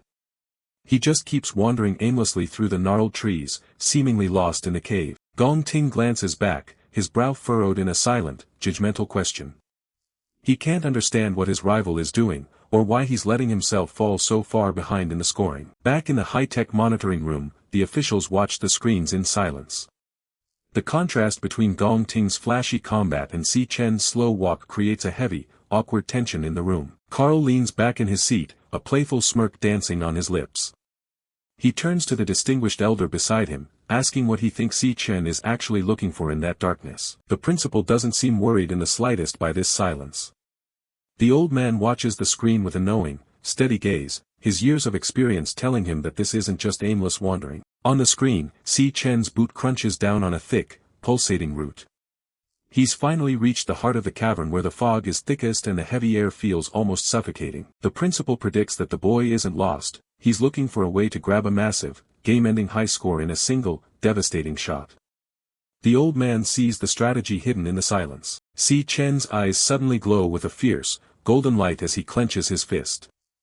Sparks of electricity dance between his fingers as he whispers a single phrase, "Found it." A massive pillar of yellow lightning erupts from the ground, tearing through the cave ceiling with a violent roar. The power is so immense that the solid rock beneath his feet begins to fracture and crumble. The lightning column expands into a blinding sphere of pure energy, illuminating the entire dungeon.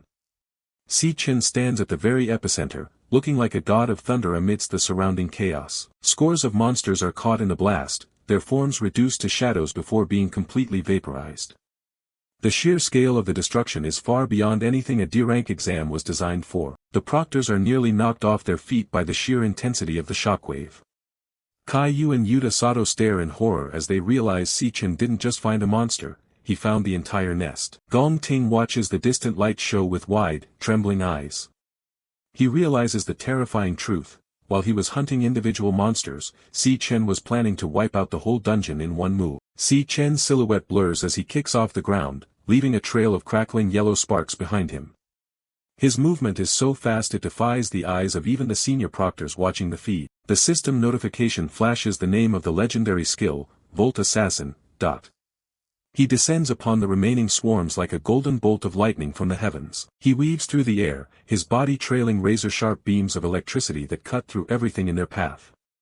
Every pass leaves another group of toxin cage ants sliced into glowing green ribbons. The monsters don't even have time to shriek before they are bisected by the high-voltage arcs. It's no longer a fight, it's a systematic, lightning-fast extermination of the entire lair. Lightning beams crisscross the cavern in a complex web of destruction, tracing the path of Si Chen's impossible speed. He's moving so fast that he appears to be in multiple places at once. He lands in a crouch as the final wave of monsters behind him literally disintegrates into ash. The air in the cavern is thick with the sharp smell of ozone and burnt chitin. Si Chen stands slowly, sheathing his power as the last of the green monster blood rains down around him. He looks completely unfazed, his breathing calm despite the mass slaughter he just performed. The proctors are frozen, their faces pale and covered in sweat. Yuta Sato pulls down his sunglasses, his voice trembling as he asks what they just witnessed from an E-rank student. In the monitoring room, the technical staff is scrambling for answers. They can't reconcile the report of him being E-rank with the level of total destruction currently displayed on their screens. The proctors whisper among themselves, completely lost on how to even begin grading a performance like this. It was reckless and repetitive, but the results are undeniably overwhelming and efficient. Gong Ting's frustration is visible even through the low-quality feed. He was the golden boy of the class, but in a single move, Si Chen has completely overshadowed his entire career. Carl bursts into laughter, his amused laughter echoing through the observation room. He teases the bold man for calling it perfectly, clearly delighted by this unexpected turn of events. Gong Lin watches with a stern expression as the freckled youth notes that the exam has barely started. His interest in the two candidates has reached an all-time high after that display. A hand clenches tightly in a silent fist, showing the mounting tension among the observers in the monitoring room. No one expected an assessment to turn into such a high-stakes show of power. Suddenly, the live video feed begins to distort, flickering with digital artifacts and heavy static. The high-resolution image of Si Chen starts to break apart on the main screens. A massive warning box slams across the screens with a harsh red alert, signal lost. The monitoring room is suddenly plunged into a confusing, blue-tinted darkness as the feed cuts out completely. The principal and Gong Lin look at each other anxiously, their eyes widening at this sudden and total technical failure. They have lost all eyes inside the Wild Devil's cave at a critical moment. Outside the lair at 1600 hours, the situation is even more chaotic. A technician in a lab coat frantically types at his terminal, his face illuminated by the green glow of the portal and the red flash of emergency alerts. The monitoring screens flicker violently, flashing a red signal anomaly warning. The communication signal strength drops to a critical 23%, and the layer scan begins to glitch under the pressure of an unknown interference. The diagnostic display completely loses synchronization, with the communication signal flatlining at 0%. In place of the standard D-rank classification, a massive, pixelated question mark appears over the risk level. The supervisor stares at his handheld device, sweat beading on his forehead as the incoming data becomes unreadable. Behind his glasses, his eyes widen in shock as he realizes that something utterly catastrophic has happened to the exam environment. In the control area outside the portal, a technician in a lab coat flails his arms in a panic. Gong Xian points urgently at the flickering monitor, his voice rising as he demands to know why the lair's parameters are shifting so rapidly. The swirling green vortex of the dungeon entrance, which had been a stable gateway just moments ago, begins to waver and lose its luminous cohesion. With a final, violent flicker, the green portal collapses into a jagged, pitch-black void. The technician recoils in shock, shouting that the entrance has completely vanished, effectively trapping everyone inside the cave. Deep within the dungeon, the air is suddenly filled with a surreal, swirling magenta energy. Ghostly musical notes drift through the darkness, accompanied by flickering trails of sickly green light. Si Chen stands amidst the growing aura, the magenta energy coiling around him like sentient smoke. The atmosphere has shifted from a monster hunt to something far more ancient and sinister. He turns his head, his sharp gaze fixed on the center of the energy phenomenon. A look of grim recognition flashes across his face as he realizes the identity of the power manifesting before him. From the heart of the void, a pair of narrowed, crimson eyes ignite beneath a blinding flash of magenta light. The haunting presence of Demon King wrath begins to echo through the cavern, marking a terrifying turn in the exam. Outside the demon's lair, things have gone from bad to worse. The cave entrance where the hunters just entered has completely vanished, leaving the staff outside staring at a solid cliffside. Gong Xian is in an absolute panic, drenched in sweat as he screams for someone to request immediate backup from the superiors because all the equipment has gone haywire and they've completely lost the signal from the team inside. Inside the dungeon, the air is thick with a heavy, pulsating magenta aura. Si Chen stands amidst floating musical notes that seem to vibrate with a sinister energy, making the atmosphere feel suffocating. Gong Ting stops in his tracks, looking over his shoulder. He can feel the shift in the air, though he hasn't yet pinpointed the source of this strange, rhythmic vibration. The rest of the hunters are just as confused. The cowboy hunter asks if anyone else heard that, while Yuta Sato notes that something definitely feels wrong about the unnatural silence. Si Chen's heart starts pounding as a deep thumping sound begins to echo through the mist. He recognizes that sound immediately. It's the voice of the Demon King, Wrath. The sound waves ripple through the darkness, glowing with a malevolent pink light. The thumping isn't just a sound, it's a presence that feels like it's vibrating through their very bones. Cold sweat beads on his forehead as the realization sinks in. Wrath isn't supposed to show up for another 3 years, meaning the timeline he knows is already starting to fracture. Suddenly, Si Chen's system starts screaming warnings. Red icons flash in his vision, signaling that a high-risk monster has just been detected nearby. He looks back down the path into the thick, swirling fog.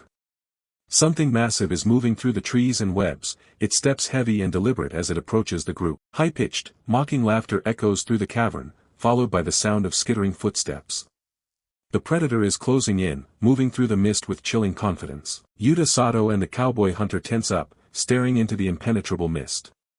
They can sense something watching them from the shadows, waiting for the perfect moment to strike. 2 glowing pink eyes pierce through the thick fog like searchlights.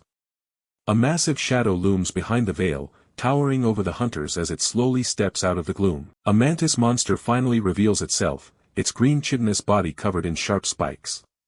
It stands tall amidst the massive webs, its scythe-like arms glistening with a sickly light. The creature actually speaks, its voice a raspy, taunting hiss.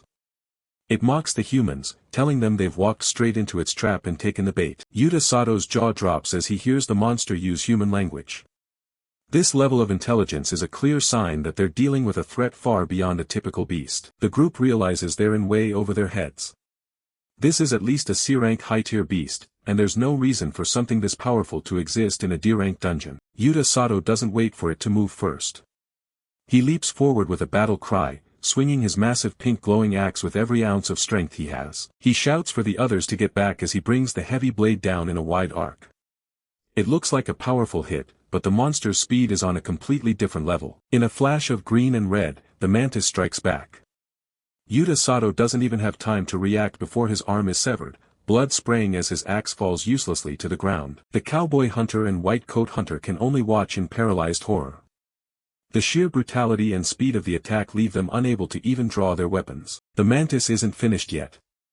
It zips through the group like a ghost, its raspy voice whispering that they should all just give up and die right here. Gong Ting tries to intercept the next move, but a jagged blade punches straight through his shoulder. Blood splatters across his coat as he's pinned by the force of the strike. The monster leans in close, its pink eyes glowing with sadistic glee. It savors the moment, relishing the sight of a human genius being brought so low. Gong Ting grinds his teeth, his face contorting in agony as the blade remains lodged in his flesh. He isn't going down that easily, though. With a roar of defiance, he swings his glowing orange blade upward. He manages to catch the mantis off guard, slicing clean through its arm and forcing the creature to release him. The monster screeches in shock, staring down at its own severed limb. It clearly didn't expect the human to have the sheer willpower to fight back after receiving such a lethal wound. Gong Ting doesn't give the beast a single second to recover. He follows up with a powerful kick that sends the creature skidding across the rocky ground. The mantis claws at the dirt, trying to regain its footing as it retreats. It's injured, but the fight is still very much in its favor. Gong Ting staggers, clutching his bleeding shoulder. He looks over at Si Chen, his expression dark as he insists that the monster targeted him first. His eyes glow with a fierce, golden light. He's determined to handle this himself, telling the others that they aren't allowed to interfere in his battle. Si Chen stays silent, watching his rival's grim resolve. He can see that Gong Ting is pushing himself far past his physical limits just to stay standing. Si Chen's own eyes begin to glow with a sharp, calculating green light. He's analyzing the situation, waiting for the system to give him the information he needs. A system window pops up in Si Chen's vision, identifying Gong Ting as C-rank. Si Chen glances over at the mantis monster and sees that it is also C-rank. In this situation, he can just let Gong Ting handle it on his own without needing to get involved. The cowboy hunter and white coat hunter realize the situation has become hopeless. They beg Gong Ting to seek immediate treatment and suggest a retreat before it's too late. Gong Ting doesn't even look at them. Instead, he ignites a burst of intense flames in his palm and presses the fire directly against his open shoulder wound. Si Chen watches in grim fascination. He realizes Gong Ting is using high-temperature flames to cauterize the injury so he can keep fighting without bleeding out. Smoke and the acrid smell of burning flesh fill the air as Gong Ting stands tall once more.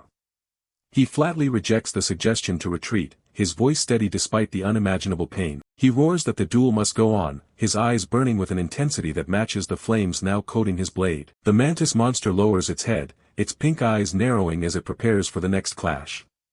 It recognizes that its prey has transformed into something far more dangerous. Gong Ting leaps into the air, his flaming sword held high for a finishing blow. He's putting everything into this final strike, a trail of fire following him as he dives toward the monster. Outside the demon's lair, the investigation team is at a complete standstill.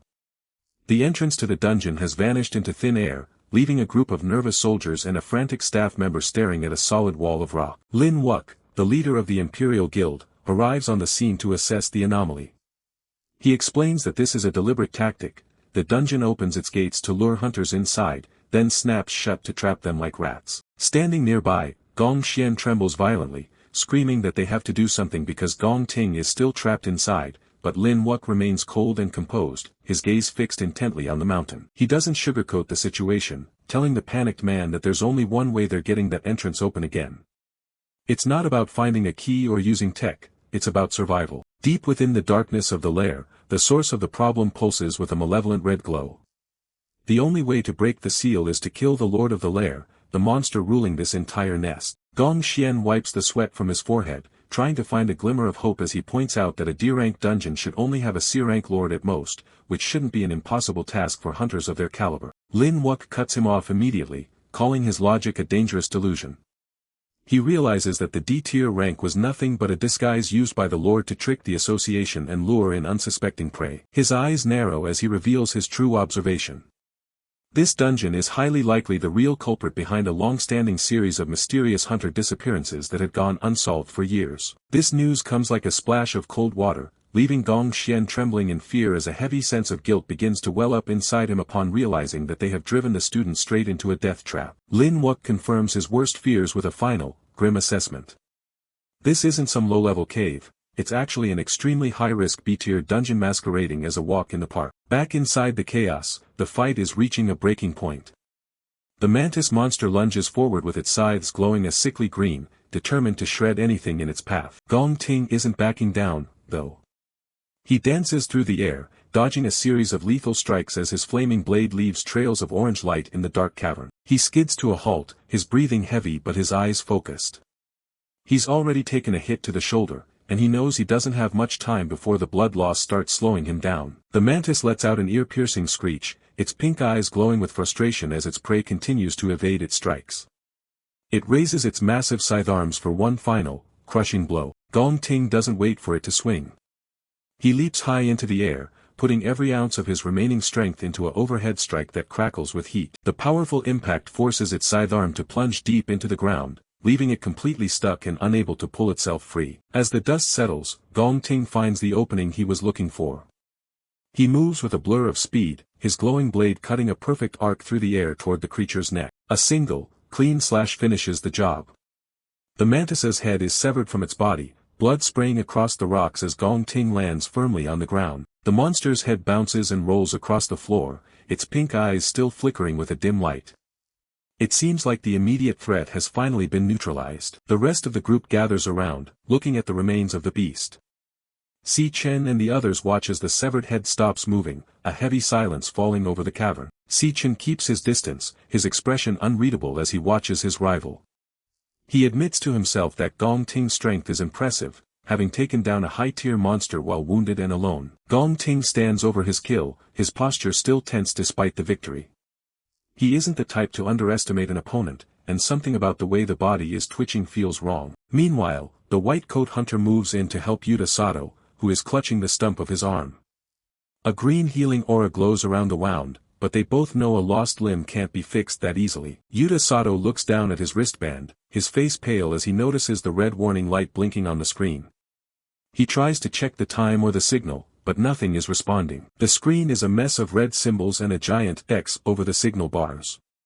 It's official, they've completely lost contact with the outside world, and their navigation gear is dead. The cowboy hunter checks her own equipment and gets the same result. The compass is spinning wildly, and the communication devices are nothing but useless weights now. Nearby, the small camera drone that was supposed to be broadcasting their exam lies shattered on the ground. Its lens is cracked and its lights are dark, meaning no one outside can see what's happening to them. Gong Ting turns his head, sensing a new vibration in the air. He's starting to realize that the victory he just achieved might have been part of a much larger plan. Behind him, the headless body of the mantis monster begins to rise, green blood bubbling from the stump of its neck. It shouldn't be able to move, yet it's standing up as if nothing happened. Before Gong Ting can react, the creature lunges again, its scythes moving in a mindless, violent frenzy. It's like a puppet being pulled by invisible strings, attacking with zero regard for its own lack of a head. Suddenly, a series of yellow slashes appear on the monster's body, tearing it into pieces in a fraction of a second. Si Chen steps in to end it, moving with a speed that the others can barely follow. A series of yellow energy slashes tear the body apart, and a system message confirms he's earned 2,000 experience points for the kill. Gong Ting stares at the smoking remains, his face covered in sweat and blood. He can't wrap his head around how a decapitated monster could still find the strength to launch an attack. Si Chen looks back at him, his red eyes cold. He explains that the monster was never acting of its own will, it was in a hypnotized state from the start, allowing it to move even after its brain was gone. He turns to the rest of the group, his voice sharp with urgency. He warns them that they need to get out of this lair immediately, or they'll be the next ones to lose control of their own bodies. Gong Ting stares at him, half shocked and half suspicious. He demands to know how a student could possibly know so much about the inner workings of a high-tier dungeon like this. Yuta Sato isn't convinced either, shouting through the pain that Si Chen is talking nonsense. He insists that a dungeon of this rank can only house one lord, and they just finished fighting it. Too lazy to argue, Si Chen simply walks past them, while the other hunters insist that the monster they just defeated must be the boss since it was at least an upper C rank, far too powerful for a typical D rank dungeon. Suddenly, his system interface turns blood red, multiple warning signs flashing across his vision. It's detected a high danger, high-rank monster nearby, and the threat level is off the charts. A massive wave of magenta energy ripples through the cavern walls, vibrating with a frequency that pierces straight into the brain. It's the Lord's command, and it's hitting everyone at once. The cowboy hunter is the first to go. Her eyes roll back and start glowing with a terrifying pink light, her body going stiff as the hypnosis takes hold. The white coat hunter and Yuta Sato follow right after, their expressions turning blank and vacant as the same pink glow fills their eyes. They've become puppets in the Lord's game, and their own minds are no longer their own. Si Chen touches his earpiece, a grim expression on his face as he realizes the frequency has already done its work on the others. He's the only one left standing with a clear mind. The air vibrates with intense magenta sound waves, emanating from the Lord's power.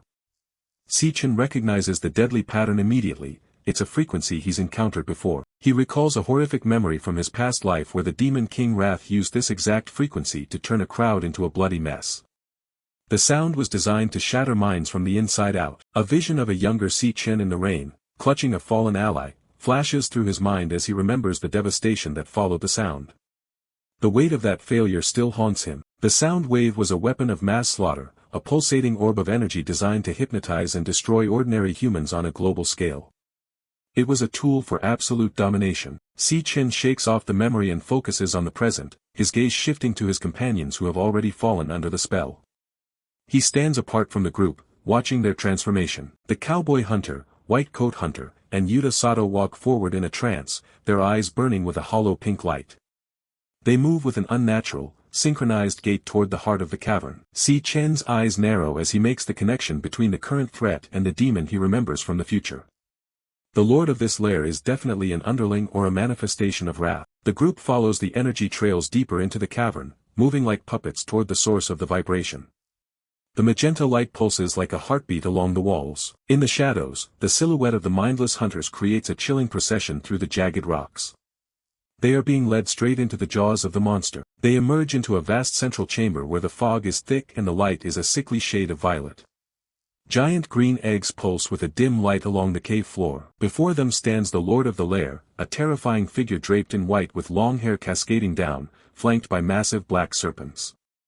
It towers over the hypnotized hunters. The ground is a literal graveyard, piled high with the skeletal remains and discarded gear of every hunter who ever entered this nest. Rusty swords and cracked shields are half buried in the dirt. Si Chen's earpiece glows blue as it emits a counter-frequency, shielding his mind from the alpha band waves that have enslaved the others.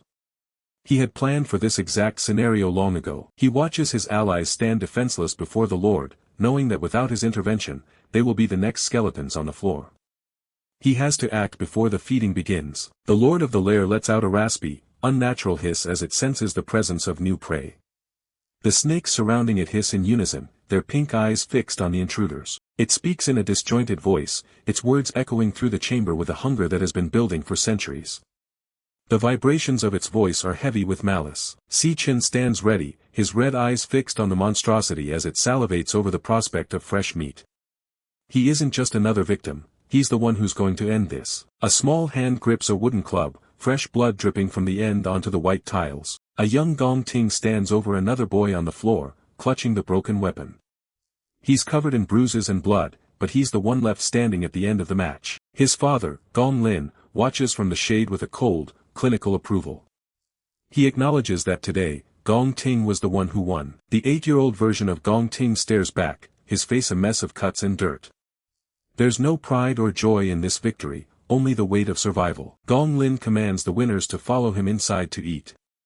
He leaves the losers behind on the pavement without a second glance. Gong Ting's brother, Gong Cheng, stays on the ground. He's forced to kneel there in disgrace all night as punishment for being weak. Night falls, and the moon hangs high over the silent courtyard.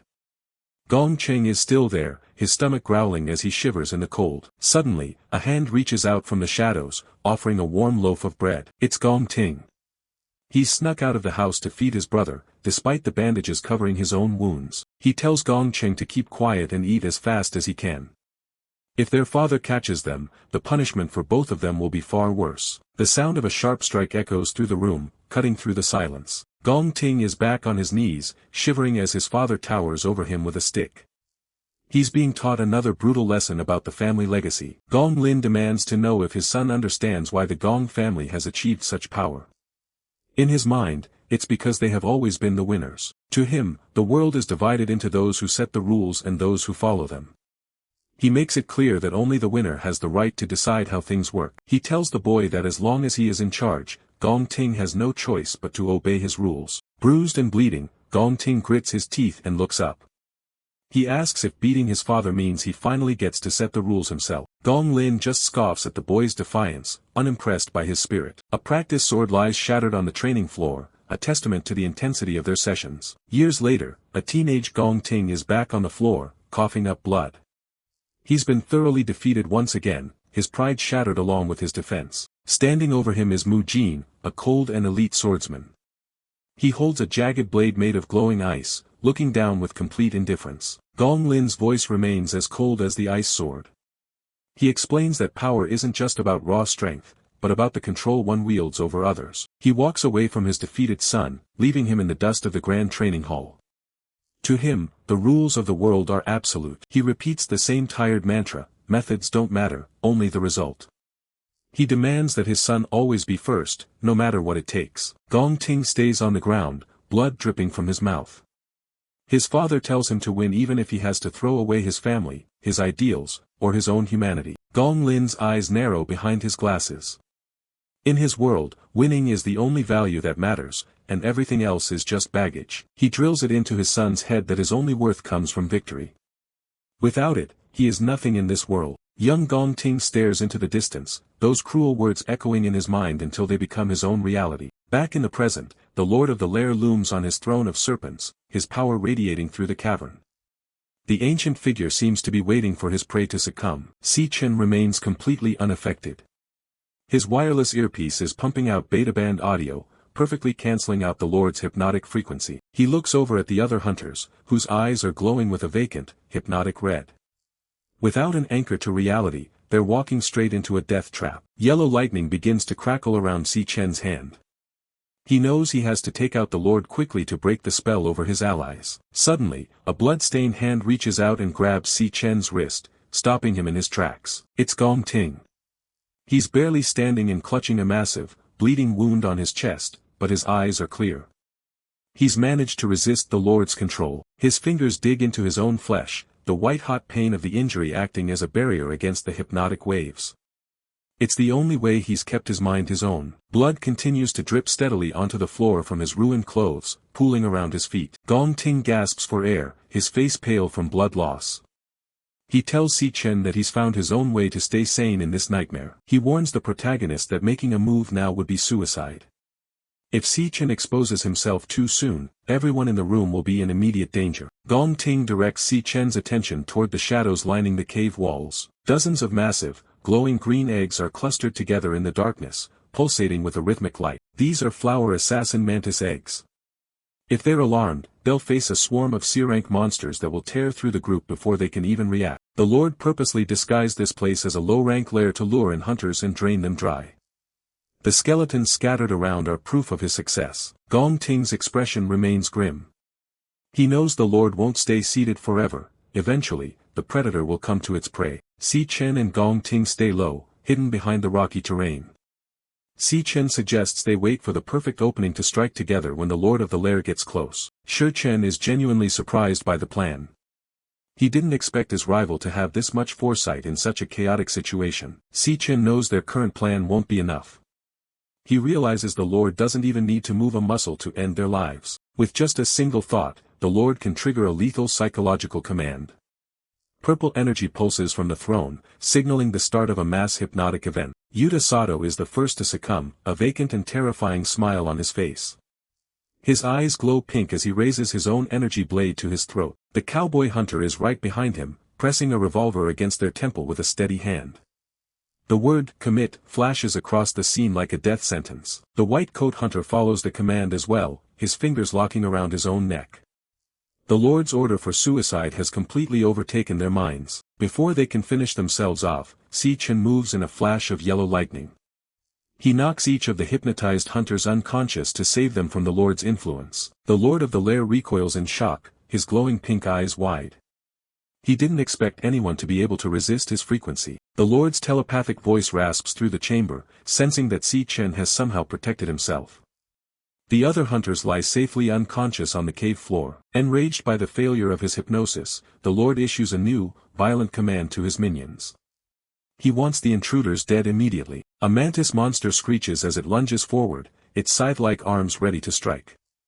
It's part of the swarm that's been waiting in the shadows. Dozens of flower assassin mantises begin to flood the chamber, their pink eyes glowing in the darkness.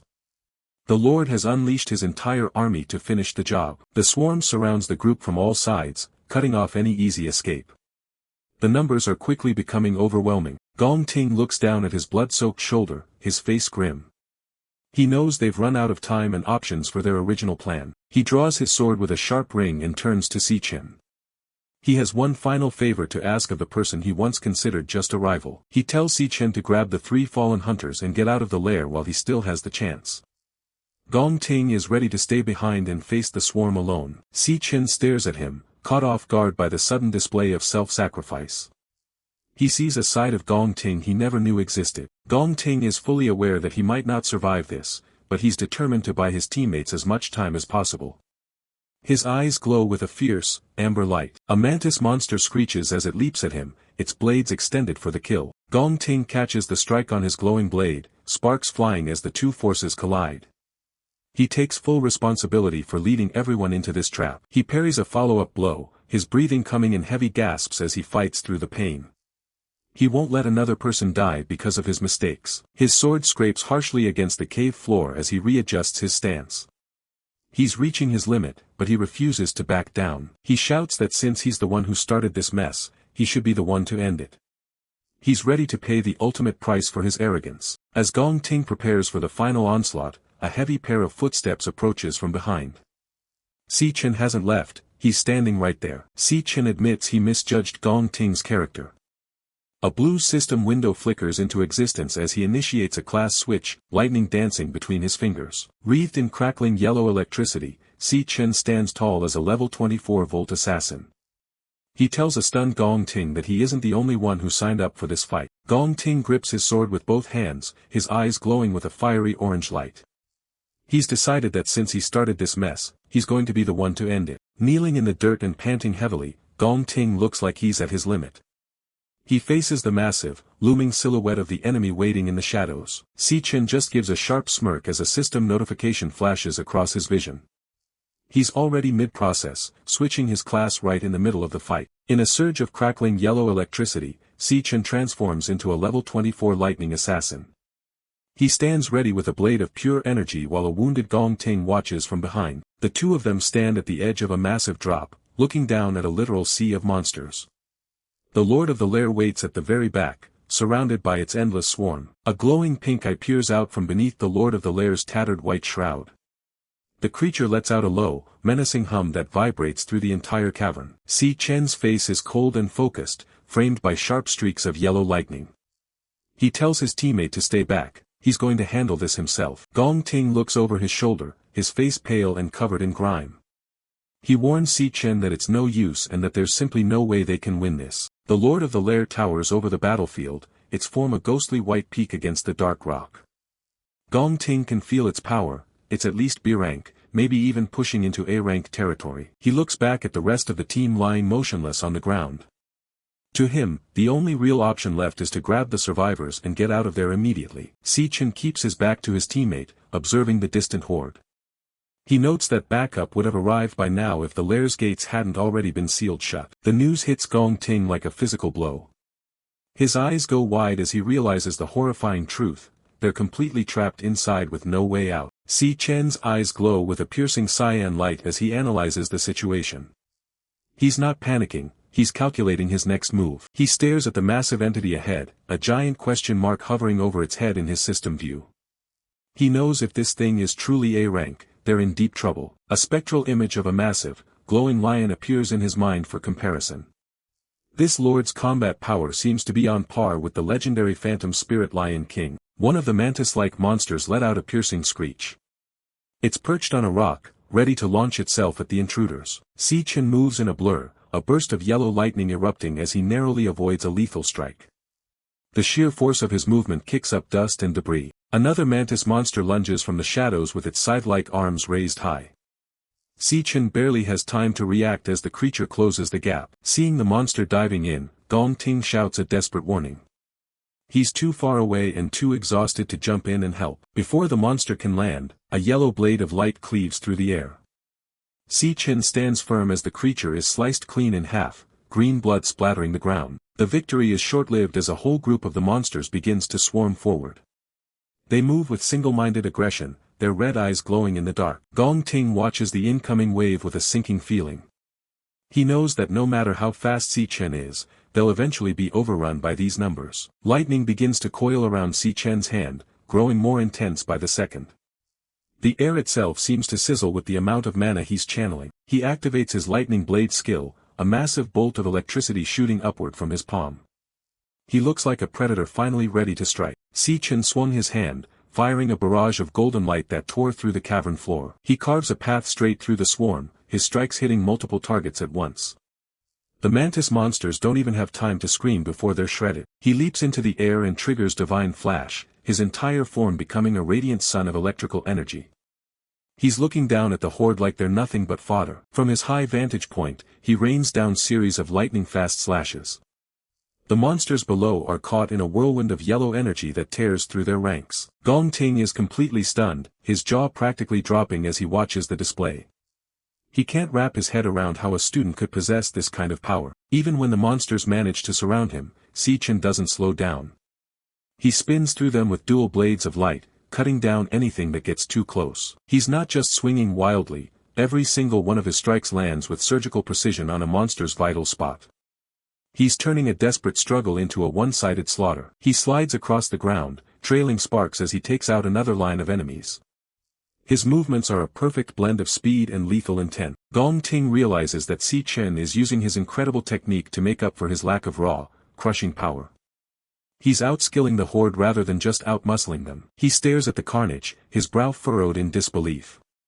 The speed Si Chen is displaying is unlike anything he's ever seen from someone their age. Si Chen is just a blur now, a zigzagging line of yellow light that leaves nothing but dead monsters in its wake. Gong Ting admits it, this kid is at an A-rank level at the very least. A spark of hope finally returns to Gong Ting's eyes. He tightens his grip on his sword, realizing they might actually have a chance to walk out of this lair alive. He stands tall again, his own aura beginning to flare back up. He's not going to just sit there and watch while his teammate does all the heavy lifting. But the Lord of the Lair has seen enough, its single red eye glowing with a hateful light. It lets out a distorted roar, clearly irritated by the human's resistance. The air turns heavy and purple as the Lord activates its ultimate enhancement. The ground beneath it begins to crack and warp from the sudden surge of dark mana. Digital icons flash in the air as the monster's stats begin to skyrocket. Their strength and stamina are being forcibly boosted to a whole new level of dangerous. The small mantis monsters transform into hulking, muscular nightmares with glowing purple eyes. They tower over Si Chen, looking far more durable and aggressive than before. One of the enhanced monsters leans in close, its face a mass of twitching chitin and glowing segments. The Lord's voice echoes through the cavern, promising an immediate and brutal end. Si Chen was a whirlwind of golden energy, his eyes glowing white as the Lord of the Lair growled and threatened to mince him to pieces. He launches himself into the air, leaving a zigzagging trail of yellow lightning behind him. With a surgical strike, he cleaves through a massive mantis-like monster, dark blood spraying across the screen. From the sidelines, Gong Ting looks on in a mix of awe and concern, shouting for Si Chen to hold on just a bit longer. Close up on Si Chen's face, his expression is cold and determined, his eyes burning with unnatural light as he focuses on his next target. He becomes a blur again, carving through multiple enemies with a series of crossing slashes. He stands his ground as another one of the Lord's enhanced minions looms over him with glowing pink eyes. He readies his blade, energy crackling along the metal as the monster lunges. Multiple strikes connect simultaneously, a net of yellow lightning trapping the monster and tearing it apart. The monster lets out one final, distorted roar, its pink eyes wide with shock before it's completely destroyed. Si Chen lands a direct, explosive blow on another creature, the impact causing a massive burst of sparks. He doesn't stop to admire his work, immediately sliding away to reposition himself for the next wave. In the heat of the fight, Si Chen's mind is working overtime. He notes that these enhanced monsters are pushing B-rank levels. Standing before the remaining horde, he realizes their exoskeletons are too thick for quick kills. He needs to find a way to shatter their armor first. Behind him, Gong Ting finally finds his second wind and shouts his thanks to Si Chen for buying him the time he needed. Gong Ting begins a massive power-up, flames erupting from his body as his strength stat maxes out at the cost of everything else. Away from the dungeon, the scene shifts to a quiet apartment where Zhu Tong, Si Yun's classmate, arrives with a bag of drinks. Zhu Tong apologizes for being late and asks Si Yun if her brother is back yet, noticing the empty entryway. The two girls sit down for a meal, and Zhu Tong wonders if Si Chen knows about Si Yun's successful entrance exam results for the art academy. Si Yun realizes they've run out of garlic sauce for their dinner and holds up the empty jar with a sigh. Determined to have a proper celebration, Si Yun decides to run to the supermarket, taking her pet Leo along for the trip. Over at Brother Jie's supermarket, Si Yun completes her purchase and heads out with a fresh bag of supplies. She walks through the evening streets, patting the bag and calling Leo a good boy for being so quiet. Inside the bag, Leo is perfectly happy, munching away on some cookies without making a single sound. Si Yun keeps walking, promising Leo even more treats later, completely unaware that she's being watched. A dark silhouette lingers at a distance, following her every turn through the quiet neighborhood. Three suspicious-looking thugs are tucked away in a corner, one of them confirming over an earpiece that they have eyes on the target. One of the thugs holds up a photo of Si Yun, asking his boss if they should make their move right now. The orders come back quick, they're to just tail her for now and wait until she hits a blind spot without any cameras. Si Yun continues her walk home, her footsteps echoing in the empty street. Just a few paces behind, the heavy boots of the thugs keep perfect rhythm with her pace. Sensing something is off, Si Yun glances back, wondering why these creeps have been following her ever since she left the store. The thugs don't bother hiding anymore, their faces twisted into menacing grins as they close the distance. Leo senses the danger too, the little creature letting out a low growl from inside the bag. Si Yun clutches the bag tighter and tells Leo to stay hidden,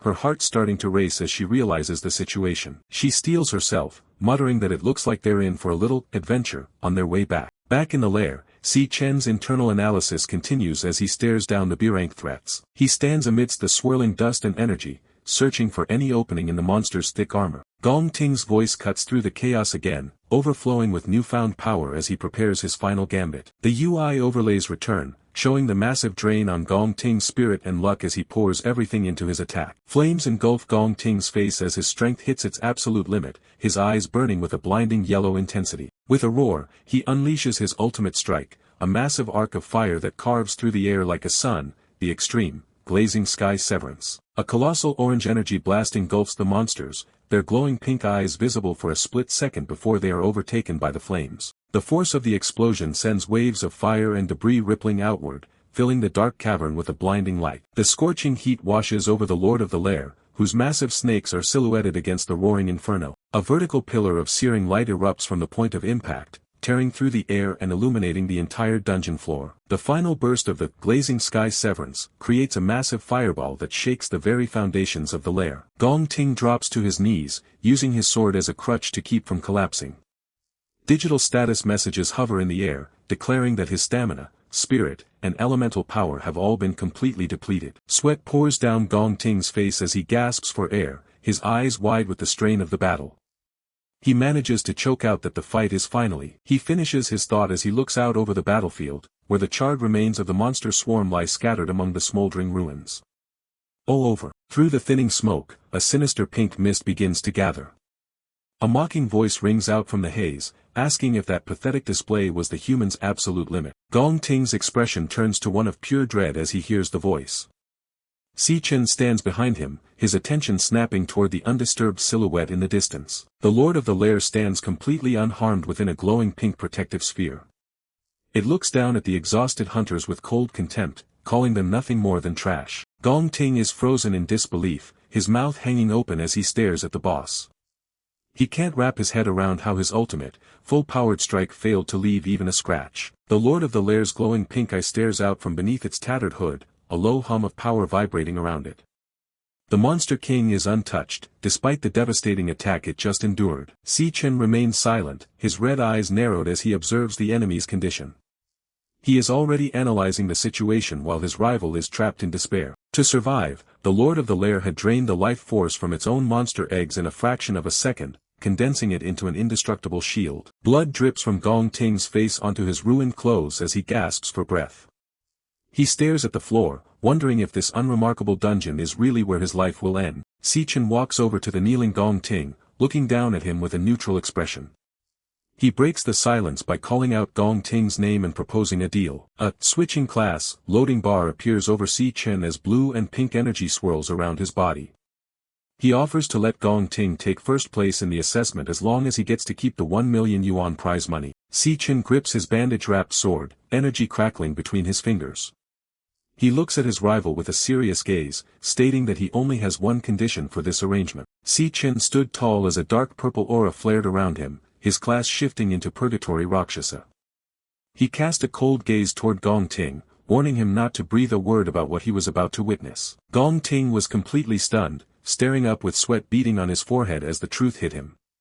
He stammered, unable to speak, terrified to realize that Si Chen was actually a rare dual-class awakener. Purple wisps of energy begin to rise from the remains of the monsters littered across the dungeon floor. The glowing essence drifts through the air, being drawn toward Si Chen as he prepares to activate a devastating skill. He triggers Myriad Bones to Ruin, a Star Warrior skill that absorbs the stamina and strength of the fallen. A notification pops up, explaining that the nearby corpses are being converted directly into raw power for the user. A blinding pillar of purple light erupts from Si Chen, and the word strength flashes repeatedly in the air. The massive power boost sends shockwaves throughout the chamber, cracking the stone beneath his feet. Gong Ting is forced to shield his eyes, huddled against the wall as the sheer pressure of the energy nearly blows him away. He's left speechless, watching as the young hunter transforms into something far more dangerous. From the shadows, the Wrath Illusionist watches the power surge, its single pink eye glowing beneath its hood. The branch-like horns on its head quiver as it senses the sudden shift in the battlefield's energy. A puff of steam escapes Si Chen's mouth as he bares a row of sharp, monstrous teeth. He looks less like a human student and more like a predator ready to claim its prize. With his stamina and strength pushed to their absolute limits, Si Chen stares down the boss with a terrifying, calm focus. He flatly states that he's going to butcher the Lord himself, his body wreathed in dark flames. The illusionist isn't backing down, raising a hand as it begins to chant a dark incantation called Requiem. A pulse of energy surges from its palm, gathering power for a mental assault. It unleashes Enigma, surrounding itself with a vibrant green sphere of energy that vibrates with a low, deafening hum. Jagged pink bolts strike the ground around it as the boss tries to seize control of the room. Gong Ting collapses, clutching his head as the boss's hypnosis takes hold of his mind. He grits his teeth in frustration, hating that he's fallen victim to the same trick twice in one day. Si Chen stands perfectly still in the middle of the energy storm, the purple aura of his class acting as a shield for his mind. He doesn't say a word, his expression cold as he watches the boss's desperate attempt to stop him. The spirit's eye widens in pure shock when it realizes its hypnosis is having zero effect. A question mark pops up as it stares at the human who should be on his knees, begging for mercy. Si Chen starts walking forward, his heavy boots thudding against the ground while a massive, jagged weapon hums in his hand. The boss screams out, demanding to know how its hypnosis could be completely ineffective. The spirit pulls back, gathering its energy into a move it calls the ultimate strike. The entire chamber is bathed in a sickly pink light as it prepares to unleash its full power to end the intruder. It bellows, "Sonic Hell," releasing a massive, circular shockwave of sound from within its protective barrier. The ripples of energy tear through the air, designed to shred the internal organs of anything in their path. The sonic blast sweeps across the room, kicking up dust and debris as the sound waves hammer against the walls. Si Chen remains anchored in the center of the storm, seemingly unfazed by the destructive noise. Gong Ting is having a much harder time, stabbing his sword into the ground to keep from being blown away. Blood trickles from his eyes and ears as he groans in agony, unable to believe Si Chen is still standing. The illusionist's eye glows with an intense, star-like flare as it pours every bit of its remaining mana into the sonic attack. It's determined to crush this human who refuses to fall. Si Chen's eyes crackle with blue lightning as he bares his sharp teeth, his focus locked onto the boss. He's done being patient and prepares to deliver a counterstrike that will end the fight for good. He takes a heavy step forward, his boot cracking the stone floor under the sheer weight of his boosted stats. The shockwave from his movement ripples through the chamber, signaling the start of his final assault. The spirit stays safely tucked away inside its green energy shield, hovering high above the floor as it continues to scream. It looks down at Si Chen with a mix of defiance and growing terror. As Si Chen continues his steady march through the sonic storm, the boss's shock turns into pure desperation. It screams out, wondering how it's possible that it can't even lay a scratch on him. The illusionist summons a massive, dark serpent that lunges from the shadows with its jaws wide open. It commands the beast to tear Si Chen to shreds, hoping a direct physical attack will finally work. Si Chen doesn't even slow down, pulling his weapon back as blue tattoos glow brightly along his arm. He tracks the giant snake's movement with a cold, predatory gaze. In one swift, horizontal motion, he cleaves through the serpent's neck, sending a massive spray of dark blood into the air. The beast's head is severed before its fangs can even get close. The severed head thuds onto the ground, the life fading from its glowing eye as it skids across the floor. Si Chen stands over the carcass, his aura flaring as he prepares for the next wave. The boss continues its frantic defense, summoning even more giant snakes that dive down from the ceiling. They hiss and snap at him from all sides, surrounding him in a coordinated strike. Si Chen's eyes glow with an intense blue light as the energy from his tattoos surges through his body. He doesn't flinch, his expression remains fixed in a cold, deadly grin. He moves like a blur of purple and blue, his weapon carving through the dark snakes with terrifying precision. Blood splatters across the floor as he turns the boss's summons into a pile of useless meat. Leaping high into the air, Si Chen brings his glowing blade down with a massive overhead swing. He leaves a trail of purple fire behind him, descending on the boss like a falling star. The illusionist huddles inside its green sphere, its eye darting around in panic as Si Chen closes the distance. It braces for the impact, still banking on its magical defense to keep it safe. The spirit screams that its defense is absolutely invincible, its voice echoing with a mix of arrogance and pure terror. It refuses to accept that its barrier could ever be broken. Si Chen hovers mid-air above the boss, his silhouette framed by a chaotic swirl of energy as he mocks its claim. He raises his weapon high, prepared to prove the spirit wrong. He brings the blade down with everything he's got, once again activating myriad bones to ruin, to channel the essence of the fallen. The energy from the corpses fuels his strike, turning it into a hammer of pure destruction. A close-up shows Si Chen's face twisted in a roar of effort, his teeth bared and his eyes glowing with white-hot light. His strength reaches its absolute peak, and the system confirms he's hit strength max. The supposedly invincible barrier shatters like glass under the weight of the strike. Jagged green shards fly everywhere as the protective sphere is completely obliterated, leaving the boss exposed. The illusionist is thrown back by the force of the explosion, its glowing core exposed as it lets out a cry of disbelief. It can't process that its ultimate defense has been reduced to splinters. Gong Ting stares in wide-eyed wonder, his mouth hanging open as he witnesses the impossible. He's completely stunned that a single strike was enough to shatter the Lord's barrier. Si Chen doesn't give the spirit a moment to breathe, gathering a massive ball of glowing blue energy in his hand. The examiner can only watch in awe, wondering just what kind of monster Si Chen truly is. He unleashes the Tri-Phase Calamity, Hypermass Mode, a devastating strike that sends a pillar of energy through the boss's body. The illusionist is swallowed by the light, its physical form beginning to disintegrate in the wake of the explosion. A massive shockwave erupts as the attack connects, blasting a crater into the ground. A pillar of white energy shoots into the dark sky, signaling the total destruction of the dungeon boss. Violent clouds of purple and black smoke swirl across the battlefield, carrying with them the dying remnants of the illusionist's dark power. As the dust settles, the Wrath Illusionist is pinned to the cracked earth, its skeletal form crumbling into shadow. Si Chen looms over it, glowing red sparks still crackling around his hands. He demands answers, his voice cold and steady as he asks the spirit about its connection to the Demon King, Wrath. The boss can only stammer in disbelief, its arrogance completely shattered. The illusionist's single glowing eye narrows in shock as it realizes Si Chen knows far more than he should. It questions how a mere human could possibly know the name of its lord. Si Chen leans in, his red eyes glowing with a predatory intensity that makes the spirit flinch. He commands it to speak, his presence alone enough to suppress the boss's fading aura. The spirit mocks him, wondering why it should help him break the seal that keeps Wrath imprisoned. It reveals that the Demon King was sealed away by someone, a fact that catches Si Chen off guard. Si Chen's expression shifts as he processes the information, surprised to hear about the seal. He realizes the history of this world is deeper and more complex than he imagined. The illusionist lets out a final, chilling laugh as its physical form begins to dissolve into thin air. It cackles that the Demon King's return is inevitable and that Si Chen is already too late. A dark, swirling mass of energy is all that remains of the boss as it lets out a last derisive laugh. It promises that, Wrath, will soon walk the earth once again, bringing total destruction with him. The spirit's voice echoes through the chamber, claiming the demon army will rise to slaughter the human race down to the very last man.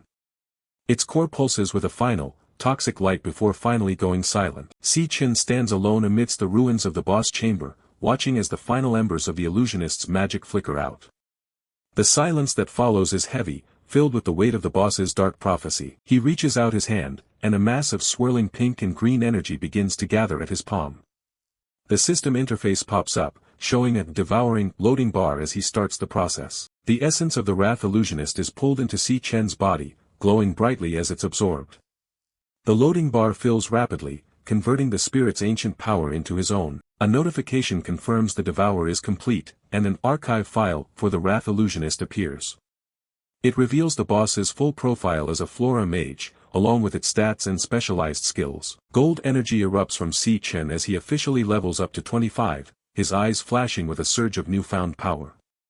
A new class card, the Flora Mage, manifests in his hand, marking his absolute victory. Si Chen stares at the card, his thoughts turning to the boss's final words about the Demon King. He realizes that, Wrath, didn't just appear 3 years from now, he had already descended on the human realm long ago. He narrows his eyes, troubled by the mystery of why such a powerful being was sealed away for an unknown reason. He knows there's a huge piece of the puzzle he's still missing. A sudden cough breaks the silence, drawing Si Chen's attention back to the present. He turns to see the wounded Gong Ting struggling to stay upright among the debris of the chamber. Gong Ting coughs up a spray of blood, his face pale and battered from the earlier struggle. He admits he never expected Si Chen to be a dual-class awakener, his voice filled with a mix of shock and respect. Barely able to stand, Gong Ting concedes the match, acknowledging that Si Chen is far stronger than he ever imagined. He officially declares him the victor of the assessment. He offers a deal, promising to keep Si Chen's secret as a dual-class user hidden from the guild. Si Chen remains silent, his back to the man as he processes the promise of secrecy. Gong Ting lets out a pained groan, the internal damage from the boss's attacks finally catching up to his body. He spits out more blood, his limbs trembling under the intense strain. He collapses against the stone wall, clutching his chest as he struggles to catch his breath. His breathing is ragged, and it's clear he won't be able to move much further without help. He tells Si Chen to hold on just a little longer, as the exit to the demon lair should have reopened now that the Lord is dead.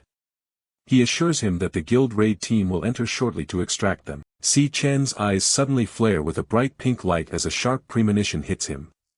He senses a new, looming threat from the outside world that feels far more dangerous than anything in this dungeon. A vision flashes in his mind of a single, glowing pink eye surrounded by a chaotic, static-like energy.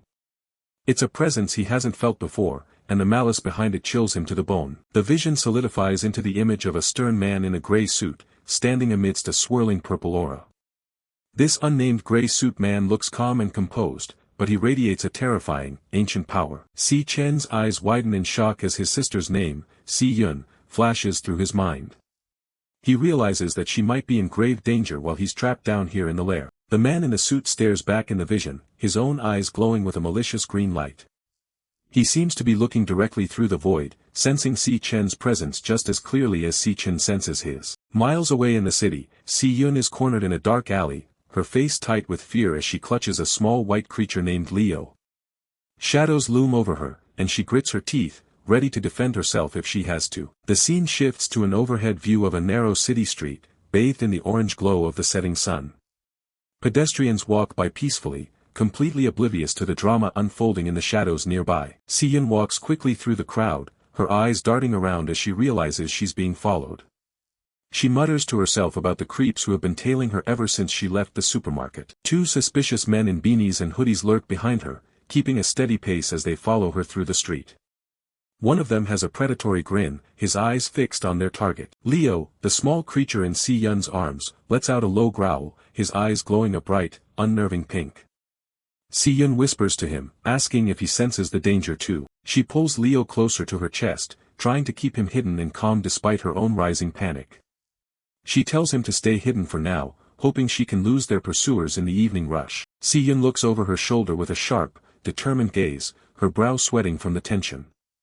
She tells herself that they're just in for a little adventure, trying to keep her fear in check. A memory of advice flashes in her mind: if you're being followed by strangers, head immediately for a crowded area. She picks up her pace, heading toward the bright lights of the busy restaurant district. The street ahead is packed with evening shoppers and diners, a chaotic sea of people that she hopes will offer her cover. The chatter and noise of the district provide a temporary sense of security. She ducks into the thick of the crowd, pulling her hood up as she tries to blend in with the passing strangers. She hopes that the sheer volume of people will make it impossible for the thugs to track her movements. Behind her, the thugs are forced to shove people aside, causing a stir among the shoppers. One of them yells at a pedestrian to move out of the way, their frustration growing as they lose sight of their target. Si Yun doesn't look back, weaving through the groups of people with a focused and hurried expression. She's confident that she can easily shake them off in this maze of busy streets. The thugs stop in the middle of the crowded sidewalk, their heads whipping around as they search for any sign of Si Yun. They're completely baffled by her sudden disappearance while they were distracted. One of the thugs, wearing a dark beanie and a nose ring, grits his teeth in frustration. He curses under his breath, realizing they've completely lost her in the sea of pedestrians. Meanwhile, Si Yun sprints into a narrow, dimly lit alleyway, her breathing heavy and frantic. She clutches her bag tight, hoping she's finally shaken her pursuers. She stops to lean against a wall, a single bead of sweat rolling down her cheek as she looks back toward the main street. She whispers to herself that she's finally lost them, unaware of the trap she's just walked into. A sudden, sharp sound of a footstep echoes through the alley, making Si Yun freeze in place. A tall, imposing shadow stretches across the pavement toward her. The unnamed gray suit man stands calmly in the middle of the alley, a half-burned cigarette dangling from his lips. He looks at Si Yun with a cold, predatory gaze and remarks that they've been waiting for her. Si Yun's eyes go wide with terror as she stares at the mysterious man. She demands to know who he is and how he could possibly know the location of her home. Her heart sinks as she hears footsteps approaching from behind and turns to see the two thugs from the street emerging from the shadows. She's completely cornered, with no way out of the narrow passage. One of the thugs lets out a mocking laugh, his eyes filled with malicious intent. They move in closer, confident that they finally have their prey right where they want her. Suddenly, a blast of frost magic hits the ground around Si Yun, freezing her sneakers to the pavement. She lets out a startled gasp as the sudden cold bites through her shoes. The force of the magic knocks her off balance, and she falls hard onto her side. She groans in pain, her bag spilling its contents as she struggles to break free from the ice. One of the thugs, his hands glowing with a cold blue aura, looms over her and mocks her exhaustion. He tells her she must be tired from all that running and should take a seat. Si Yun looks up with a defiant but terrified expression, her red eyes shimmering with unshed tears as she realizes she's trapped. The lead thug, with a cruel, drooling grin and a flickering blue eye, leans in closer. He mocks her further, saying they're going to have some fun together in the quiet alley. Si Yun screams in terror, cringing away and shielding her face as the thug reaches out his hand to grab her. Out of nowhere, a massive, white-furred fist slams into the thug's face with bone-shattering force. A spray of blood erupts as the man's head is snapped back by the sheer power of the blow. The thug is sent hurtling through the air, crashing into the stone steps at the end of the alley with a sickening thud. The suddenness of the counterattack leaves the other thug frozen in shock. The unnamed gray suit man, who had been watching from the sidelines, narrows his eyes in surprise. He lets out a soft, "Oh," his curiosity finally piqued by the sudden turn of events. A massive, white-furred paw slams onto the cracked pavement, its sharp claws digging into the stone as a wave of pink and purple energy erupts from the impact. A giant white lion, wreathed in a flickering purple aura, towers over the alley and shields the terrified Si Chen.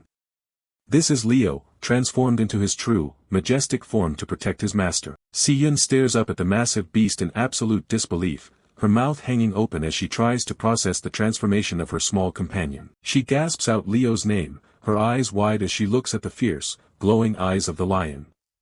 She never knew the small, fluffy creature was capable of such devastating power. The remaining thug is paralyzed with horror, his face splattered with his partner's blood.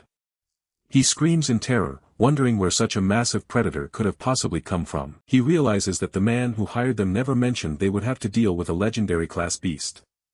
He backs away as the giant lion looms over him, its low growl vibrating through the air. Leo unleashes a deafening roar that echoes through the narrow alley, his white mane billowing as purple energy flares around him. The thug tries to mount a desperate defense, his fists glowing with a faint yellow aura. He lets out a panicked cry, readying a strike even though he's clearly outmatched. In a sudden flash of pink light and sparkling dust, the giant lion vanishes, leaving the alley empty once again. Si Chen sits on the ground, blinking in confusion at the sudden change. Leo has shrunk back to his small, fluffy form and lies on the pavement, his eyes spinning in dizzy circles. The massive strain of the transformation has left him completely drained and disoriented. Si Yun's eyes are filled with worry as she sees her small friend in such a state. She gasps his name, her voice trembling with concern for his safety. She gently scoops the small, exhausted Leo into her arms, hugging him tight as she asks what happened to him. She's terrified that the transformation has taken too great a toll on his tiny body. The unnamed gray suit man looks down at the tiny creature with a look of utter disappointment. He remarks that he thought it was some kind of terrifying magical beast, but it was just a weakling. With a casual flick of his wrist, the man summons thick, thorny vines that burst through the pavement with a loud crack. The vines easily lift and shatter a massive slab of concrete as they lash out. He walks toward Si Chen, surrounded by writhing, sentient vines that glow with an ominous green light. He mocks Leo's attempt to save her, noting that the beast couldn't even last 10 seconds against his power. Si Chen is backed into a dead end, thorny vines snaking around her while she desperately protects Leo. Black hide towers over her, a cruel grin on his face as the vines tighten their circle. He's tired of games, his eyes glowing with a sickly green light as he demands she stop wasting his time. Si Chen grits her teeth, terrified as he makes a disgusting suggestion for her to strip. His expression twists into a leer, offering to help her if she won't do it herself. Suddenly, the air shifts as a system notification triggers the use of Stellar Leap. A blinding purple flash erupts in the narrow alley, cutting right through the darkness. The shockwave of the teleportation is massive, slamming into the surrounding thugs and throwing them back. Dust and debris cloud the air as the impact of the leap shatters the ground. Si Chen stands there, eyes glowing with a cold, violet light as he calmly checks on his sister. One of the lackeys can only stare in horror, sweating as he wonders where this kid even came from. Si Chen quickly warns him that these guys are all awakeners, her voice trembling with worry. Si Chen just gives a small, dangerous smile, telling her everything's fine now that he's there. Black Hide's hand slams into a locker, green energy surging through his fingers in a fit of rage. He's fuming, cursing himself for letting his guard down even for a second. Massive, thorn-covered vines erupt from his body, his muscles bulging as he prepares to go all out. The leader's face is a mask of pure fury, promising to take their heads and squeeze more money out of his client. Si Chen doesn't even flinch, telling Si Chen to stay behind him as he prepares to finish the job. His gaze turns lethal, the dark red glow in his eyes signaling the start of a very one-sided cleanup. The memory of another warehouse flashes back, where a younger, helpless Si Chen was surrounded by bullies. His arrogant cousin stands over him, shouting insults and calling him a parasite. The older kids don't hold back, kicking and punching the boy while he curls up on the dusty floor. A heavy metal pipe suddenly clatters into view, drawing the cousin's attention away from the beating. It's little Si Chen, shaking like a leaf but holding the pipe high, begging them to let her brother go. The cousin just laughs, finding it hilarious that the little parasite thinks she can save anyone. As the bully starts toward her, young Si Chen reaches out, his voice cracking as he tells him to stay away. He reminds the cousin of his promise, that he would never lay a finger on Si Yun. The cousin doesn't care, his gap-toothed grin widening as he proudly declares the deal is off. He laughs in her face, saying she practically begged for a beating by interfering. That was the final straw. Si Chen is suddenly on his feet, a heavy brick clutched in his hand. The brick connects with a sickening crunch, sending blood and teeth flying. The other bullies can only watch in shock as the kid they were just beating turns into a monster. Si Chen is in a blind, feral rage, screaming at the top of his lungs with the brick raised high. He lunges at the next one, his movements a blur of pure violence while Si Yun watches from the shadows. "How dare you!" he roars, his eyes wide and bloodshot as he closes the distance. The arrogant cousin's smug face instantly vanishes, replaced by a look of sheer, paralyzing terror. Si Chen brings the brick down with everything he's got, screaming at him for breaking his word. He tackles the bully to the ground, the force of the impact shaking the entire warehouse floor. The cousin is left bloodied and broken, sobbing that Si Chen is a complete lunatic. Back in the present, the same protective fire burns in Si Chen's eyes as he reassures his sister. He tells her to stay right where she is, his silhouette casting a long, dark shadow in the alley. He's not just there to save her, he's there to make sure these guys never walk again. The three thugs charge forward at once, crackling with energy as they close in on Si Chen. Si Yun watches in a panic, terrified that her brother is about to be overwhelmed by three ruthless awakeners. The lightning user leads the pack, his fist glowing as Si Yun wonders if her brother can even survive this. He lunges with a wild punch, screaming at the little brat to stop acting tough. Si Chen doesn't even move until the last second, landing a bone-shattering counter that sends the thug flying back in a spray of blood. Si Yun is frozen in shock, her eyes wide as she tries to process her brother's insane speed. Without missing a beat, Si Chen shifts his weight, his foot digging into the pavement to prepare for the next attacker. The second thug leaps into the air, brandishing a glowing blue dagger as he tries to drop down on him. It's a futile effort.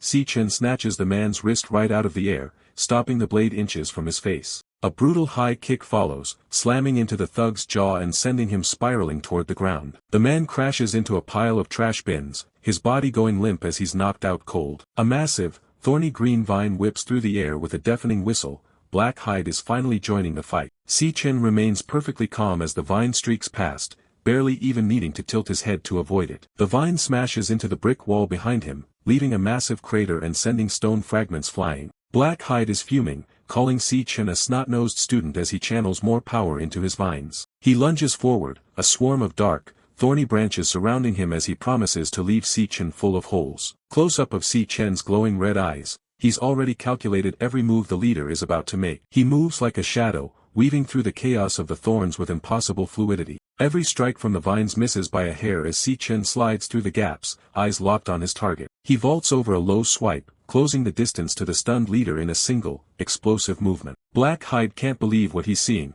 sweating as he realizes his movement techniques are completely outclassed. Si Yun finally remembers that her brother isn't just an awakener, he's the top-ranked champion of the entire entrance exam. Si Chen winds up a punch that carries the weight of a freight train, his silhouette dark against the light. The blow connects with Black Hide's jaw, shattering teeth and sending blood splattering across the alley. The force of the punch is so immense it sends the gang leader tumbling through the air like a ragdoll. He slams into a wall at the end of the alley, the impact throwing up a massive cloud of dust and debris. Si Chen stands over the aftermath, looking down at the broken leader with a gaze that is entirely cold. The alley is silent now, with the other thugs scattered across the pavement, completely incapacitated. A close-up reveals one of the thugs slumped against a wall, his face a swollen, bloody mess. Si Chen's voice is calm as he turns back to his sister, telling her to take Leo and go home immediately. He tells her he'll follow as soon as he hands these guys over to the city guard, keeping the truth of his plans from her. Si Yun clutches Leo to her chest, giving a small, worried nod as she prepares to leave. Night falls, and the moon's pale light shines into a dark, stone-walled room far from the alleyway. Black Hide groans as he begins to stir,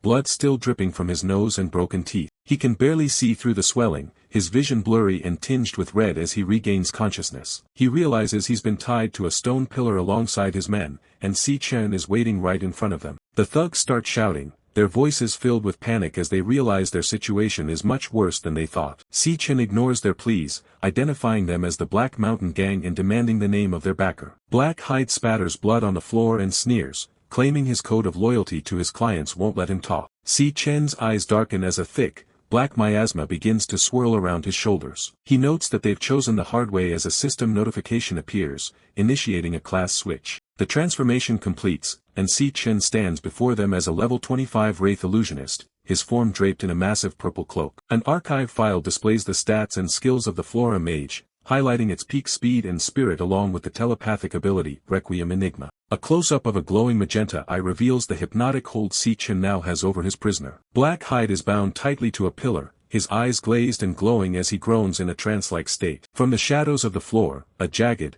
thorny vine erupts with lethal intent. The other thugs watch in horror, one of them screaming for their boss to snap out of it as the magical vines coil around them. Si Chen's eyes burn with a cold, pink light as he activates the Requiem Enigma, his voice dropping to a deadly whisper. A thorny vine spears through Black Hide's leg, blood spraying across the stone floor as the interrogation begins in earnest. Si Chen remains unmoved by the carnage, his gaze fixed on the broken leader as he prepares the next strike. Another vine pierces through Black Hide's hand, eliciting a muffled groan of agony from the hypnotized man. Si Chen looms over his captives, declaring that this suffering is the exact price for their actions. He recalls the image of a terrified Si Yun, making it clear that his brutality is a direct response to them threatening his sister. One of the thugs is pushed to the brink of insanity, screaming at Si Chen in terror after witnessing the ruthless torture. Si Chen's glowing eye shifts toward the screaming man, his voice chilling as he marks the thug as his next target. The thorny vines loom over the terrified thug, who lets out a piercing scream as his turn for judgment arrives.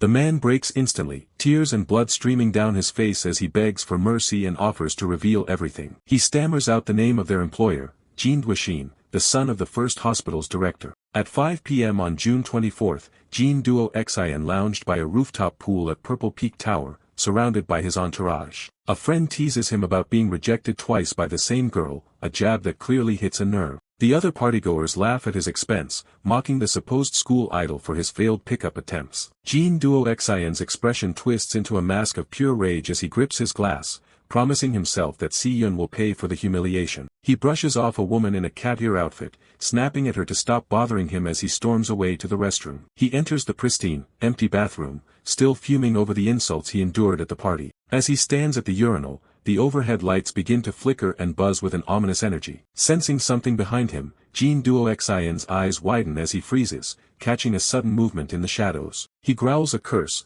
blaming the building's maintenance for the flickering lights, unaware of the danger closing in. A massive, tattered black silhouette materializes behind him, its presence cold and suffocating. Si Chen, still in his wraith illusionist form, looms over the terrified socialite with glowing red eyes and a simple question. Downstairs in a security office, guards chat over coffee, oblivious to the fact that the rooftop party has just been crashed. The security room is eerily quiet because all the cameras have been shut off. The guards aren't surprised, they know the rich and powerful always have their own way of playing dirty. One guard glances around, figuring some VIP is probably having a private party in there right now. He leans in closer to drop some dark gossip, whispering that half the girls at these parties were actually tricked and kidnapped. His partner's jaw drops. He can't believe the level of depravity he's hearing about. The first guard continues, mentioning a female student who took her own life after these guys ruined her. Of course, their wealthy parents just buried the entire incident like it never happened. From above, the two look like tiny cogs in a massive, corrupt machine. They know the clean-cut look of these rich boys is just a facade for the ocean of crimes they commit. Deep down, they're nothing more than wretched animals. Up on the rooftop, Jin Duoxin is far from comfortable. He snaps his head around, demanding to know who the hell just walked in on his private retreat. Si Chen stands there, tall and silent. Jin immediately goes for his phone, threatening to call the cops and have him arrested for trespassing. He fumbles with the device, his thumb hovering over the screen to dial. Suddenly, the phone starts ringing in his hand, catching him completely off guard. The screen shows an incoming call from Black Hide, the leader of the Black Mountain Gang. Si Chen speaks up, confirming that Jin is the one who sent those thugs after Si Yun. He's holding the evidence right in front of him. Jin's face contorts in shock. He can't wrap his head around how this guy ended up with the gang leader's phone. Si Chen doesn't bother answering, he just crushes the device in his fist, sparks flying as he stares Jin down. Jin starts screaming, his voice cracking as he begs the lunatic to stay away from him. He's totally losing his mind. A sudden force slams into Jin, launching him backward through the glass. Shards explode outward as he crashes through the skylight. He tumbles through the air, blood trailing behind him as he breaks through the ceiling. He plummeting toward the luxury pool area below, surrounded by falling glass. Jin hits the ground hard, blood pouring from a head wound as he frantically shrieks for someone to help him. He looks around desperately, his vision blurring from the pain and the impact of the fall. But help isn't coming. The pool area is filled with unconscious bodies and spilled drinks, leaving him completely isolated. High above, a dark, menacing silhouette descends from the broken roof like a vengeful predator. Jin is fully hysterical now, sobbing and swearing as he realizes he's trapped with a monster. Si Chen's eyes glow with a cold, terrifying light. Jin demands to know what kind of grudge could possibly justify this. As Si Chen lands, Jin tries to hide behind his father's status, shouting that he's the son of the first hospital's director. He thinks his family's name will save him. He screams that his father will definitely kill Si Chen if he so much as touches a single finger on him. Si Chen leans in, his gaze burning right through the boy's empty threats. He calmly tells Jin to shut his damn mouth. Pink light begins to swirl in Jin's eyes as Si Chen's power takes hold of his mind. The rich kid freezes, a magenta aura enveloping him as he loses control of his own body. He's completely at Si Chen's mercy. Si Chen stares him down, his voice dropping to a chilling whisper as he gives a command. He points to a jagged shard of glass lying among the wreckage on the floor, telling Jin to pick it up. Under the influence of the illusion, Jin's hand slowly reaches out for the sharp fragment. Visions of his past crimes flood the scene, rich kids laughing as they corner a terrified girl. Pure evil doesn't just live in demon lairs, it thrives in the human world too. The memory shifts to a bloody knife and a student who couldn't take the abuse anymore. Jin's wealth and authority let him walk away from a suicide he caused. Back then, Jin was just a drunk brat, yelling at his friends for being scared of a little blood. He was confident his father could just fix the autopsy report to make it look like an accidental fall. To him, lives are just numbers to be balanced. People like this are far worse than demons, using their power to do whatever they please in this wretched world. A flashback reveals the gang leader confessing that Jin Duo Xian paid them a massive sum to target Si Yun. He wanted to make her life a living hell. In the present, Jin holds the glass shard to his own throat, his eyes glowing bright pink. Si Chen is done being merciful, he's going to eradicate every threat to his sister. Jin raises the shard high above his head, his body moving against his will. He's about to pay for everything he's done. Si Chen gives the final order to end it. He won't hesitate to descend into the deepest abyss of darkness to keep his sister safe. Inside the demon lair at 1800 hours on June 24th, the dust from the supplementary assessment finally begins to settle. Now that the lord of the lair has been wiped out, Si Chen stands looking out into the distance, knowing the exit should be reopening any second. Gong Ting lies injured on the ground, struggling to catch his breath after the brutal fight. He looks up at Si Chen and coughs, promising that once they're out of here, he'll tell everyone the truth about how Si Chen was the one who actually saved them. Si Chen's eye flares with a bright pink light as he senses something. He doesn't look like he's finished yet. Suddenly, a silhouette of a man in a sharp suit appears through a swirling vortex of pink energy. The arrival is sudden and completely unexpected. Si Chen grits his teeth, realizing the situation just got a lot more complicated. If he's seen like this, his secrets might be exposed. A notification pops up for a Star Beast Master skill, Stellar Leap. It's a high-level teleportation ability that consumes spirit, and Si Chen's mind immediately jumps to his sister, Si Yun, sensing she's in danger. A massive beam of pink and rainbow-colored light erupts from the lair, piercing into the sky. Gong Ting watches from below, his face painted in shock by the sheer power of the display. The sight leaves Gong Ting completely speechless. He can't wrap his head around the fact that someone can actually possess multiple classes at the same time. It's supposed to be impossible. Si Chen stands enveloped in a crackle of yellow lightning, his expression cold and focused as he taps into another side of his power. He transforms, his eyes glowing with an intense blue light as a dark, horned silhouette looms behind him like a spectral predator. The pink glow returns to his eye, flickering as he shifts between his different abilities with zero effort. Gong Ting was left to replay everything in his mind with sheer astonishment, wondering just how many more secrets Si Chen was keeping from the world. He realized he was in the presence of a true anomaly. Outside, the sound of heavy footsteps echoes through the tunnel as the rescue team finally makes their move. They've located the survivors. Gong Xian, the man with the thick mustache, led the charge, yelling at the medical teams to hurry up and save them.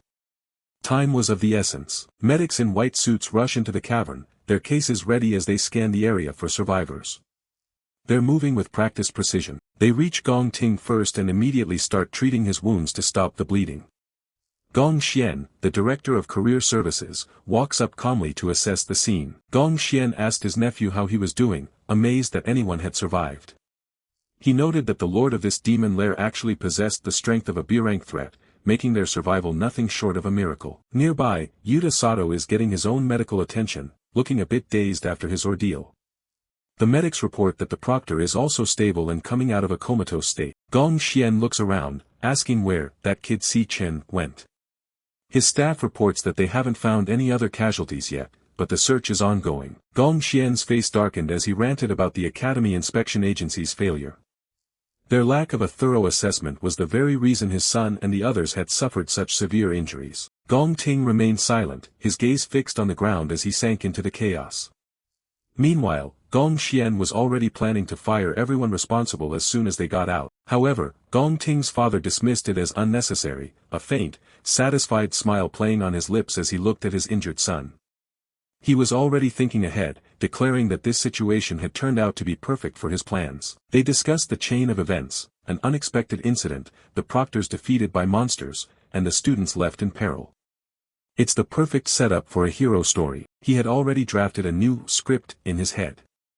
In this version of the story, when everyone else was in despair, his son, Gong Ting, was the hero who stood up and resolved everything. Gong Ting remained silent, the memory of Si Chen's true power still fresh in his mind.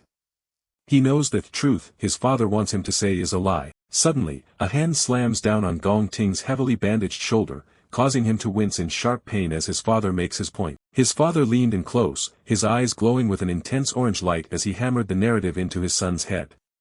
He wasn't asking, he was commanding that he was the hero of today's crisis. The staff around them watched in silence, knowing better than to interrupt while the head of the Gong family was orchestrating a cover-up. Lanyue stands nearby, watching the exchange with her usual cool, detached expression. She seems to be witnessing a scene she's seen many times before. The Gong patriarch's grip on his son's shoulder tightened further, his fingers digging into the blood-stained bandages to ensure the message was received. Gong Ting grits his teeth, enduring the physical pain and the crushing weight of his father's expectations. He doesn't have a choice in the matter. He then told him to get ready to leave, declaring that tomorrow's graduation ceremony would be his true stage to shine as a hero. By 2000 hours, the scene shifts to a much warmer environment inside a rented apartment where glass bottles clink together in a celebratory toast. It's a full-on dinner party for Si Yun, who just got accepted into the International Central Art Academy. Even the little white beast is joining them at the table for the feast. Zhu Tong hypes up her friend, telling Si Yun she can finally realize her dreams and will definitely become a legendary artist. Si Chen sits back and takes a long, quiet drink of his soda, letting the joy of the party wash over him after a long day of fighting. Si Yun notices his calm demeanor and pouts, asking why her big brother doesn't look surprised at all. She jokes that it's like he already knew she'd get the letter. Si Chen gives her a soft, genuine smile, reassuring her that he's actually incredibly thrilled for her. He's just happy to see her win. He keeps the truth to himself, reflecting on how she received the exact same acceptance letter on this very day in his previous life. Some things never change. Lanyue leans on her hand with a sigh, admitting she's jealous of Si Yun. Getting to study in the Xinghe Nation is an opportunity most people wouldn't get in a lifetime. Si Yun looks a bit overwhelmed, thinking about how far away the Xinghe Nation is. She starts worrying that the cost of living there must be incredibly high. Si Chen sets his bottle down firmly, telling her she doesn't need to worry about the distance or the money. He's already got it all figured out. Back at the apartment, Si Chen drops a bombshell on everyone. After he graduates, he'll be heading to the Xinghe Nation to work as well. His eyes are calm, but the revelation is enough to stop the conversation in its tracks. Si Yun is completely caught off guard, her hand flying to her mouth in shock as the news sinks in. She can't believe her big brother actually got recruited by a top-tier guild raid team in the Xinghe Nation. The room erupts in cheers as Si Yun realizes they won't have to be separated and can live together in the Xinghe Nation. Her friends Zhu Tong and Lanyue join in the celebration, though they admit they're a bit jealous of the incredible opportunity. Si Chen looks at his sister with a gentle, knowing smile, feeling a sense of relief wash over him. He's determined to make things different this time and ensure she has everything she needs. Si Yun beams with pure happiness, her worries about the future momentarily forgotten. Si Chen thinks to himself that in this life, she won't ever have to abandon her dreams again. The scene shifts to the bathroom as water pours from a shower head, the steam filling the small space as the day's events finally wind down. The sound of the spray is the only thing cutting through the quiet. Si Chen stands under the spray, letting the hot water wash away the physical and mental exhaustion from the assessment. He reflects on how the immediate threats to Si Chen have been eradicated and the graduation assessment is finally over. A holographic notification appears as he cycles through his abilities, confirming he took first place and secured the 1 million yuan prize money. He's relieved that with this win, he can finally pay off his debt to Qingji. After the shower, Si Chen sits on the edge of his bed in the dimly lit room, his expression thoughtful and grim. He knows that if the entity known as Wrath has truly descended upon the human realm, his original timeline is now a massive risk. A dark, spectral image of a monster with a single glowing red eye flickers in his mind's eye. He realizes he must head to the Xinghe nation immediately to accelerate his plans and track down Wrath before it's too late. Si Chen's eyes narrow as he weighs his options in the shadows. He knows he still needs a teammate he can truly trust before he makes his next move. He decides that tomorrow's graduation ceremony will be the perfect opportunity to find what he's looking for. The plan is starting to take shape in his head. Elsewhere, in a quiet, traditional room, the investigator Mu Qingji and her partner Carl sit across from each other over tea. Mu Qingji reports that the serial killer known as the Devourer has recently surfaced in Sangchang County. Carl, the man with purple hair and freckles, takes a calm sip of his tea, looking intrigued by the news. He asks her to elaborate on what she found at the scene. Mu Qingji looks serious, her beauty mark catching the light as she explains how she rushed to the scene the moment she received the intel. Her gaze is sharp, focused entirely on the investigation. They look through photographs of the crime scene, noting how the security cameras were destroyed beforehand. The Devourer left behind nothing but faint traces of combat and bloodstains, showing a calculated level of precision. Another photo shows deep claw marks on a concrete pillar. Mu Qingji points out that the MO matches previous strikes perfectly. The victims are killed first and then devoured. Carl listens intently as she explains that the targets are always powerful awakeners and their ranks are steadily climbing. It's clear that whoever this is, they are growing more ambitious with every kill. Mu Qingji's profile is lit by the warm glow of the room as she warns that the culprit is growing stronger at a terrifying rate. She's worried about how much power they'll eventually accumulate. She pours more tea, the steam rising between them as she guesses that the Devourer will resume his killing spree very soon. The consecutive strikes suggest a pattern that's about to repeat. Carl leans back, a faint, intrigued smile on his face. He finds it fascinating that such an entity would appear at a time like this. Mu Qingji leans forward, her expression shifting to something more intense. She tells her partner that she has an even more interesting piece of news for him. She points to a map on the table, indicating that the Devourer's latest crime scene was located in an alleyway within the low-rent housing district. The location is specific and deliberate. The map shows a red X marked near a star, with a distance of only 68 meters between them. Mu Qingji notes that this exact alleyway is less than 100 meters away from Si Chen's apartment. Carl's eyes narrow as he processes the information, the silence in the room growing heavy with implication. The proximity is far too close to be a simple coincidence. Mu Qingji admits they haven't acquired a single piece of visual evidence yet, but she highlights the completely illogical spike in Si Chen's strength and combat performance lately. Both of them have witnessed it firsthand. She lays out her two theories: either the Devourer has locked onto Si Chen as his next target, or there's another possibility that's even more disturbing. She pauses, let the silence hang in the air for a moment. Carl finishes the thought as he lowers his teacup, his gaze sharp and piercing. He wonders if the Devourer could actually be Si Chen himself. Inside the office, the assistant wonders why the principal is skipping his own student's graduation ceremony. He just stares out the window, lost in thought. He opens the cage, letting the birds go as he talks about providing a safe haven until they're ready. He watches them fly off, saying it's finally time for them to pave their own paths. But then, he notices something odd. One bird is still sitting there, refusing to leave the cage. Cut to the National Awakener University on June 26, 2157.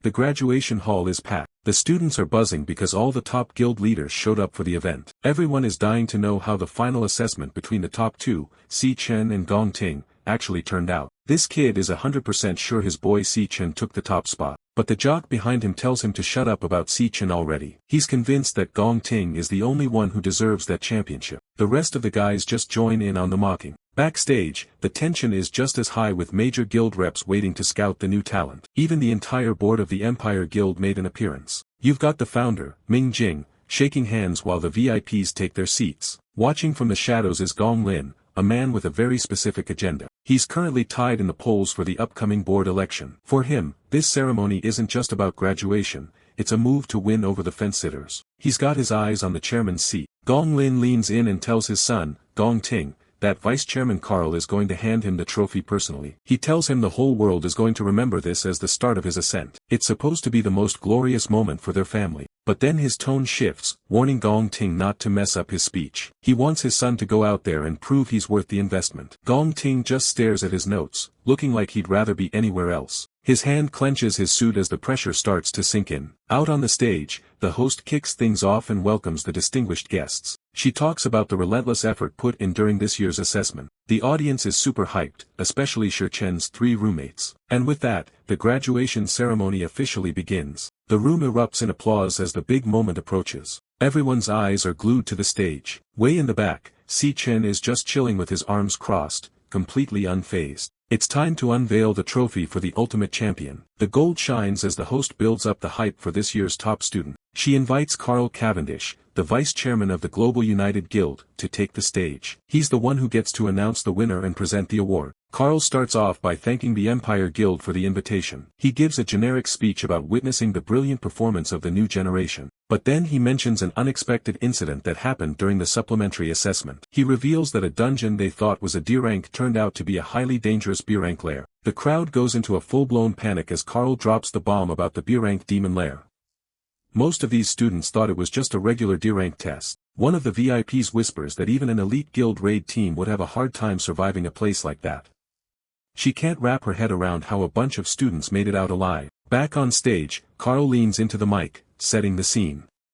He describes a moment of absolute despair where one candidate stepped up with godly footwork and skills. He tells the audience that this student single-handedly took down the boss of a B-rank lair and saved his entire team from certain death. The camera cuts to the protagonist, Si Chen, who's just sitting there looking bored while Carl calls this person the strongest graduate. Then we see Gong Ting in his fancy white tux, looking like he's carrying the weight of the world on his shoulders. Carl drops the bombshell and announces Gong Ting as the ultimate champion of the year. Confetti explodes and the stage lights up like a concert to celebrate the new hero. Gong Ting stands there in the spotlight, but he doesn't look like a winner.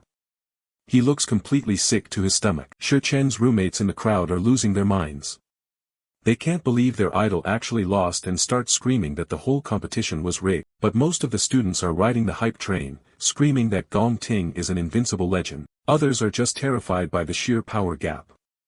Soloing a B-rank lair is something that shouldn't even be possible for a graduate. The cheering gets even louder as the crowd starts chanting for their new handsome powerhouse. Gong Ting slowly walks up the steps to accept his trophy, looking like he's walking toward his own execution. He looks out at the audience, and his eyes lock onto Si Chen, who's watching him with a cold, steady gaze. We flash back to the demon lair where a bloodied Gong Ting was on his knees. Si Chen stood over him and offered a deal. Si Chen told him he could have the top rank and all the fame, as long as the prize money went into Si Chen's pockets instead. There was just one catch: Gong Ting had to promise never to tell a single soul what really happened in that cave. Back in the present, Si Chen is just chilling in his seat, probably thinking about how he's going to spend that million yuan. The host invites the hero to the mic to deliver his championship acceptance speech. The high-ranking officials in the front row are nodding along, calling the kid an absolute prodigy who carries himself with grace. Gong Lin is sitting there with a smug grin, loving every second of the praise directed at his son. Gong Ting stands at the podium, staring out at the sea of faces under the bright lights. His father watches him like a hawk, mentally telling him to stick to the script and not screw up this family moment. He wants his son to go out there and prove he's worth all the investment he's put into him. Gong Ting looks down at the prepared speech in his hands, wondering if this lie is really what his worth is supposed to be. He looks at the trophy and thinks about everything Carl just said to the crowd. All the praise for saving the team and slaying the lair lord is echoing in his head. He takes a deep breath and finally speaks,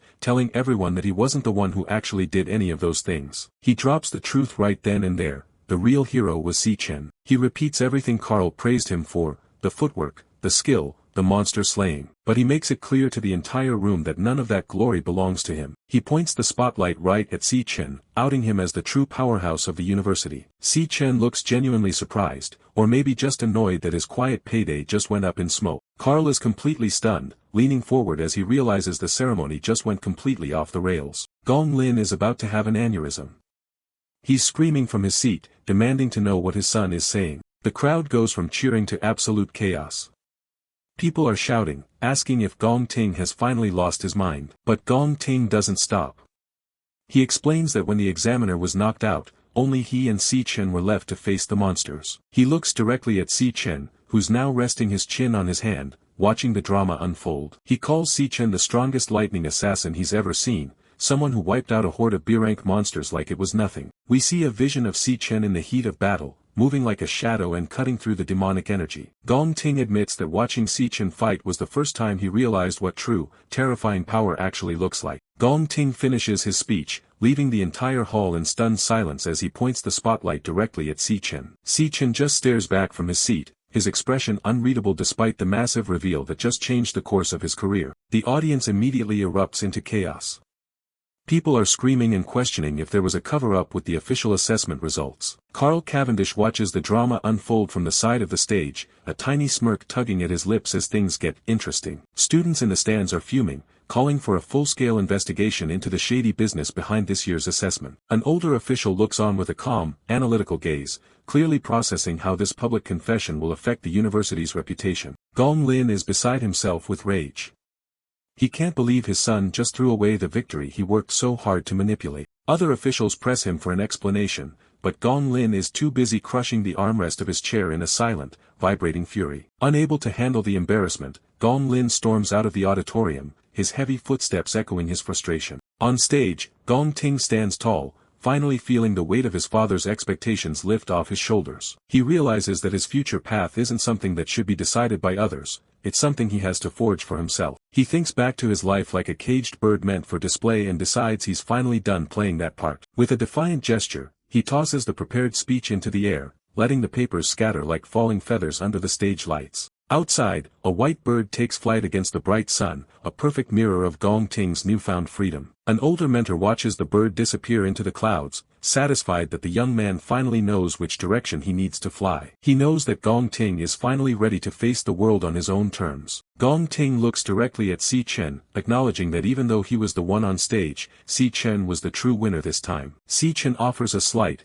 knowing smirk, silently accepting the challenge from his former rival. But Gong Ting isn't backing down forever. He makes a silent vow that next time, he'll be the one to truly surpass him. The story then shifts to the grand world of guilds, where tens of thousands of organizations compete for influence around the globe. Guilds are strictly ranked into 5 tiers, with the top-tier guild representing the highest limit most awakeners can ever reach. For the vast majority of graduates, getting an offer from an elite guild is nothing more than a distant, impossible dream. There are only 12 of these top-tier guilds in the world, and the legendary Empire Guild stands proud as one of them. At the post-graduation recruitment fair, the reality of the industry hits hard as thousands of students scramble to sell themselves to any guild that will listen. Desperate graduates beg for even a single look at their resumes, willing to do anything just to get a foot in the door. But for ordinary graduates, the competition is brutal, and rejected stamps are handed out by the dozens. However, for the lucky few who are accepted by a top-tier guild, their entire lives are transformed in an instant. Getting an official employment certificate from an elite guild is like winning a golden ticket to a future of guaranteed success. Charleston, the human resources manager for the Empire Guild,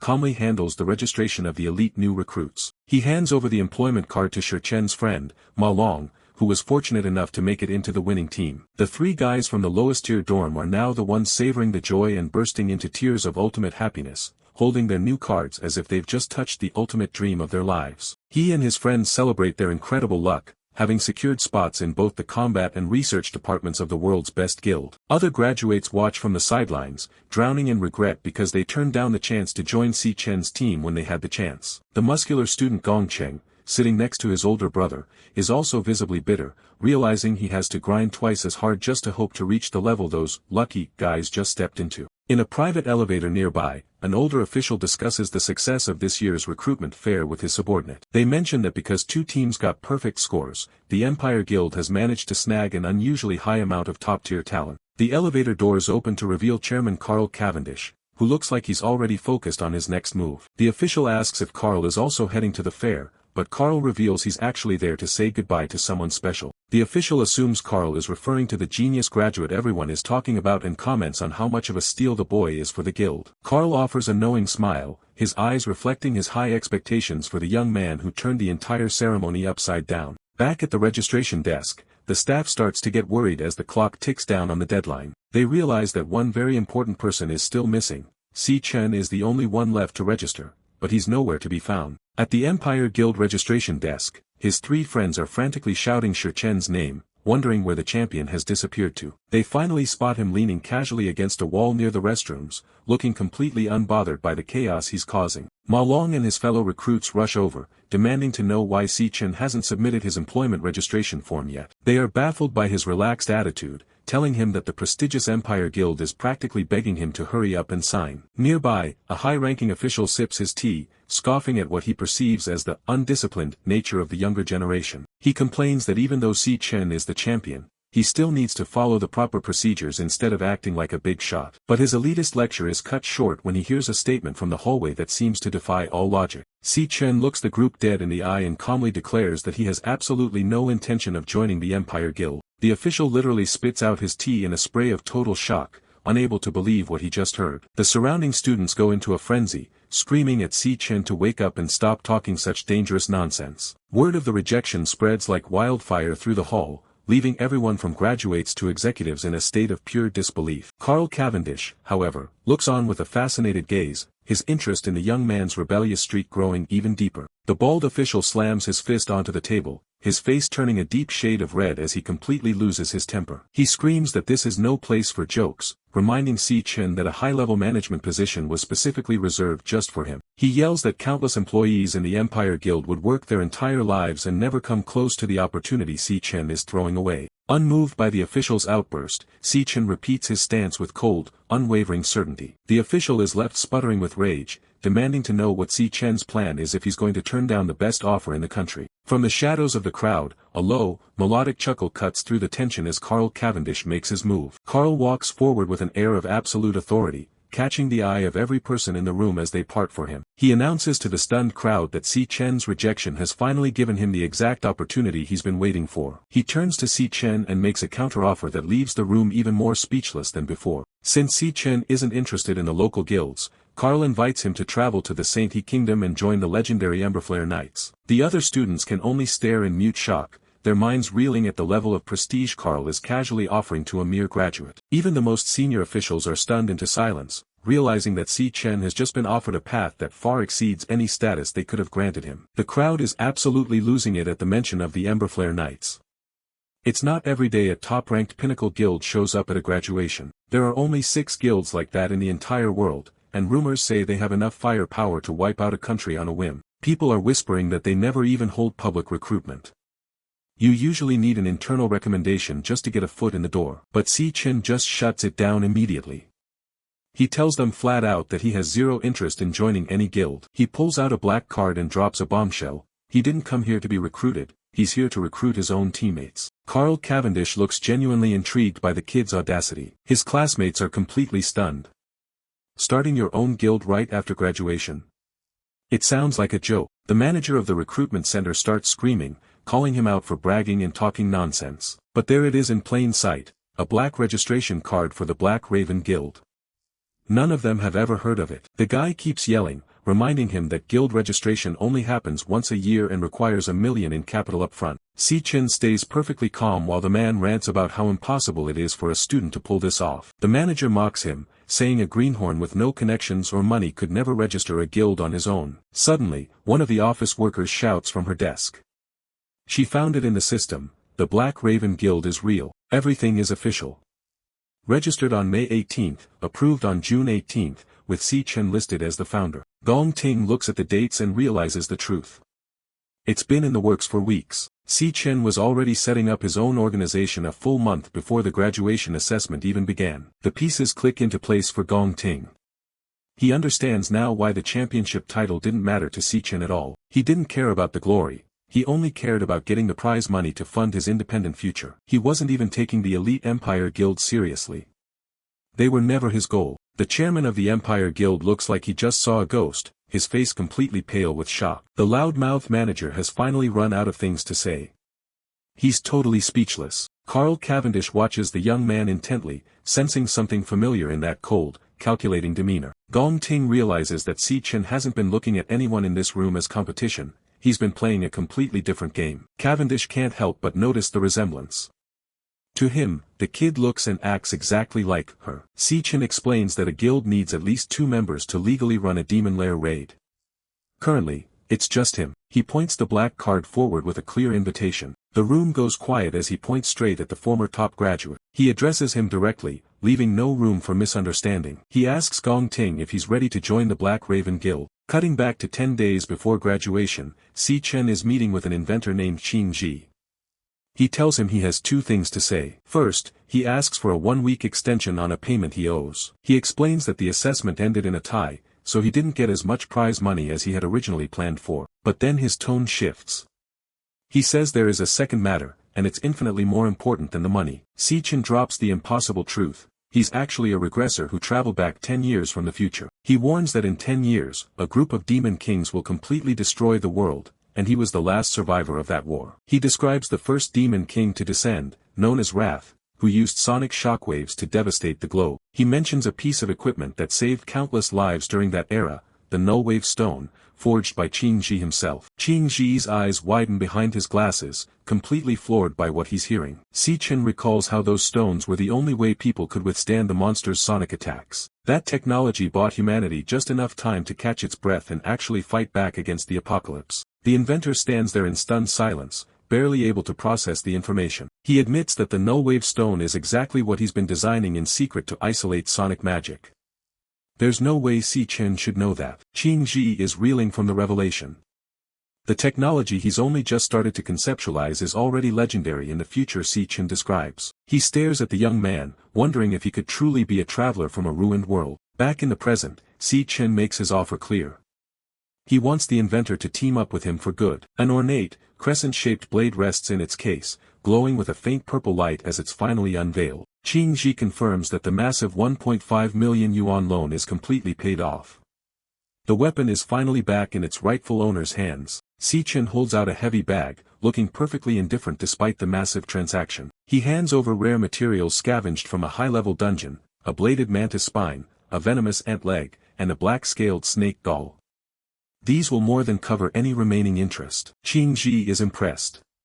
He notes that this is top-tier merchandise and wonders how Si Chen managed to gather so much so quickly. The inventor asks how the recruitment for the Black Raven Guild is going. Si Chen admits he got rejected by his first choice. Qing Ji is surprised. He mentions that Si Chen's planned trip to the Xinghe nation will likely have to be delayed. But Si Chen shakes his head.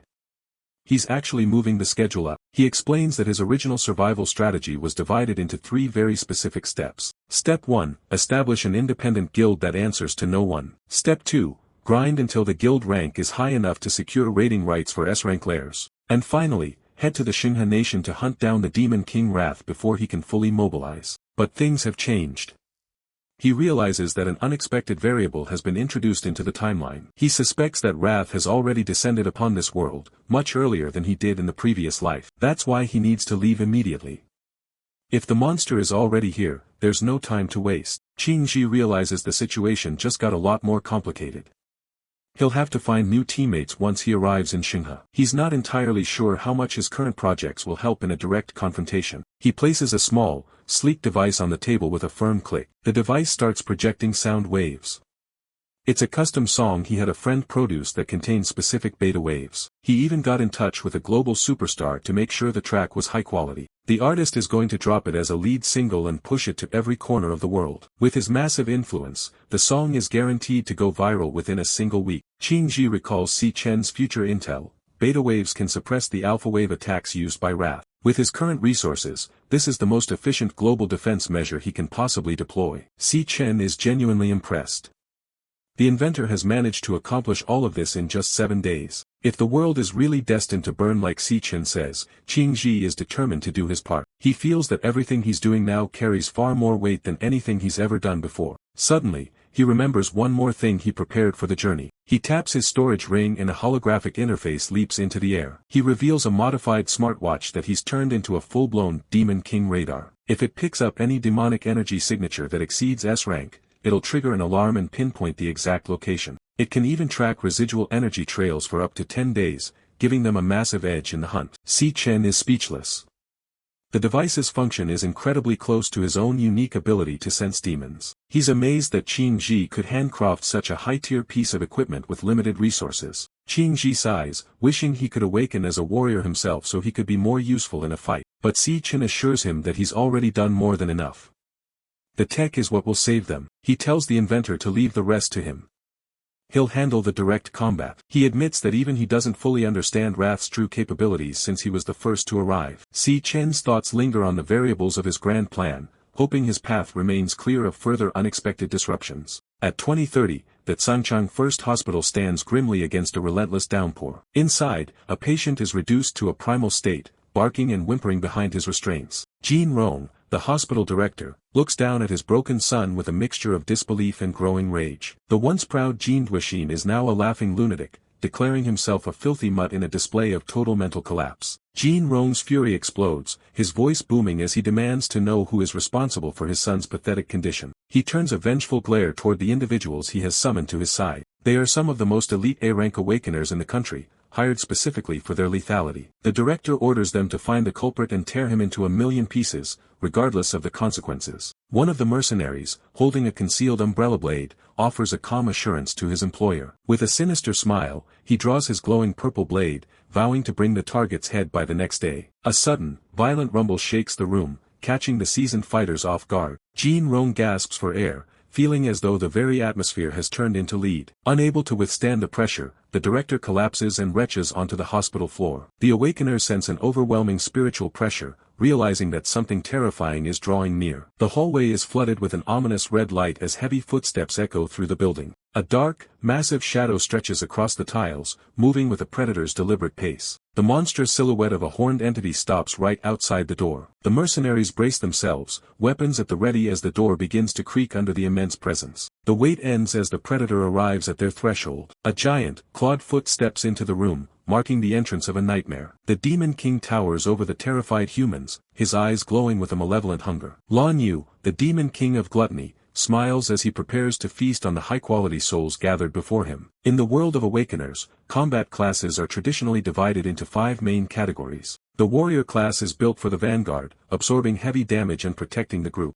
Assassins focus on flanking maneuvers and delivering lethal, high-speed strikes to finish the enemy. Mages provide battlefield control and deal massive amounts of magical destruction from afar. Chanters are the backbone of any team, cleansing harmful effects and boosting their allies' performance. Yet, there exists a unique class that stands apart from the rest. This class completely ignores defensive capabilities, focusing entirely on overwhelming firepower. Si Chen is fully immersed in a high-stakes battle where such offensive power is on full display. An explosion erupts around him, fire and stone flying in every direction as he dodges a lethal projectile. He finds himself on a precarious ledge within a demon tower, surrounded by scorching lava. He identifies the threat. The lord on the tower's second floor is a formidable opponent. The enemy's signature moves are fast and precise, leaving no room for error. This lord belongs to the shooter class, a master of long-distance assassination. Another beam of energy narrowly misses Si Chen, but he has already caught the scent of where the shooter is standing, and he quickly moves to close the distance. He ducks behind cover, analyzing the attack's trajectory to pinpoint the shooter's hidden position.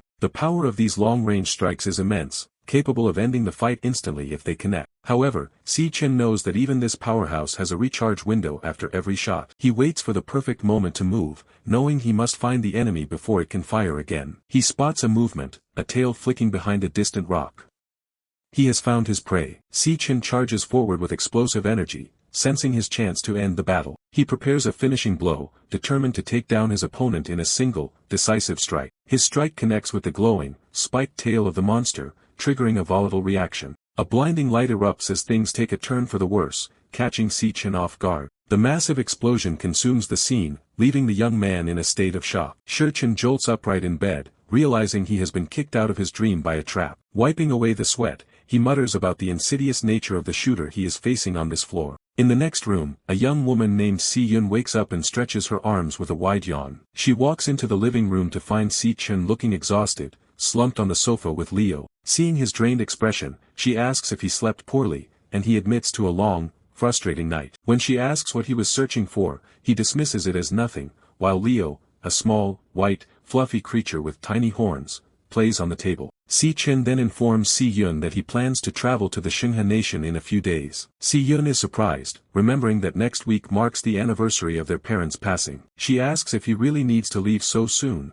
watching him as he gazes out the window with a distant look. He explains his desire to arrive early and prepare for the challenges of an unfamiliar city. Quietly, he resolves to accelerate his plans, his eyes burning with hidden determination. Watching Si Chen play with Leo, Si Chen feels a sense of peace knowing his sister will have company while he is away. However, a lingering worry persists about the limitations of his connection with the creature. He recalls how his telepathic bond with Leo can be severed under specific, dangerous circumstances. He recalls the moment he stepped into the deepest depths of the demon lair last time, where the gates slammed shut behind him. In that dark place, his link with Leo was completely cut off, leaving him in total isolation. The connection only returned after he had thoroughly eradicated the powerful lord of that domain. As the memory fades, Si Chen reflects on the restoration of their bond once the threat was neutralized. He knows that if he hadn't succeeded exactly when he did, the consequences would have been far more dire. Si Chen is terrified, clutching Leo like her life depends on it.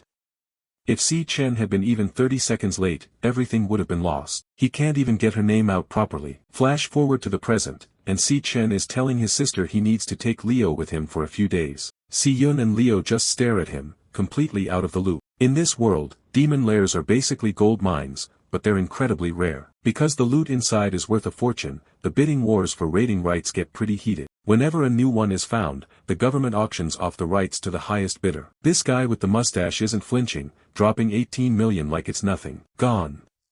The massive guilds have a total monopoly on all the good spots. The low-tier lairs that the big guys don't want get tossed into the public market for the civilians to fight over. This goggled guy is already annoyed. He went through a ton of trouble just to secure a low-level D-rank spot. His partner tells him to suck it up. They haven't had a real gig in months, so they're lucky to have anything at all. He tells her to go grab one more person so they can actually start the raid. She steps out and starts hollering for a warrior to join their party. By law, you need a minimum of 2 people to enter a lair, so parties are a must. This leads to the talent market becoming a hub for freelancers just trying to survive. An old-timer named Tanaka Daiki tries to sell himself, promising he can buff the team's weapons. The girl with the bat isn't having it. She's looking for a warrior, and she lets him know exactly how trash she thinks he is. Tanaka starts begging, desperate because he hasn't found a group in a whole month. She doesn't care. Si Chen watches the drama from under his hood, knowing he needs to get Leo into a lair to level him up. Since his guild is just a one-man show, he doesn't have any official raiding rights of his own. So, he's stuck posing as a weak E rank with Leo in a tiny hoodie, hoping to find a group that'll take them.